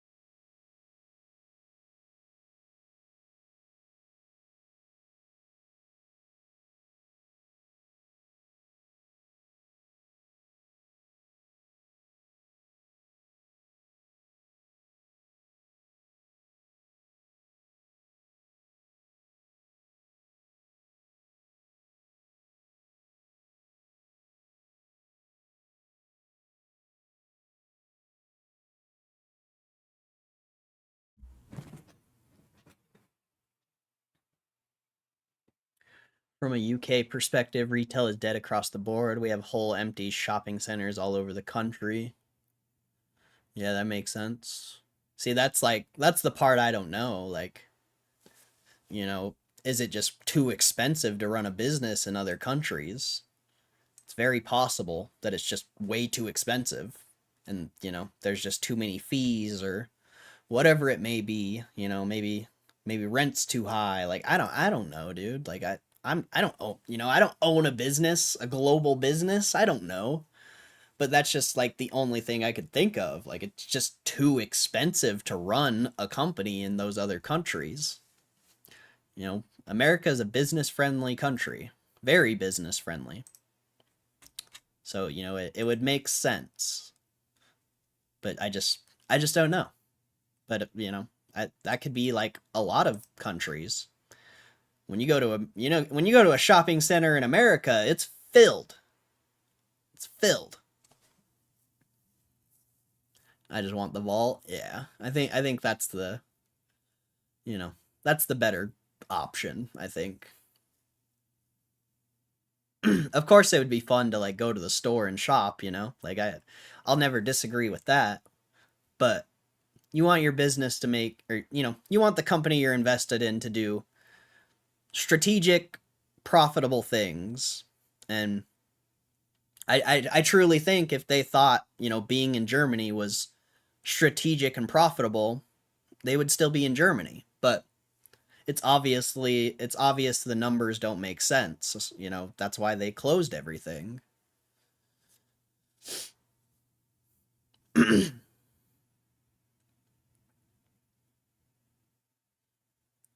Was that in your opinion a result of the pandemic? Seems to have started before. Really interesting. That's interesting. Also want to be able to buy something for my company. Yeah, I understand that part for sure. But hey, man, you just get to save money and buy more shares. Like, honestly, it's a blessing that you don't live anywhere near a GameStop because you don't need to waste your time, buying products. You can buy more shares, You have $20, you can go blow on something, you can just buy a share instead. So I think and that's going to benefit you and the company. Ruben, maybe a virtual or augmented reality store for GME in the future. That'd be interesting, but you would still need the distribution center to ship the products. I think that would be the only barrier there.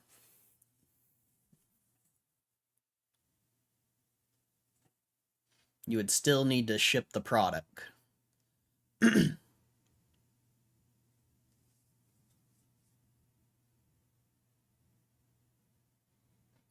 AR slots. That'd be wild. An AR arcade, augmented reality arcade.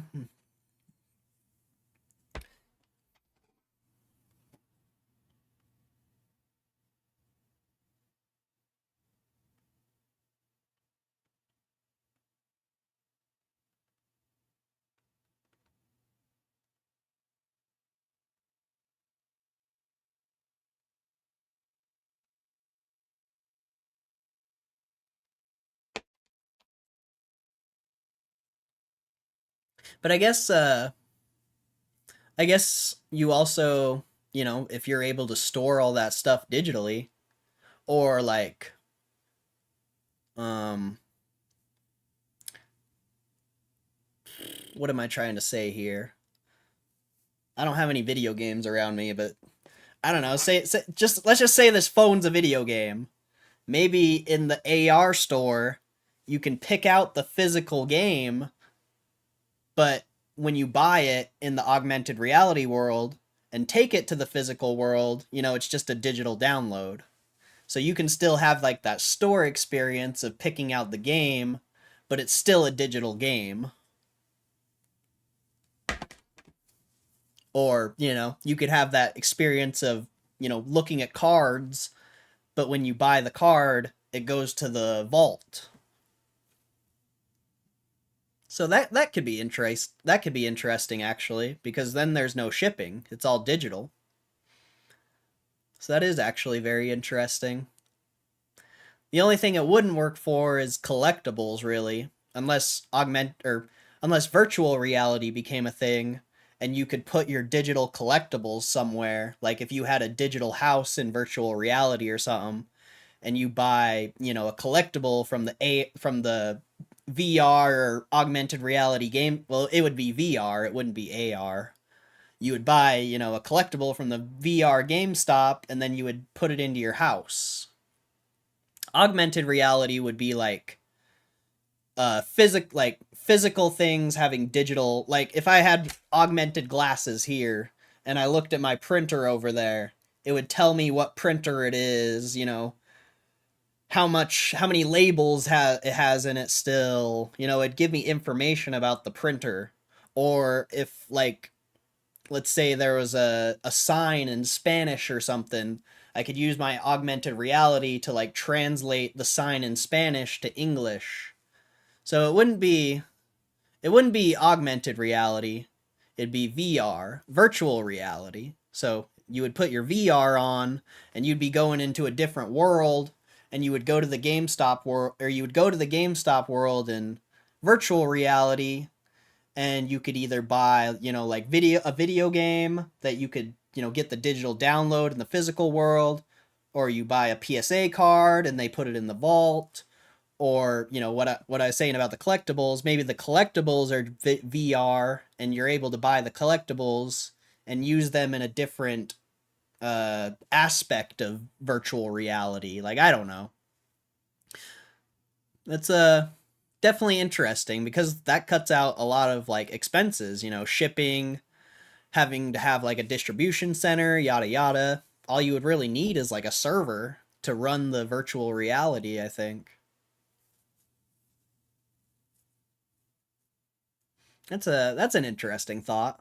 That's very interesting. Are people just frugal and live within their means, aren't addicted to consumerism, like a cultural thing? Oh, you're talking to Kev. Okay. Game files on the PlayStation. Yeah. Corey's thinking with portals. I don't know the difference. Yeah, augmented reality would be like physical world giving you like digital outputs. Virtual reality would be like full, like whatever it's called, full um what is it called? Full immersement? Would it be immersion? I think it's immersion. I think that's the word I'm looking for. Immersion. Condition of being immersed. I think it's immersion. I don't know. But yeah. You'd be like fully immersed into the virtual world.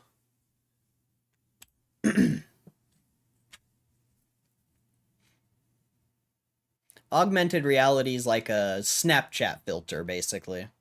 I would say that's the best way to think of like augmented reality, is a fucking Snapchat filter, like making yourself look like a unicorn or something like that, or having like butterflies flying around in the physical world that are virtual. That would be more AR, if that makes sense.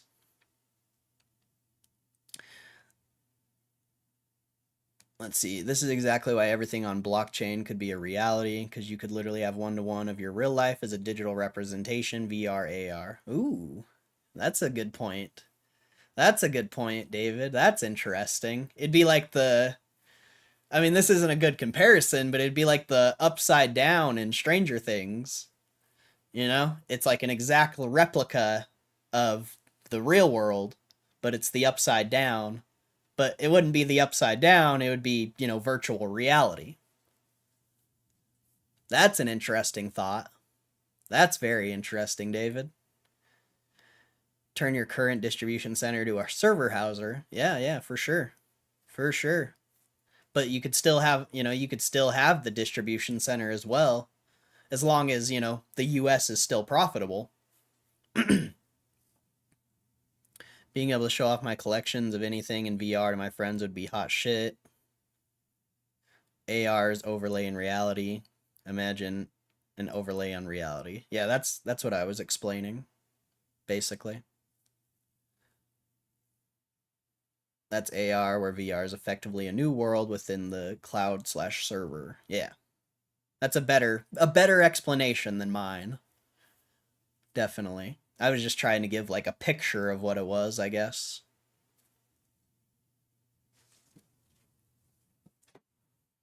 That's a good idea, man. That's interesting.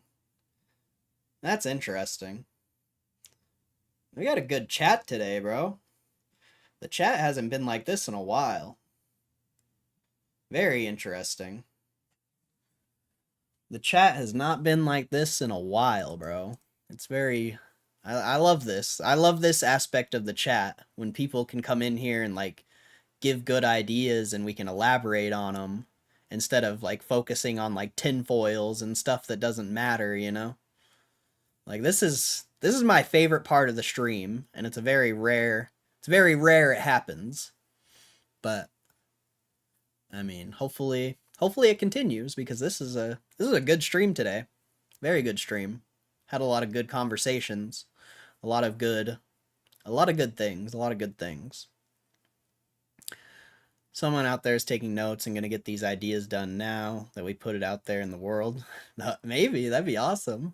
Who knows who's watching this stream, you know? Who knows? Yeah, no one has ever brought up VR and Gamestop before. Nice chat. Yeah, it's a interesting idea. Very interesting idea. Honestly, I'll die by my argument that everything will be digitized for that reason. That's kind of the world I'm expecting to see. Games like Fortnite are point slash proof. People will put thousands into an account to buy shoes, songs.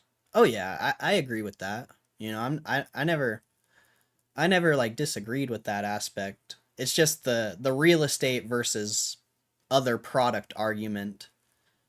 You know, that one's a little weird for me, but like when I go back to what you just said earlier, you could have a digital version of your house. You could have a digital version of your house potentially.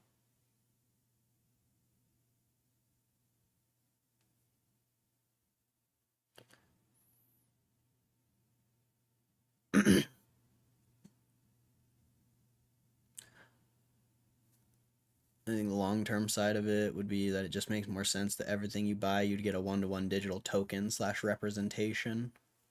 Go and buy the new Nikes, you got them in VR chat Fortnite. Yeah, that's interesting. It's a good point. Very good point. I agree. I agree. Now, do you agree? Do you think physical will be dead though? Because there's a lot of people that think physical is gonna fade out, and I don't think that. I think physical, as long as it's profitable, will still remain relevant. But there's a lot of people who think the physical isn't relevant.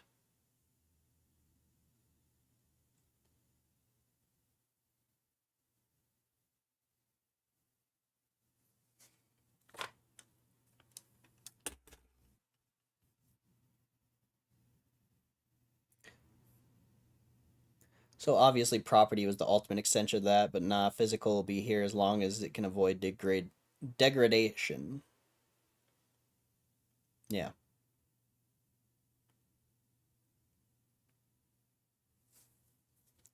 Or AR tournaments with cards. You lay them out in front of you. Your opponent's cards get transported to your table. Yeah, definitely, definitely. Or like, imagine.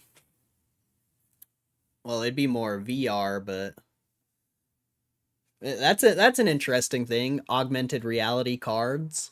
That would be interesting. Very interesting, actually. Yeah, that's an interesting idea, Rosh.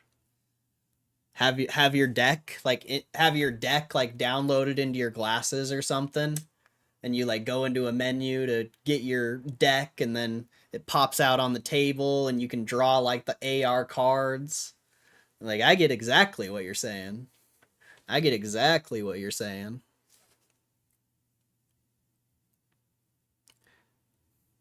People will always want to have something they can touch slash look at, but even historically, we put reverence on preserved artifacts. Yeah, for sure. Definitely. Or like that, yeah.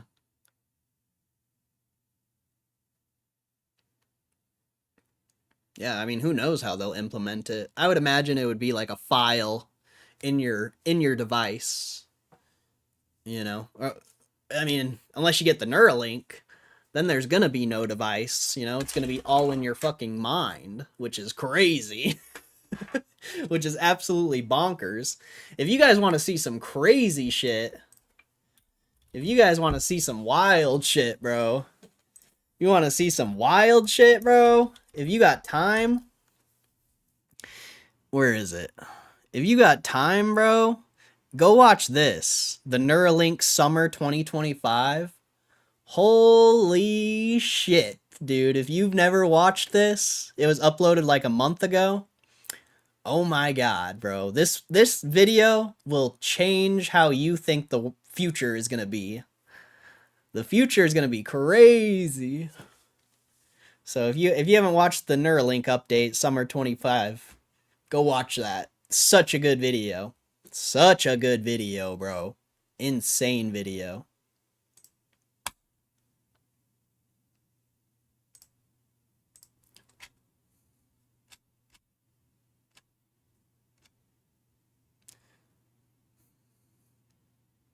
Yep, there we go. These ideas just keep growing and getting better. It's inevitable. Yep. Amen. I mean, I'm sure, like, think about it. There's probably billionaires who have already had this conversation, you know? But the difference is they actually have the money and power and influence to actually like implement these things. You know, we can just talk about it and speculate on it. We can't really do much about it, unfortunately.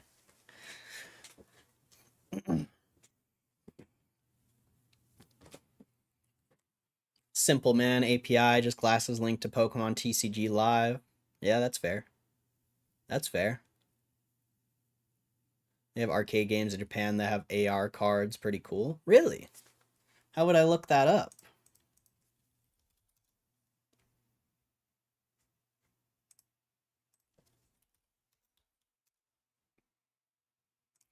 Japan Augmented Reality Arcade.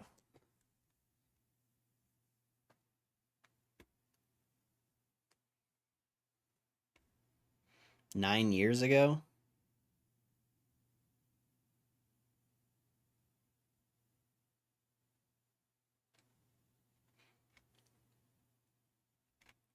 I don't know how you would look that up. These are all old. Those are all old videos. Let's see. For cards, it'd be enough if you can play digital with them. That's the card's weakest point. You can't play with it without losing value. Ah, yeah, that's true. That's very true. Very, very true. Or the Yu-Gi-Oh game, the tech's basically already there. Game changer would be when we could use cards slash decks purchased on a true shared market. Owning, buying cards, packs in those games represents no ownership the moment they pull the servers. Yeah, that's true. And also, you know, games like that are pay to win.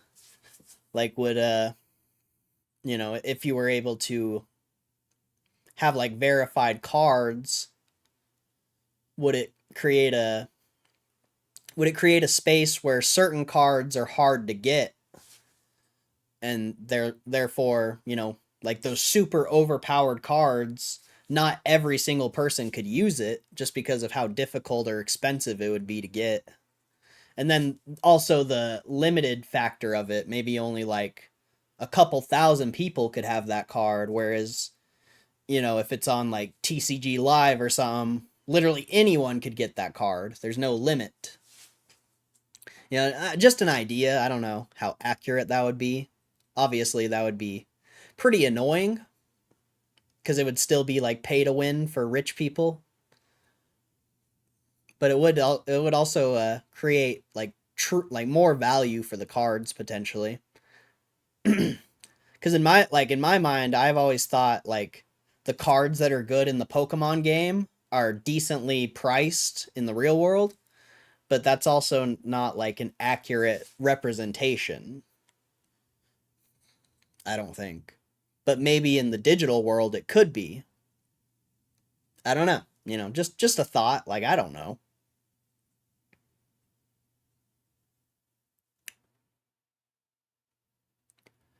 Represent the ownership, let's see. AR cards games also been a thing since 3DS launch, like AR card games in the console like a decade ago. Yeah, that's fair. I remember crying 3 days as a kid when my aunt printed her fingernail on my card by tapping onto it. Aw, rip. Exactly, but P2W would be just a big issue if we were dealing with real assets slash cards. That's fair. Yeah, I think so too. But I think there would be far more participants if there was something physically backing those cards slash packs we bought. Hmm. Okay. I see. I see. I see.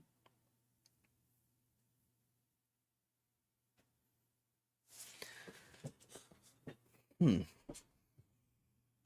Those are some crazy conversations right now. How many people are at the stream? Yeah, it's a pretty dead stream today too. We're just having some fire conversation. I love this, bro. I love this, bro. This is great. This is great.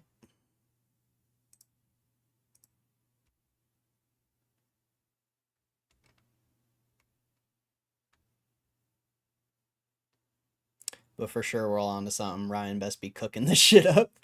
Oh, they gotta be, bro. They've gotta be. Especially with that, like, certify thing. That was posted 2 years ago. You know? They gotta be cooking up something like that.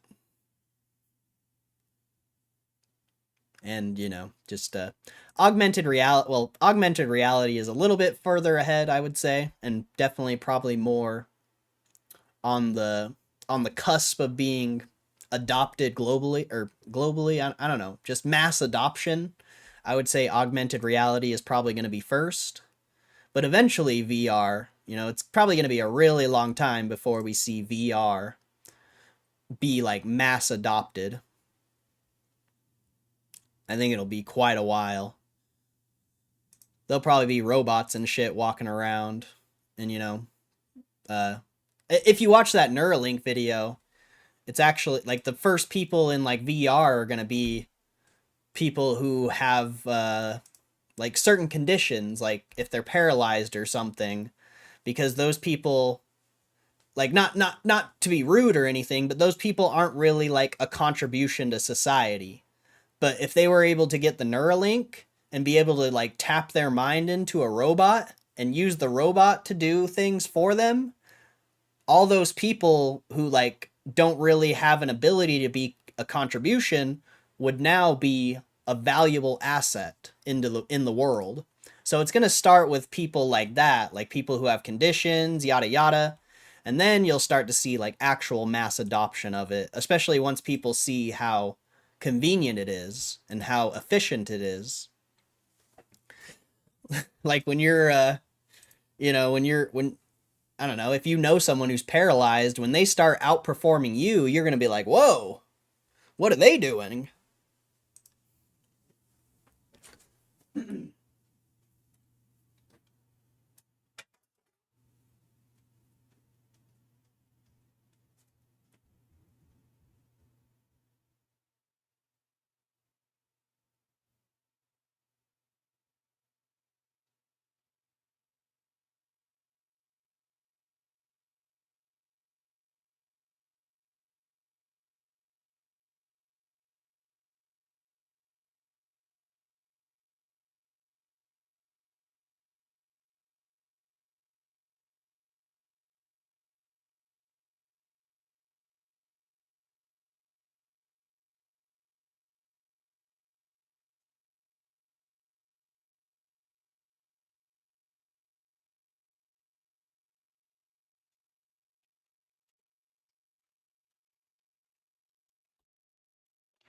Oh.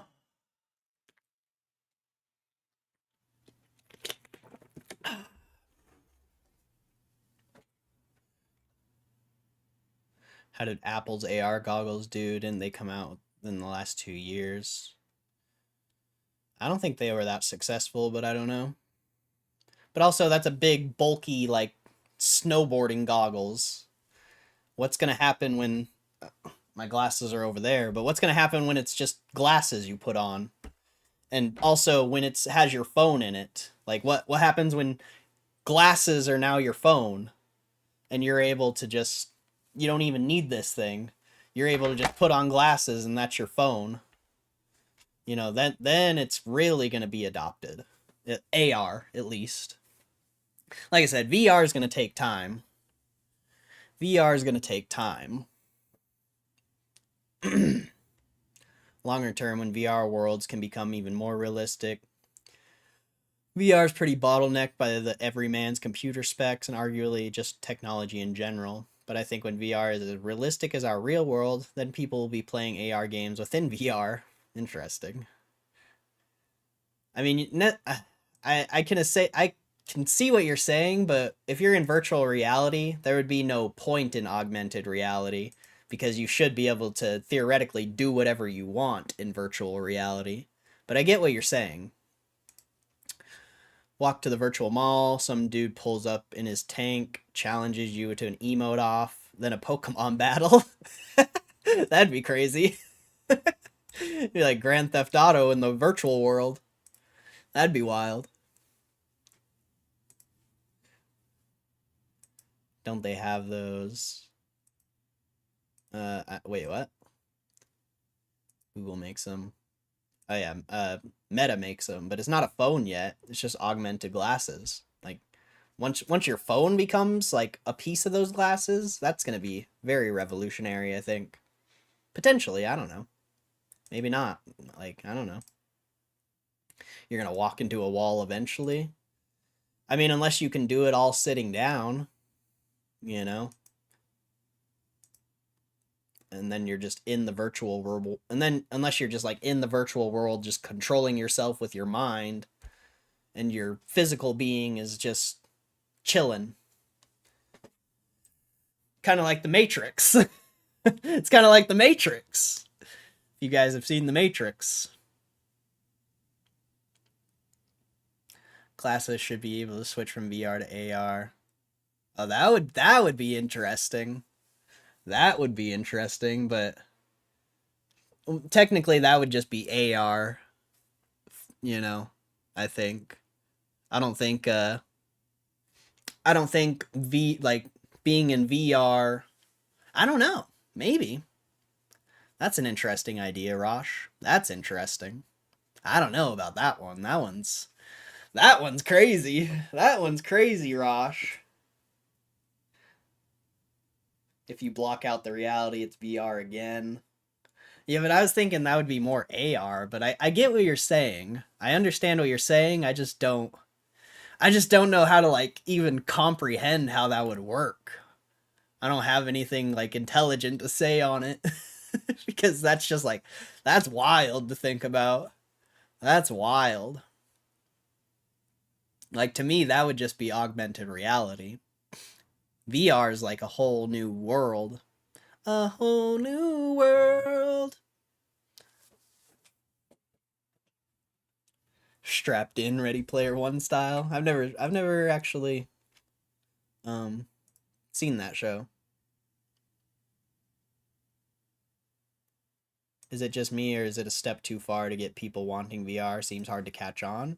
VR is actually pretty big already, bro. It's just not like, it's not what, you know, the movies and stuff portray it as of right now, but 10, 20 years down the road, I mean, shit. Just think about how much technology's changed within the past 5 years. I mean, not a ton, but think about how efficient it's gotten over the past 5 years. Like, what are we going to see in the next 10, 20 years, you know? Like, VR is kind of trash right now, but people still play it, and it's still relevant. It's just not useful, you know? Facebook started out as just a chat blog for a college, and then it became mass adopted. It's really only a matter of time. I think if you block out the reality, it's VR again. But if you're walking in reality, if you're walking around in reality, even though you're in virtual reality, I just you're still you're still in the physical world, walking around. Like sure, like let's say, you know, I don't know. Let's just say my house, like I put on the glasses or the goggles, whatever, and now I'm in virtual reality. Sure, I'm sitting in my house in virtual reality, but like I don't know, like if I had a bunch of digital stuff, wouldn't that be augmented? I don't know, man. See that I just that one's too crazy for me. That one's too crazy for me, bro. That one's wild.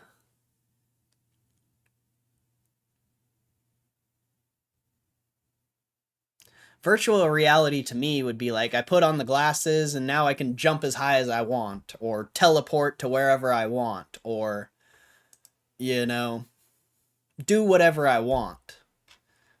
Like in my mind, if you're like walking around the real world and you're seeing digital stuff, that would be AR. So I just don't know. I just don't know how that would work, you know.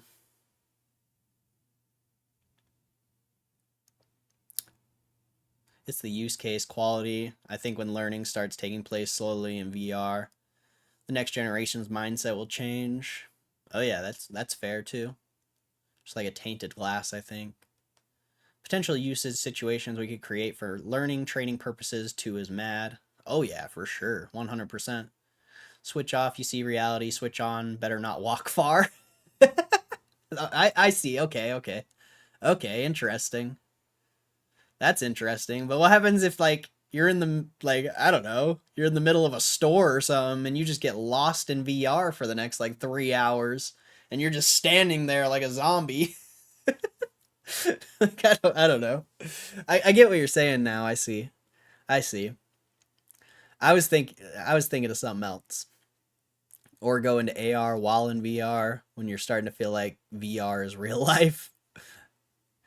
VR first needs to be streamlined into a self-powered slash better batteried headset. Having cables tethered to you is always going to be a huge human hurdle to overcome. Okay, I see. I think VR will get skipped and we go straight to the Neuralink or some shit. I mean, yeah, but the Neuralink is like, you go watch that video because in a lot of ways the Neuralink is VR in some ways because if the person is paralyzed and they're able to just sit there and use their Neuralink to, you know, basically um basically just run the robot with their mind, like they can see everything the robot sees. You know, when they walk with their mind, the robot walks. When they use their mind to move the robot's arms, you know, the robot moves their arms. You could argue in some way that's virtual reality. But it also could be augmented reality.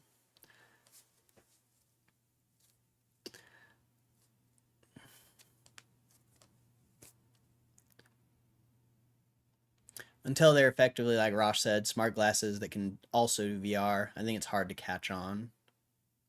I see.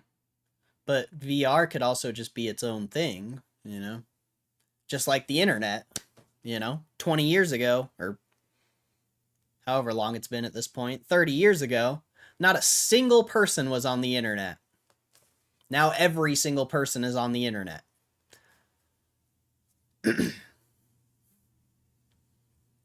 So it could still be a separate thing, but it'll just take a long time to adopt.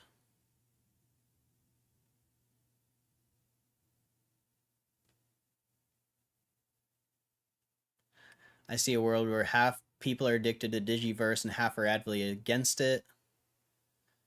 I think so too, but I think eventually everyone will be, you know, besides like a very small portion of people, eventually it should mass adopt and everyone should be doing it. You know, 10 years ago, I didn't have a smart, or I don't know when they started making smartphones, but I remember like I used to have this girlfriend who had a smartphone, and I just still had my flip phone, and I was just like watching videos on her shit and chilling. Like, you know, I wasn't, and now, you know, fast forward 5 years later, now I'm on the smartphone. Like, anything can be adopted. It's just like time, honestly. Like, I never thought I would get a smartphone, like, ever in my life. I've always been, you know, a computer person, so that could be, you know, part of it, but I know people who, you know, my grandma had a smartphone. Like, that's crazy. What's gonna happen when grandmas are in VR? They might be some of the first adopters, you know? Old people need things to do.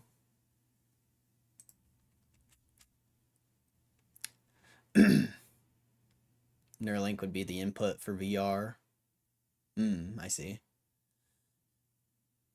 I think we'll bypass the goggle BS. I just think that's the only way virtual reality would work, though. Like, there's no. I just don't think. I mean, unless, like, the Neuralink becomes powerful enough where you can literally, like, it can literally take over your mind and everything and put you in the virtual world. I think you would have to have the goggles.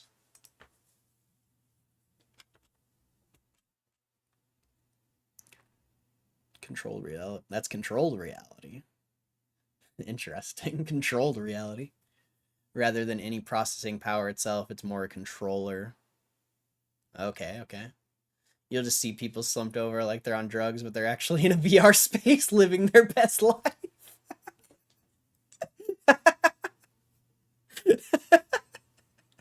That's so funny. That's that's so funny to think about. Oh man, that's awesome.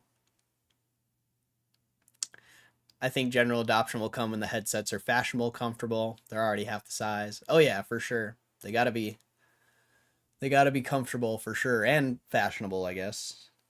Most definitely. Especially if you're going to be wearing it outside or something. But I don't think you would be doing VR outside though. Of course AR, you know, of course you'd be doing AR outside, but you would you would have to do VR inside in in like a contained area or whatever.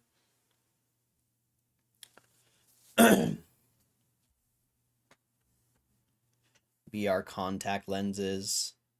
So that'd be wild. I just think you would have to be fully immersed in the VR. Like if you had contacts, maybe like part of your eye could still see like see in the physical world. And then I don't know how well VR would work at that point because the light is leaking in. Like you would have to be fully immersed in the world.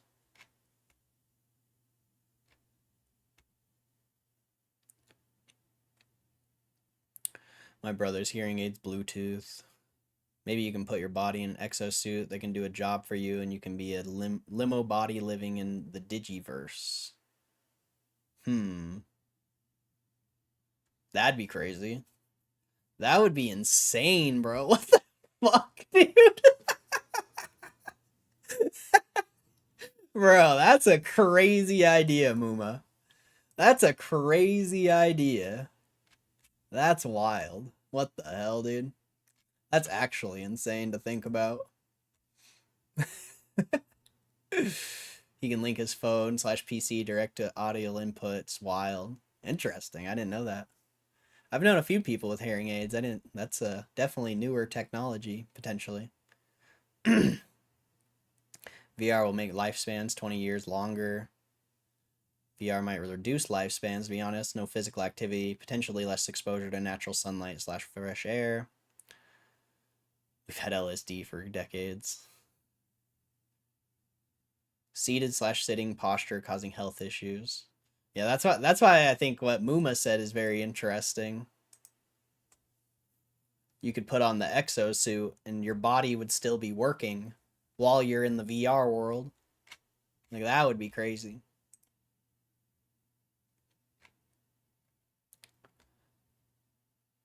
But they'd have to do like a, I don't know.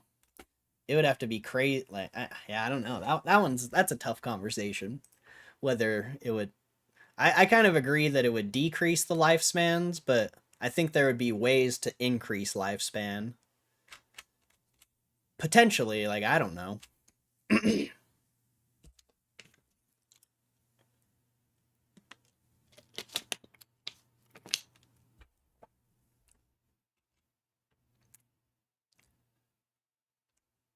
Human bodies will evolve into creatures that would be usually only seen at the bottom of the ocean after generations of VR. See a future where everyone homes just having purpose-built VR rooms, same set size, so all applications such etc. could be scaled, configured. Gotta go. All right, Rosh, have a good one, bro. Appreciate you. Have a good rest of your night. Thanks, David. I just sat up in my chair. It's called a Baja implant for the hearing, but it's wild. One of our old convos, we thought of the robots going to work for us, maybe through VR. Oh yeah, definitely. I mean, yeah. I mean, if you had to control the robot with your mind, then yeah. But at that point, that wouldn't be a VR. You would just be, it'd be like a RC car almost that you're controlling with your mind. So I think that would be more augmented reality, potentially, because the robot should have augmented reality built into it.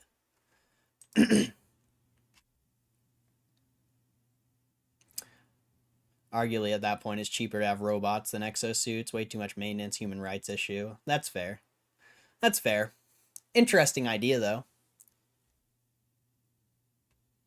I used to get smacked around the head for sitting too close to the TV. Now they want to strap one to my head. We'll definitely skip my generation.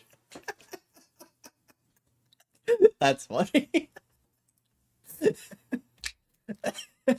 That's so funny.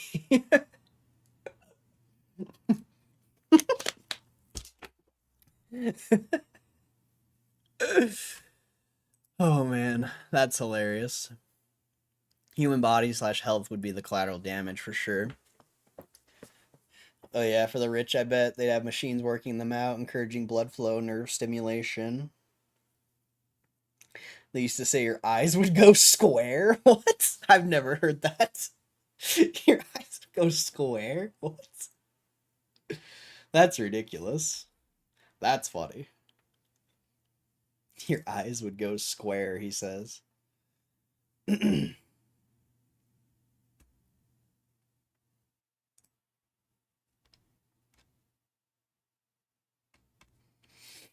Ethereum pushing 4,500. That's pretty bonkers.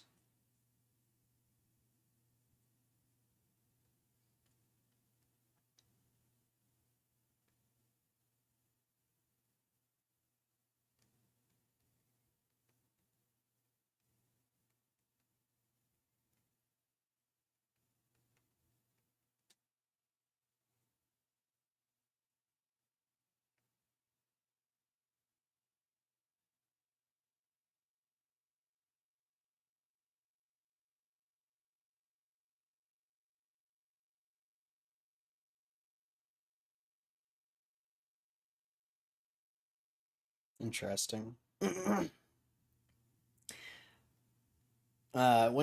we end the stream here, I'm gonna make this video public. So if anyone, yeah, it's an, well, not that one, but we still got an hour of the stream, so I'm not going anywhere yet. But once the stream ends, I am gonna unlist this video, so it should be ready to go for anyone who wants to watch it or share it or anything like that.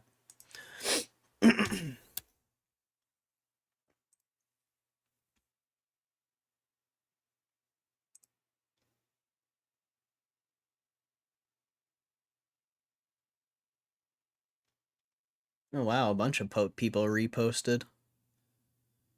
Interesting. I usually whenever someone likes my post on Twitter, I'll follow them. But if they don't follow back, then I'll just unfollow them. But this is I mean, it kind of, I don't know if it actually works, but it works for me, I guess.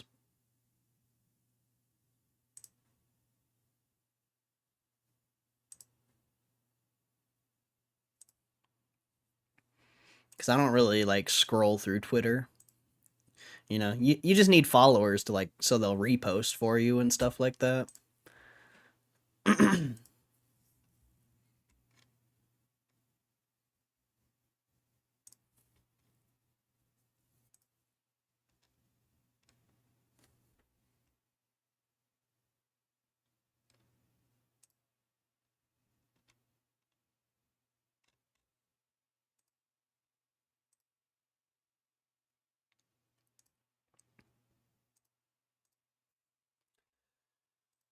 Let's see.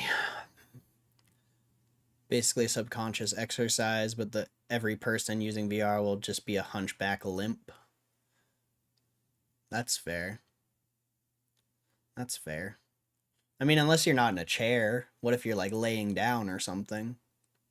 You wouldn't become a hunchback because you'd be like, you know, just be like laying down. But you'd also get like you'd probably get like bed sores and stuff if you were laying down. So, well, if you were in the virtual reality for too long, you'd get like bed sores and stuff like that.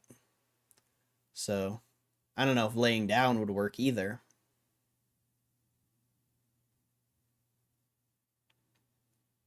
No shit, I was brought up on those threats. There was another activity that was said to make you deaf. They always told me that makes you go blind. That's funny.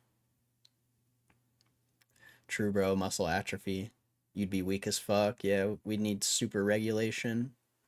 I mean, there's already people who don't like move or do anything though. So like, would it really? I mean, would it really? Of course, you know, it would increase the problem probably, but there's already people like that. But would VR give those people, you know, like if they could tap into the robot, you know, it would give those people a new shot at life in a lot of ways, but those people are a huge burden on health services. That's fair. That's fair. We'd all be laid around like Biscuit Boy off Blade with goggles on. I haven't watched Blade in years, bro. You're bringing up Blade right now? You're bringing up Blade right now? I literally haven't watched Blade since I was like 12 or some shit. Holy. Holy. Bringing up like a 20-year-old movie reference. That's wild. Oh, man. That's great.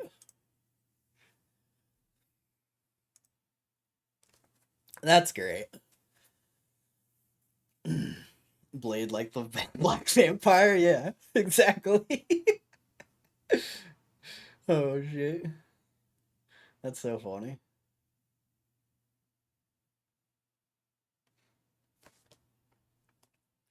Explain to me this. How is Muma #1 in the chat when David has been like running this chat the whole day? How is that even possible? Oh, it's only... How much XP do you get per chat? You just posted a chat. Oh, you get 25 XP per chat? Okay. Maybe if you leave, it takes away your XP. I don't know. That's weird. I feel like David's been like talking so much in the chat. Maybe Muma has been talking more. I don't know.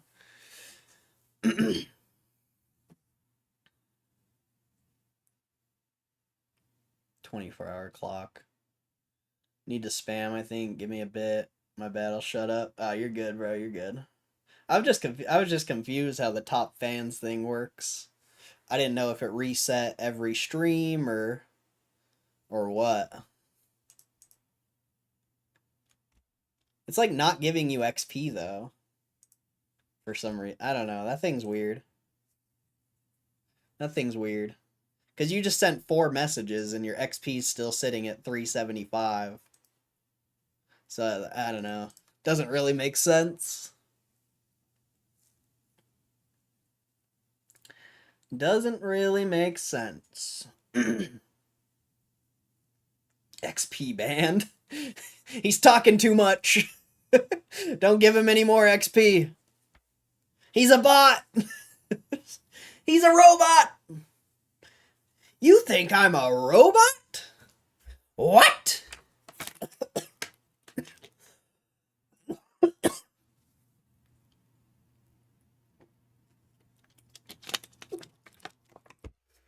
You think I'm a robot?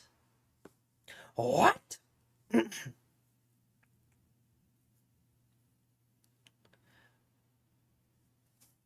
I redeemed a double XP code off a Mountain Dew bottle. Probably why. Good point.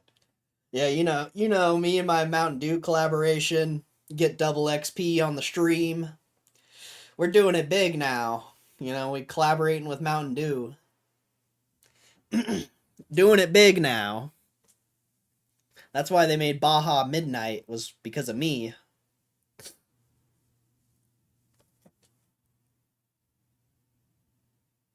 No way, we have it on Monsters in the UK. I think they do it on Monsters too. I don't know. I haven't bought a Monster in a long time. It also depends, It's usually Call of Duty, but it also depends, like, if a recent game came out or whatever. Mountain Dew isn't that big here.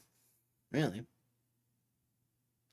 Mountain Dew replaced water in school fountains. That's ridiculous, son. That's ridiculous. Yo, Muma, whatever happened to Kristen, bro? What the hell ever happened to Kristen? Speaking of sun. What the hell ever happened to that girl? Crazy. It's crazy how someone is in the chat every day and then they're just like gone. Wild world we live in. GME, let's go. It's trying to break. You just don't have much volume. A lot of resistance at 22.8. Low volume area that you're potentially filling, which is positive, but it could take a while. I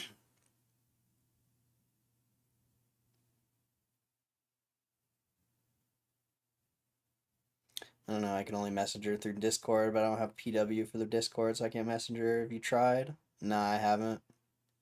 I just thought you guys talked, honestly.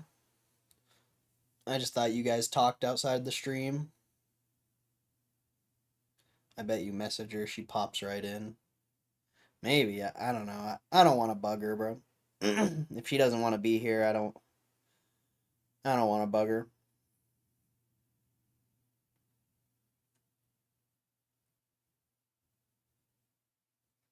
Test it? Nah. We'll see her when we see her, I guess.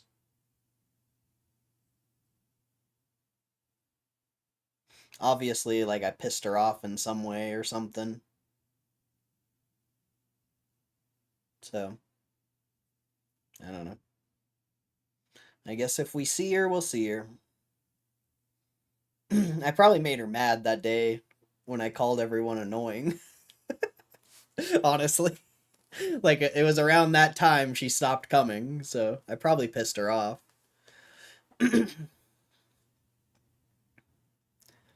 Last time I sent her a message, she popped in, if you remember. Oh, yeah, I do remember.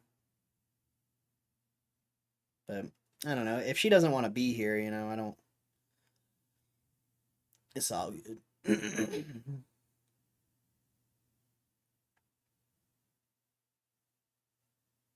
All I said was Cordell was live. She came in here.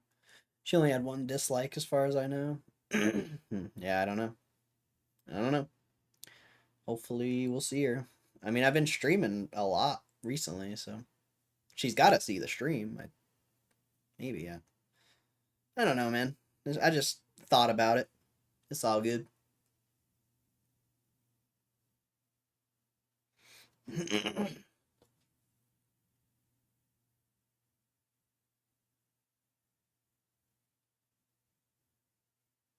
I don't want to bug her.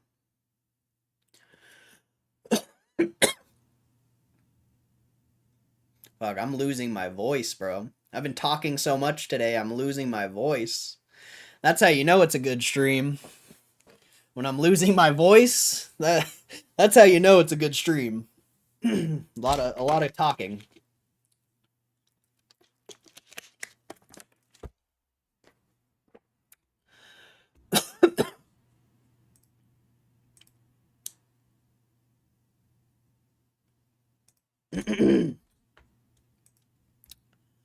Crap.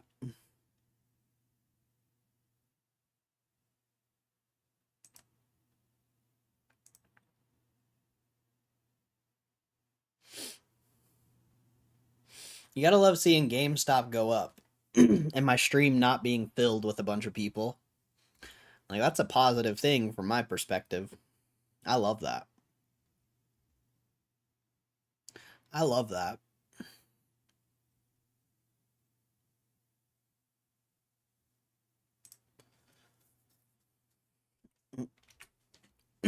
Need that open still.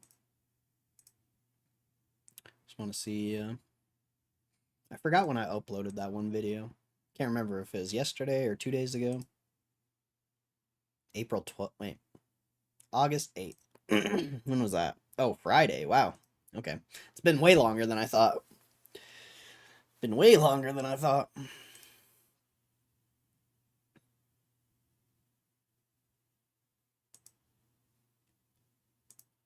She speaks her mind. I generally think she's busy with work and life and assuming you're not streaming. I could see that. I could see that.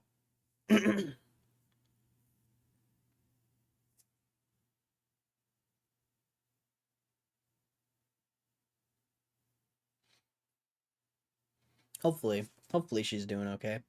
Hopefully she found herself like a man or something, honestly. I mean, I'd be pretty sad, actually, but... Hopefully she found someone.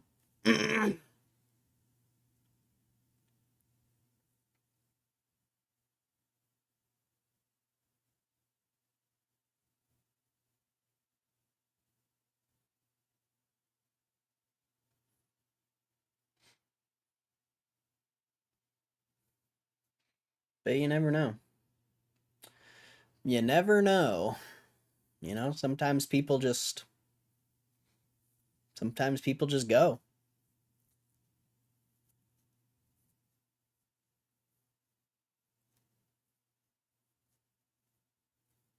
They move on. You never know. Love to see it. Yep. Yep. Usually when GameStop, I mean, in the past, you know, whenever GameStop goes up, like 20, 30, 50 people come in here, so nobody coming in here is potentially bullish. Potentially.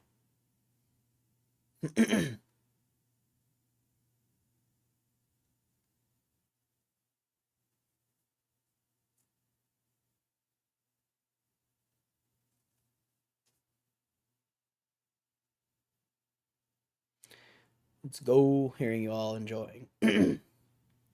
Yeah, we had some good conversation earlier, bro.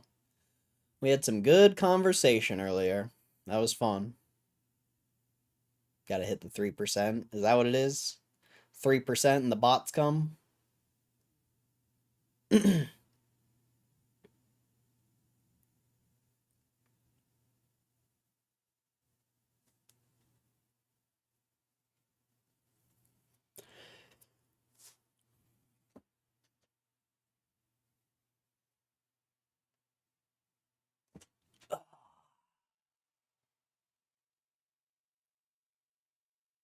Baited. Jebaited.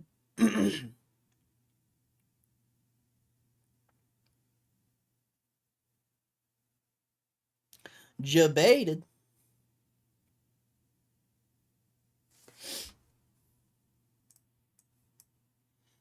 I don't know where we go from here. There's really no news to read or anything like that. And I honestly don't think I could read. My voice is like actually going.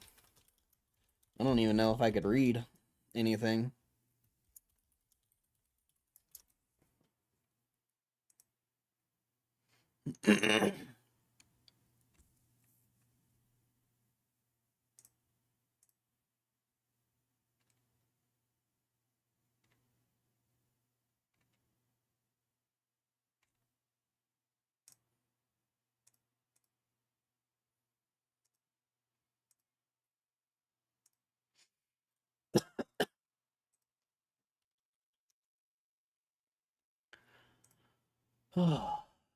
Want to see it close about 23.50 for a day or two before I'm getting excited again. For now, it's buy the dips. Yeah, I don't know. I won't even be excited when it's like at 23 or 20. Like, I won't even be excited when it hits 30 or 40 again because Ryan's gonna clap us. I don't even think I'll be excited if it hits 40. Because I'll be up so much, and then I'm just like, in my mind, I'm like, oh, here it comes. Ryan's gonna come and clap us.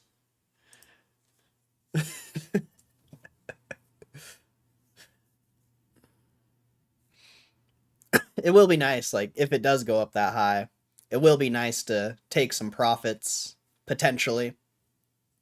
And, you know, be able to, well, for me, I have a lot of shares, so being able to take profits every now and then is very valuable for managing the position. Last time I did not take like enough profits. And I'll probably do the same thing this time because I don't really have any desire to sell any shares, but I don't know, just as like the trader part of me is like I have to manage the position of in some way, even though like realistically I don't. It's just the trader in me.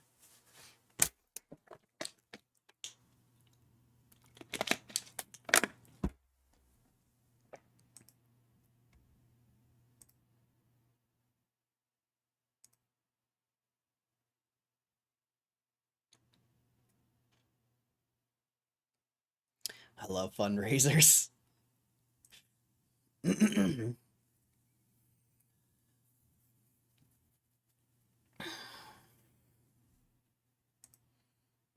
Still got 30 minutes or 35 minutes. I guess we can go through news one more time, see if anything popped up.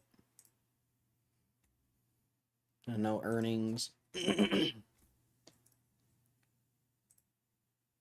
Bond yields are back at 4.3.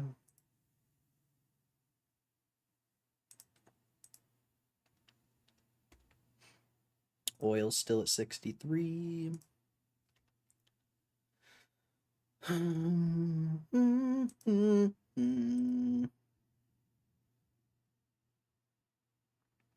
Nothing there. There's some crazy whale wisdom things. More capital sold their shares and their puts. I can't believe Highbridge Capital added a 1.5 million put position. That's scary for them. Any notable moves today? What do you mean? Like for other companies? I don't know.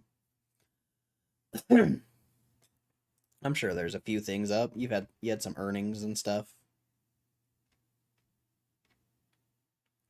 Ethereum officially at 4,500. I would say that's pretty notable. That's massive.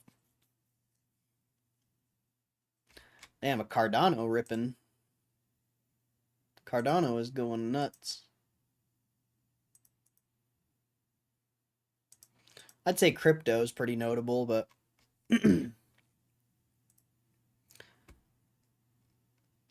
yeah, I don't know.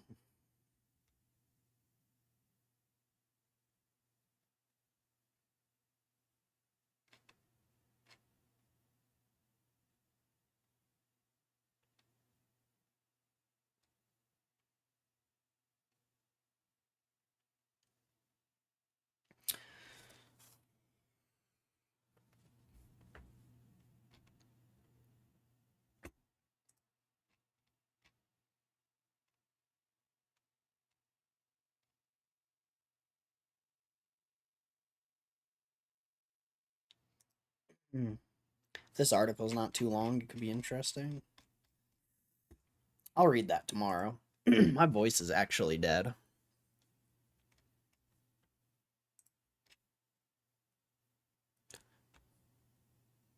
Oh, that's sad.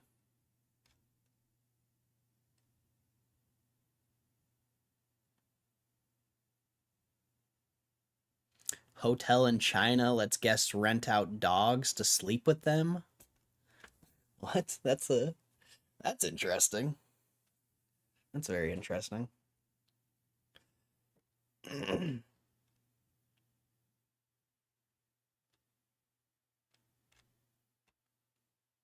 Johnny Depp will appear in Pirates of the Caribbean 6.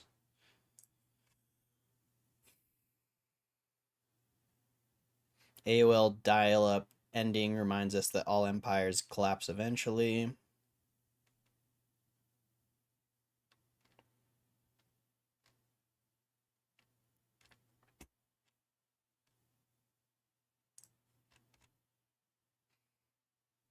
Threads is up to 400 million monthly users.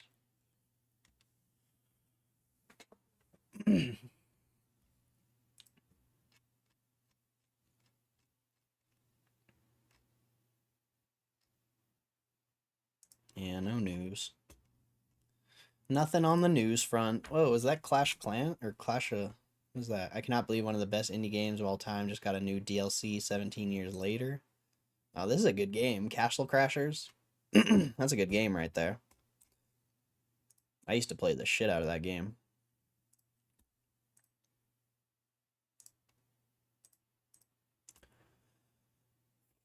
Mainstream media makes me chuckle when they talk about ETH. They get old women saying ether over and over again. It's hilarious. I never really watched stuff like that, so I've never seen it.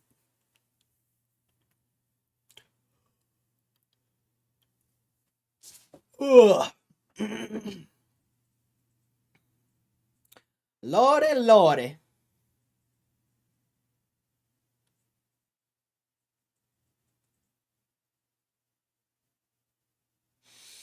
I like how GameStop's just ticking up penny at a time. It's kind of weird. Just 1 penny at a time.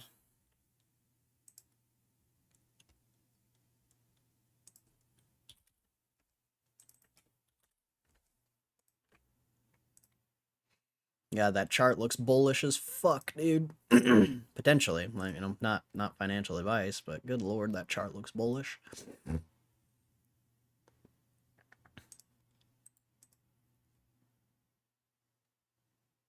Like, if you start pushing past 23, crazy. Flash me the 4-hour. Yeah, look at that 4-hour, bro. That shit gas. That shit gas.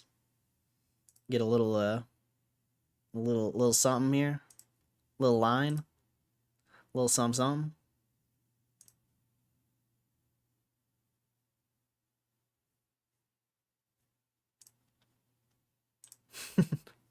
That's true TA right there, bro. Some true TA. I mean, if you're going off of that, you broke out. Look at that. Look at that. That's some interesting TA right there. Look at that. Broke out of that. But I guess more realistically, you go over here. Or I don't know where you would put this one, actually. The downside's kind of weird.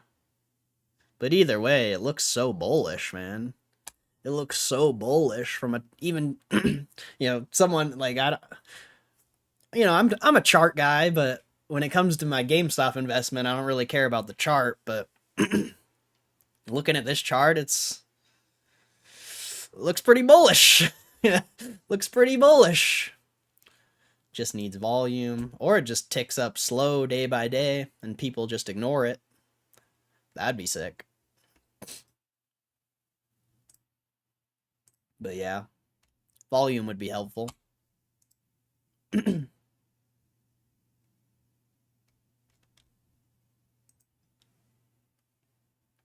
But the higher it goes, the more people are gonna start looking at it. So you'll get that volume if you see higher prices.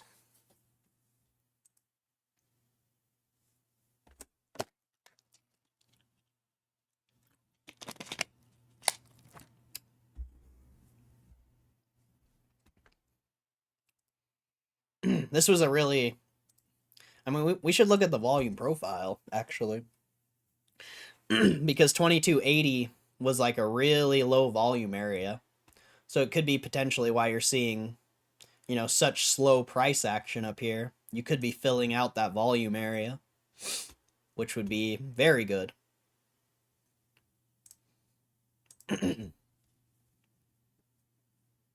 We'll see if this opens.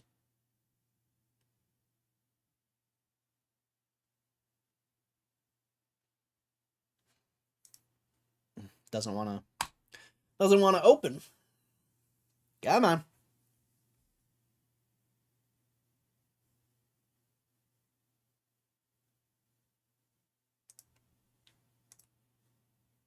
The heck? Well, my Thinkorswim not opening. I just want to take a peek-sees at the volume profile, man. A little peek. Just a little peek.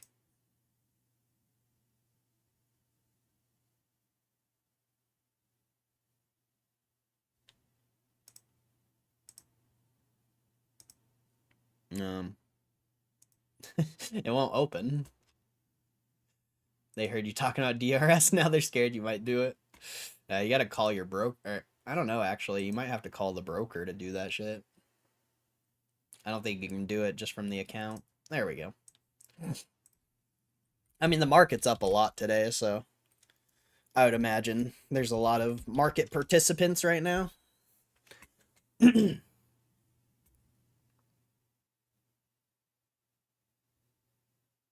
I mean, the Russell's up 3%. That's pretty big. Yeah, wow, you're still a low volume area at 2280. Very interesting. You're not even really filling volume there. That's kind of, I mean, from a from a chart perspective, that's not good. But you've also, I don't know, it still looks bullish, so I don't know. It's weird. It's weird. From a chart perspective, not filling volume here is not the best. But you also, if it stays at 22.8 towards the close, if we close around here, you should see this volume fill. Because the most volume you're going to get is in the morning and at the close.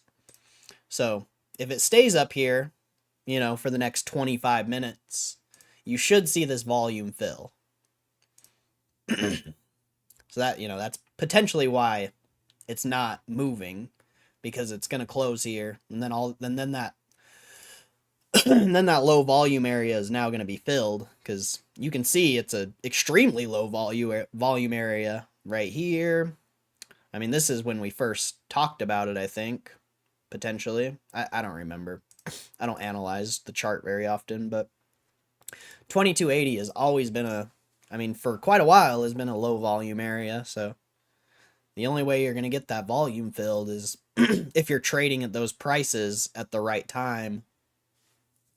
And if we just skip past it, then you just have that gap that you'll most likely revisit again. So it's going to be better if it just sticks around here and fills this.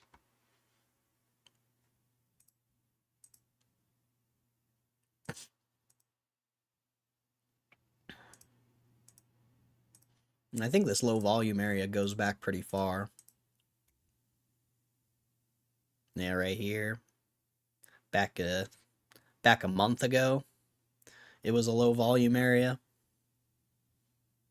Not so much like 2270, but definitely 2280.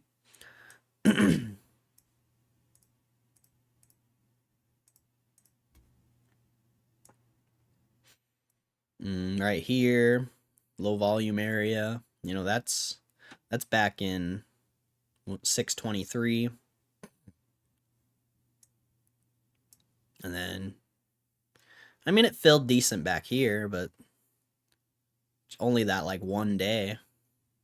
But that's because you got this massive drop, and then, you're going to get a lot of volatility the next day after something like this. So it makes sense why you would have really high volume there. But yeah, pretty much ever since that day, you have had low volume at this like 22.6 to 22.8 range. So it's kind of interesting. What do you want to see on this? You just want to see volume being filled. Basically. Like you want to see these blue lines be larger because that means more volume is being traded at that price. Like you have the volume candles down here that tell you, the volume for the time. The volume profile tells you the volume for the specific price. And you want to see, you know, you've seen low volume here at, 22.6, 22.8. That's not necessary, unless you were already up and it's testing that price to the downside, then, maybe low volume could be good. But when you're trying to push higher prices and you're having low volume, it's going to be tough for the market to push higher prices because nobody's willing to buy the shares for this price. Is that creating a resistance level? It's already a resistance level. That's the point of it. A low volume area is usually a resistance level. Because it just means there's a big ass wall of shares there, and the longer you sit and try to push this price but don't, eventually the market's going to give up, and then it's going to go search for liquidity to the downside. Like you can think of the market, I think the most interesting way to think about the market, any stock, crypto, whatever it may be, is the market is always in search of liquidity. So if you're getting low volume areas, that means there's no liquidity at those prices. So, in this scenario, to find liquidity, there's only one other way to go, and that's to the downside.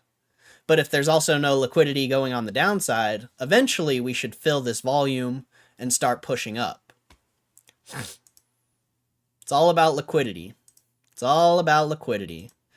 And you can do like decent trades off of this. I won't really talk about that stuff because I don't really want to teach day trading. I think it's really just like not a good thing for most people. Like trading is literally just gambling. Like there are, things you can do. Yeah, see, you got that. Someone bought or sold a bigger size position here. See, you saw that pop up a little bit. Well, this little thing's in the way, so move that. I'll just close that actually, since we have a chart right in front of our face. So we'll sit and watch this and see what happens. Here in about 10-15 minutes, it should fill. It should fill. Like you should sit here for the next like 10-15 minutes, and then if it closes here, you should get a massive boost in volume from people closing their positions and whatever. But we'll see. It could also keep pushing, Low volume can also push the price. It's not, everything in the stock market's not black and white, just because in a lot of cases it's a resistance level. Also in other ways, low volume can push the price because if there's nobody selling and only people are buying, it'll push the price up, but it'll be low volume. But you don't necessarily want that because usually when you leave a gap in the market, in the volume profile, you will revisit that gap. Most of the time. So realistically, what you want to see here is volume getting filled. You don't want to see us push prices again and leave this gap. You want to fill the gap and then push.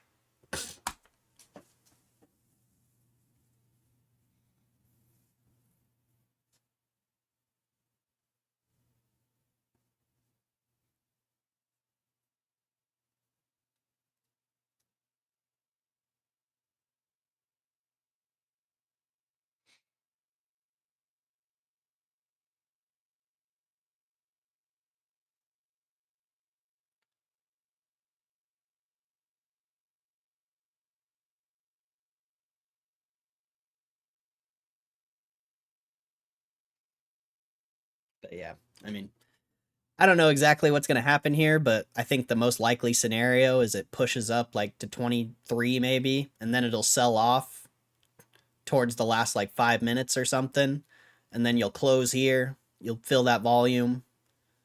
I mean, we'll see, that's just, it's tough to predict the next like 20 minutes. It's just, I've watched a lot of price action, so more than likely that's what will probably happen. We'll see, though. Who knows? It could just sit here until the close.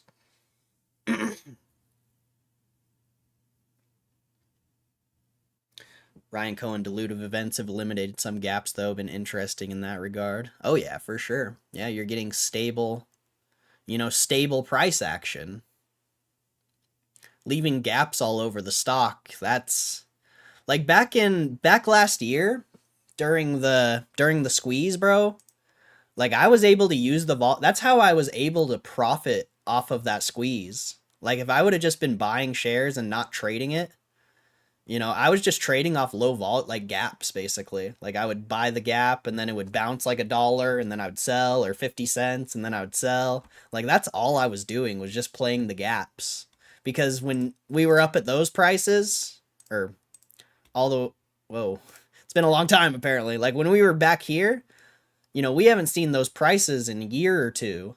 So like whenever you leave a gap in prices you haven't seen in years or potentially at all. Like I bet back in 2021, I bet this was so simple to trade off of gaps and stuff. Potentially, like I don't know.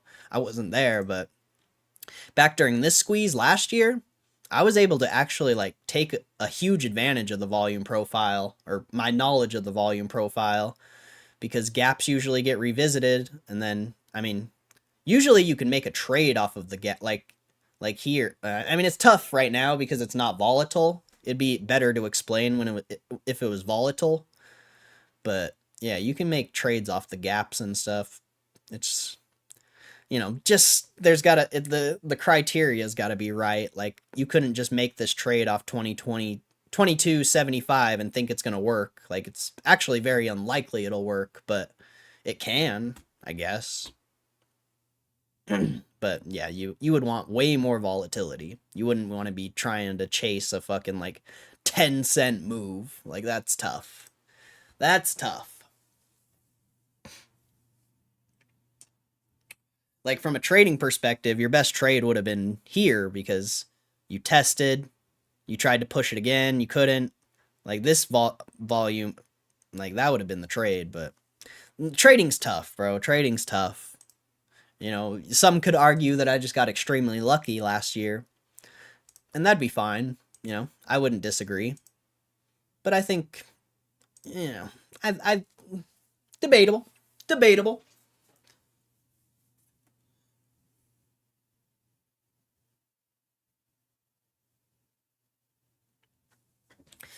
Was it easy to trade the gaps, low volume, but it would come to the ticker, would gap up by dollars.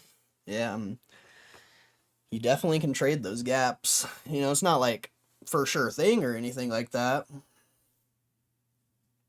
It's a little easy. It's a little easier for day trading, I think. Like, in my opinion, like I've never. You can use the volume profile for swing trading, but the most success I've had with it is day trading. I think it's just hard to predict longer term moves unless like you're investing in like years away. Like if you're trying to swing trade for like a couple weeks or a couple months, like I think that's really difficult. Personally, I would rather day trade, but that's just me.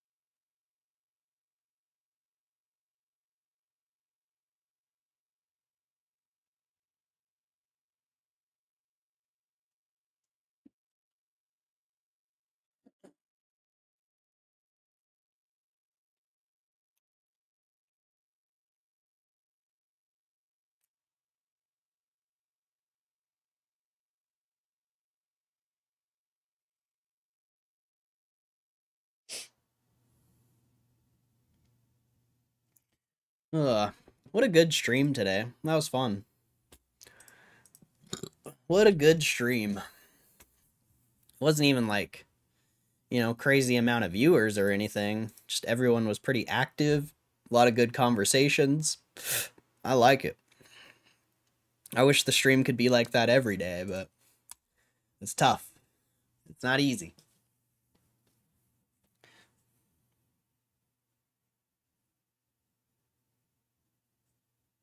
Oh, sorry. I'll go back to this.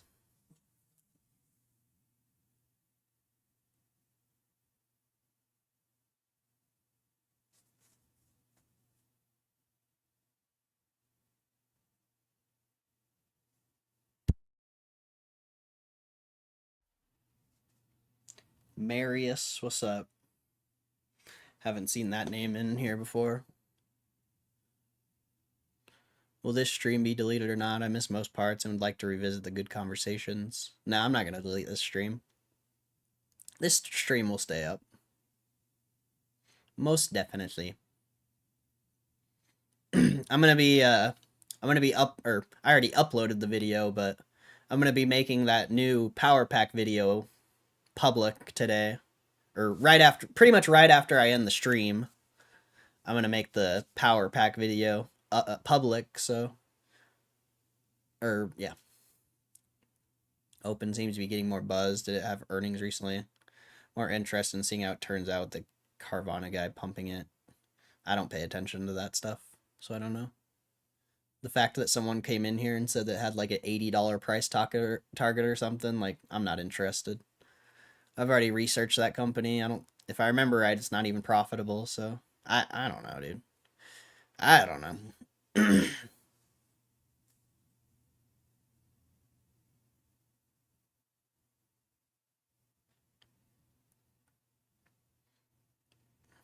Nah, I didn't ban you. I didn't ban you, bud. I only ban people when they give me a reason to. Here a couple times before. Well, don't say that, because now I'm gonna look at your channel activity here.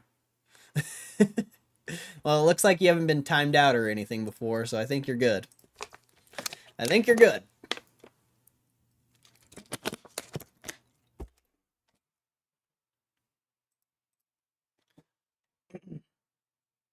You guys watching this volume profile slowly fill in is what I talked about earlier, like, kind of making sense. You guys are just watching this thing slowly fill in. Welcome to the stock market. Welcome to the stock market. Just slowly filling in. Tick by tick, minute by minute. Your close will probably be 22.75, most likely. I would say, but we'll see. It's tough to predict the close. But there's your bounce I was talking about. Here's your little bounce. Here's your little bounce. And then you should, I mean, I don't know how high. I mean, it could keep going up. Like, just because I think it's going to sell off and close at 22.75 doesn't mean anything. It's just what usually happens. So you're going to get this little pop here. I don't know how high it'll go, but then it'll sell off and you should close at 22.75. We'll see, though. We'll see. Let's see how good of a day trader I am. Or a chart analyzer. You know, let's see. Let's see if I know what I'm talking about. Let's see if I know a thing or two about a thing or two.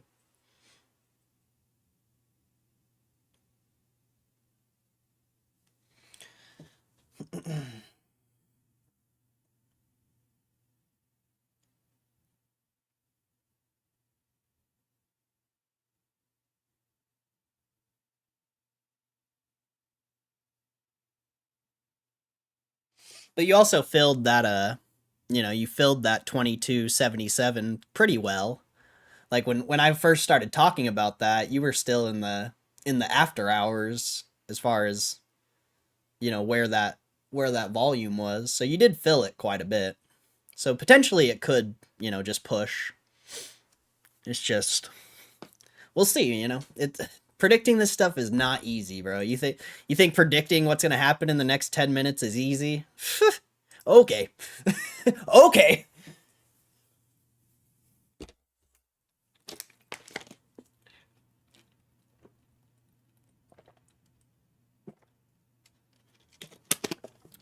We'll see, man. We'll see.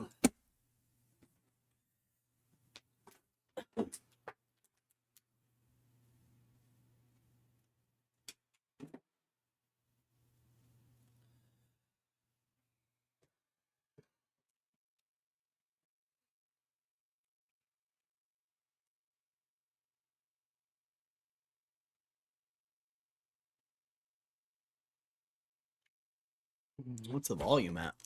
You got 4 million volume now, so you got a decent amount of volume off that little push. Because last time it was at 3.6, so you got like 400k volume on that little push there.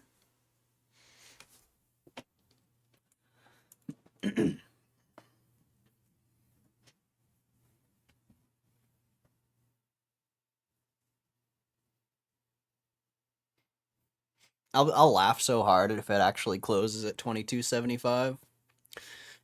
Like I'll actually die. It probably won't, but if it does, you just remember. You just remember.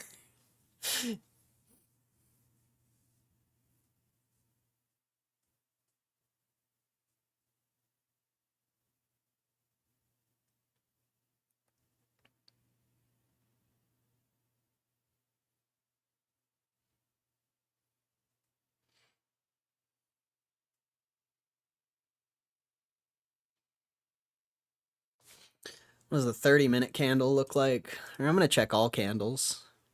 Man, that 5-minute looks good. I mean, actually, you kind of don't want it to retrace to 22.75 because then the 5-minute and the 15-minute candles are gonna kind of look like trash. Same with the 30. So you actually kind of want it to hold these higher prices when you're looking at these longer time frames. Just, you know, you want to see the candle structure. If it turned around and resold to 22.75, that would pretty much just eliminate this green candle. So, you know, looking at the longer time frames, it probably won't do what I said it was going to. That's why you got to factor in all, especially, you know, when you're day trading and stuff, you got to factor in all things. And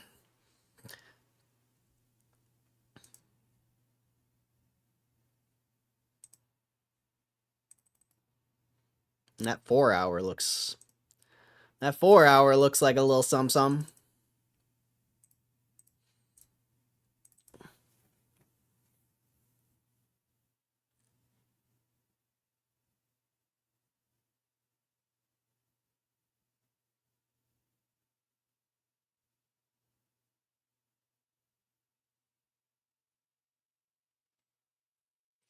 I believe in Joe Hendry. Do you believe in Joe Hendry, bro? You believe in Joe Hendry? Wave your arms side to side. I believe in Joe Hendry. I believe in Joe Hendry. Nobody probably gets that reference. I'd be so surprised if someone got that reference. I'd be so surprised.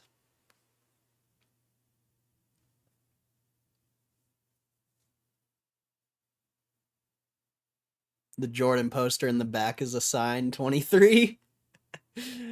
Jordan's the GOAT, bro. Jordan's the GOAT. I do, huge WWE fan. Hell yeah. Let's go, Brian Lopez. I love that. I love that. I'm glad someone got that reference so you guys don't think I'm crazy. I'm glad at least one person got it.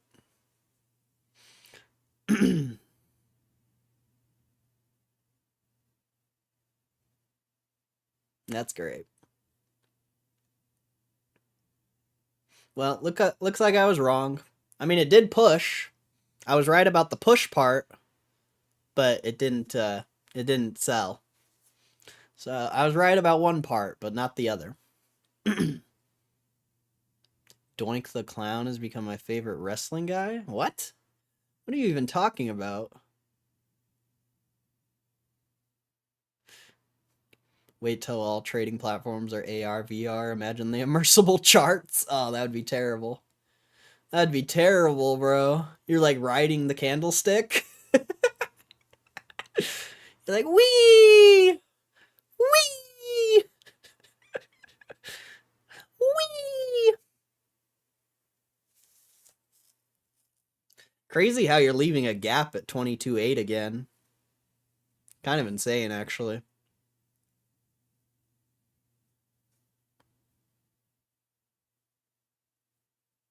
Kind of wild that you're leaving a gap at 22.8 again.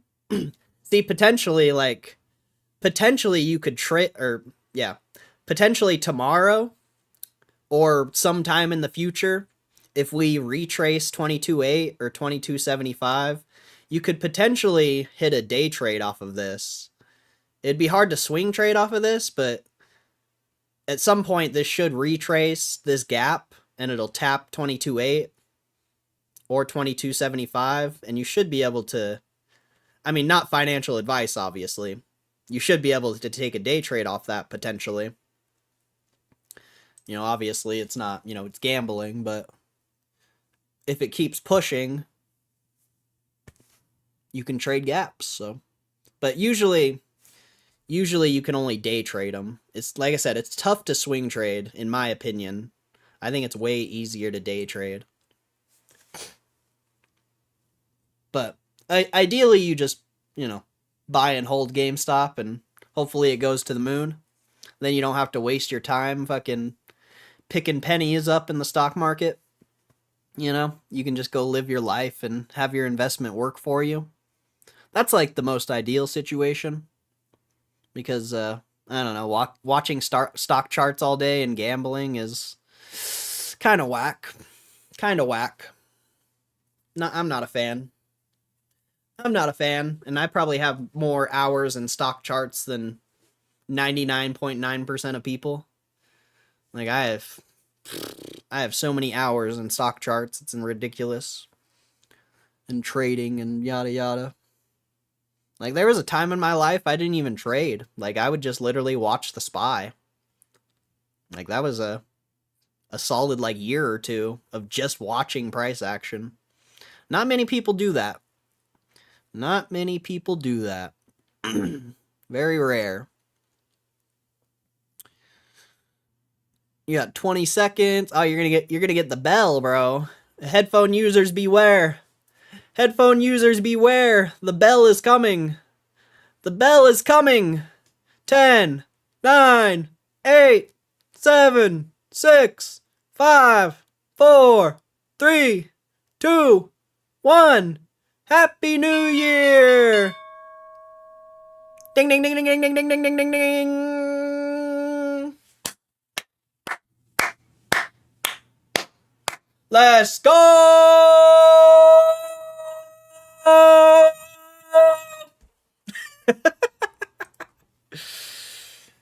Ah, what a good stream. What a good stream. What a good... Oh, look, it did it. It did it. It did it. It happened. I'm a genius. I'm a genius. I'm the best trader in the world. Look at it go. It retraced 22.75. I'm a genius. Not really, but that is pretty funny, though. You gotta admit, that's pretty funny. You gotta admit, that's pretty funny.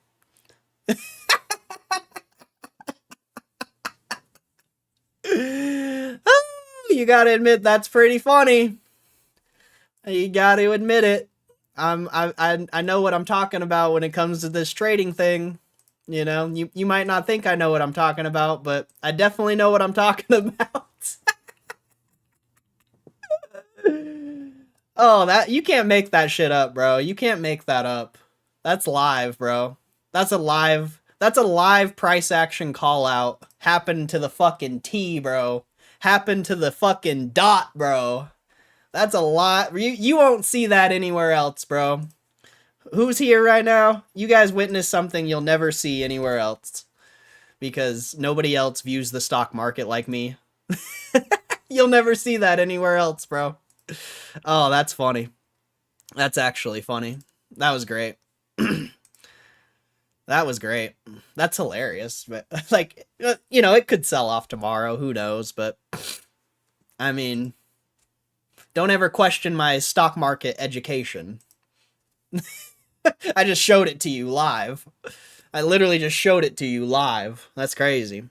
Don't ever question it. I know what I'm doing, bro. I know these stocks. I know these stocks like I know my cock. Not very good. Ah. Let's go. Let's go.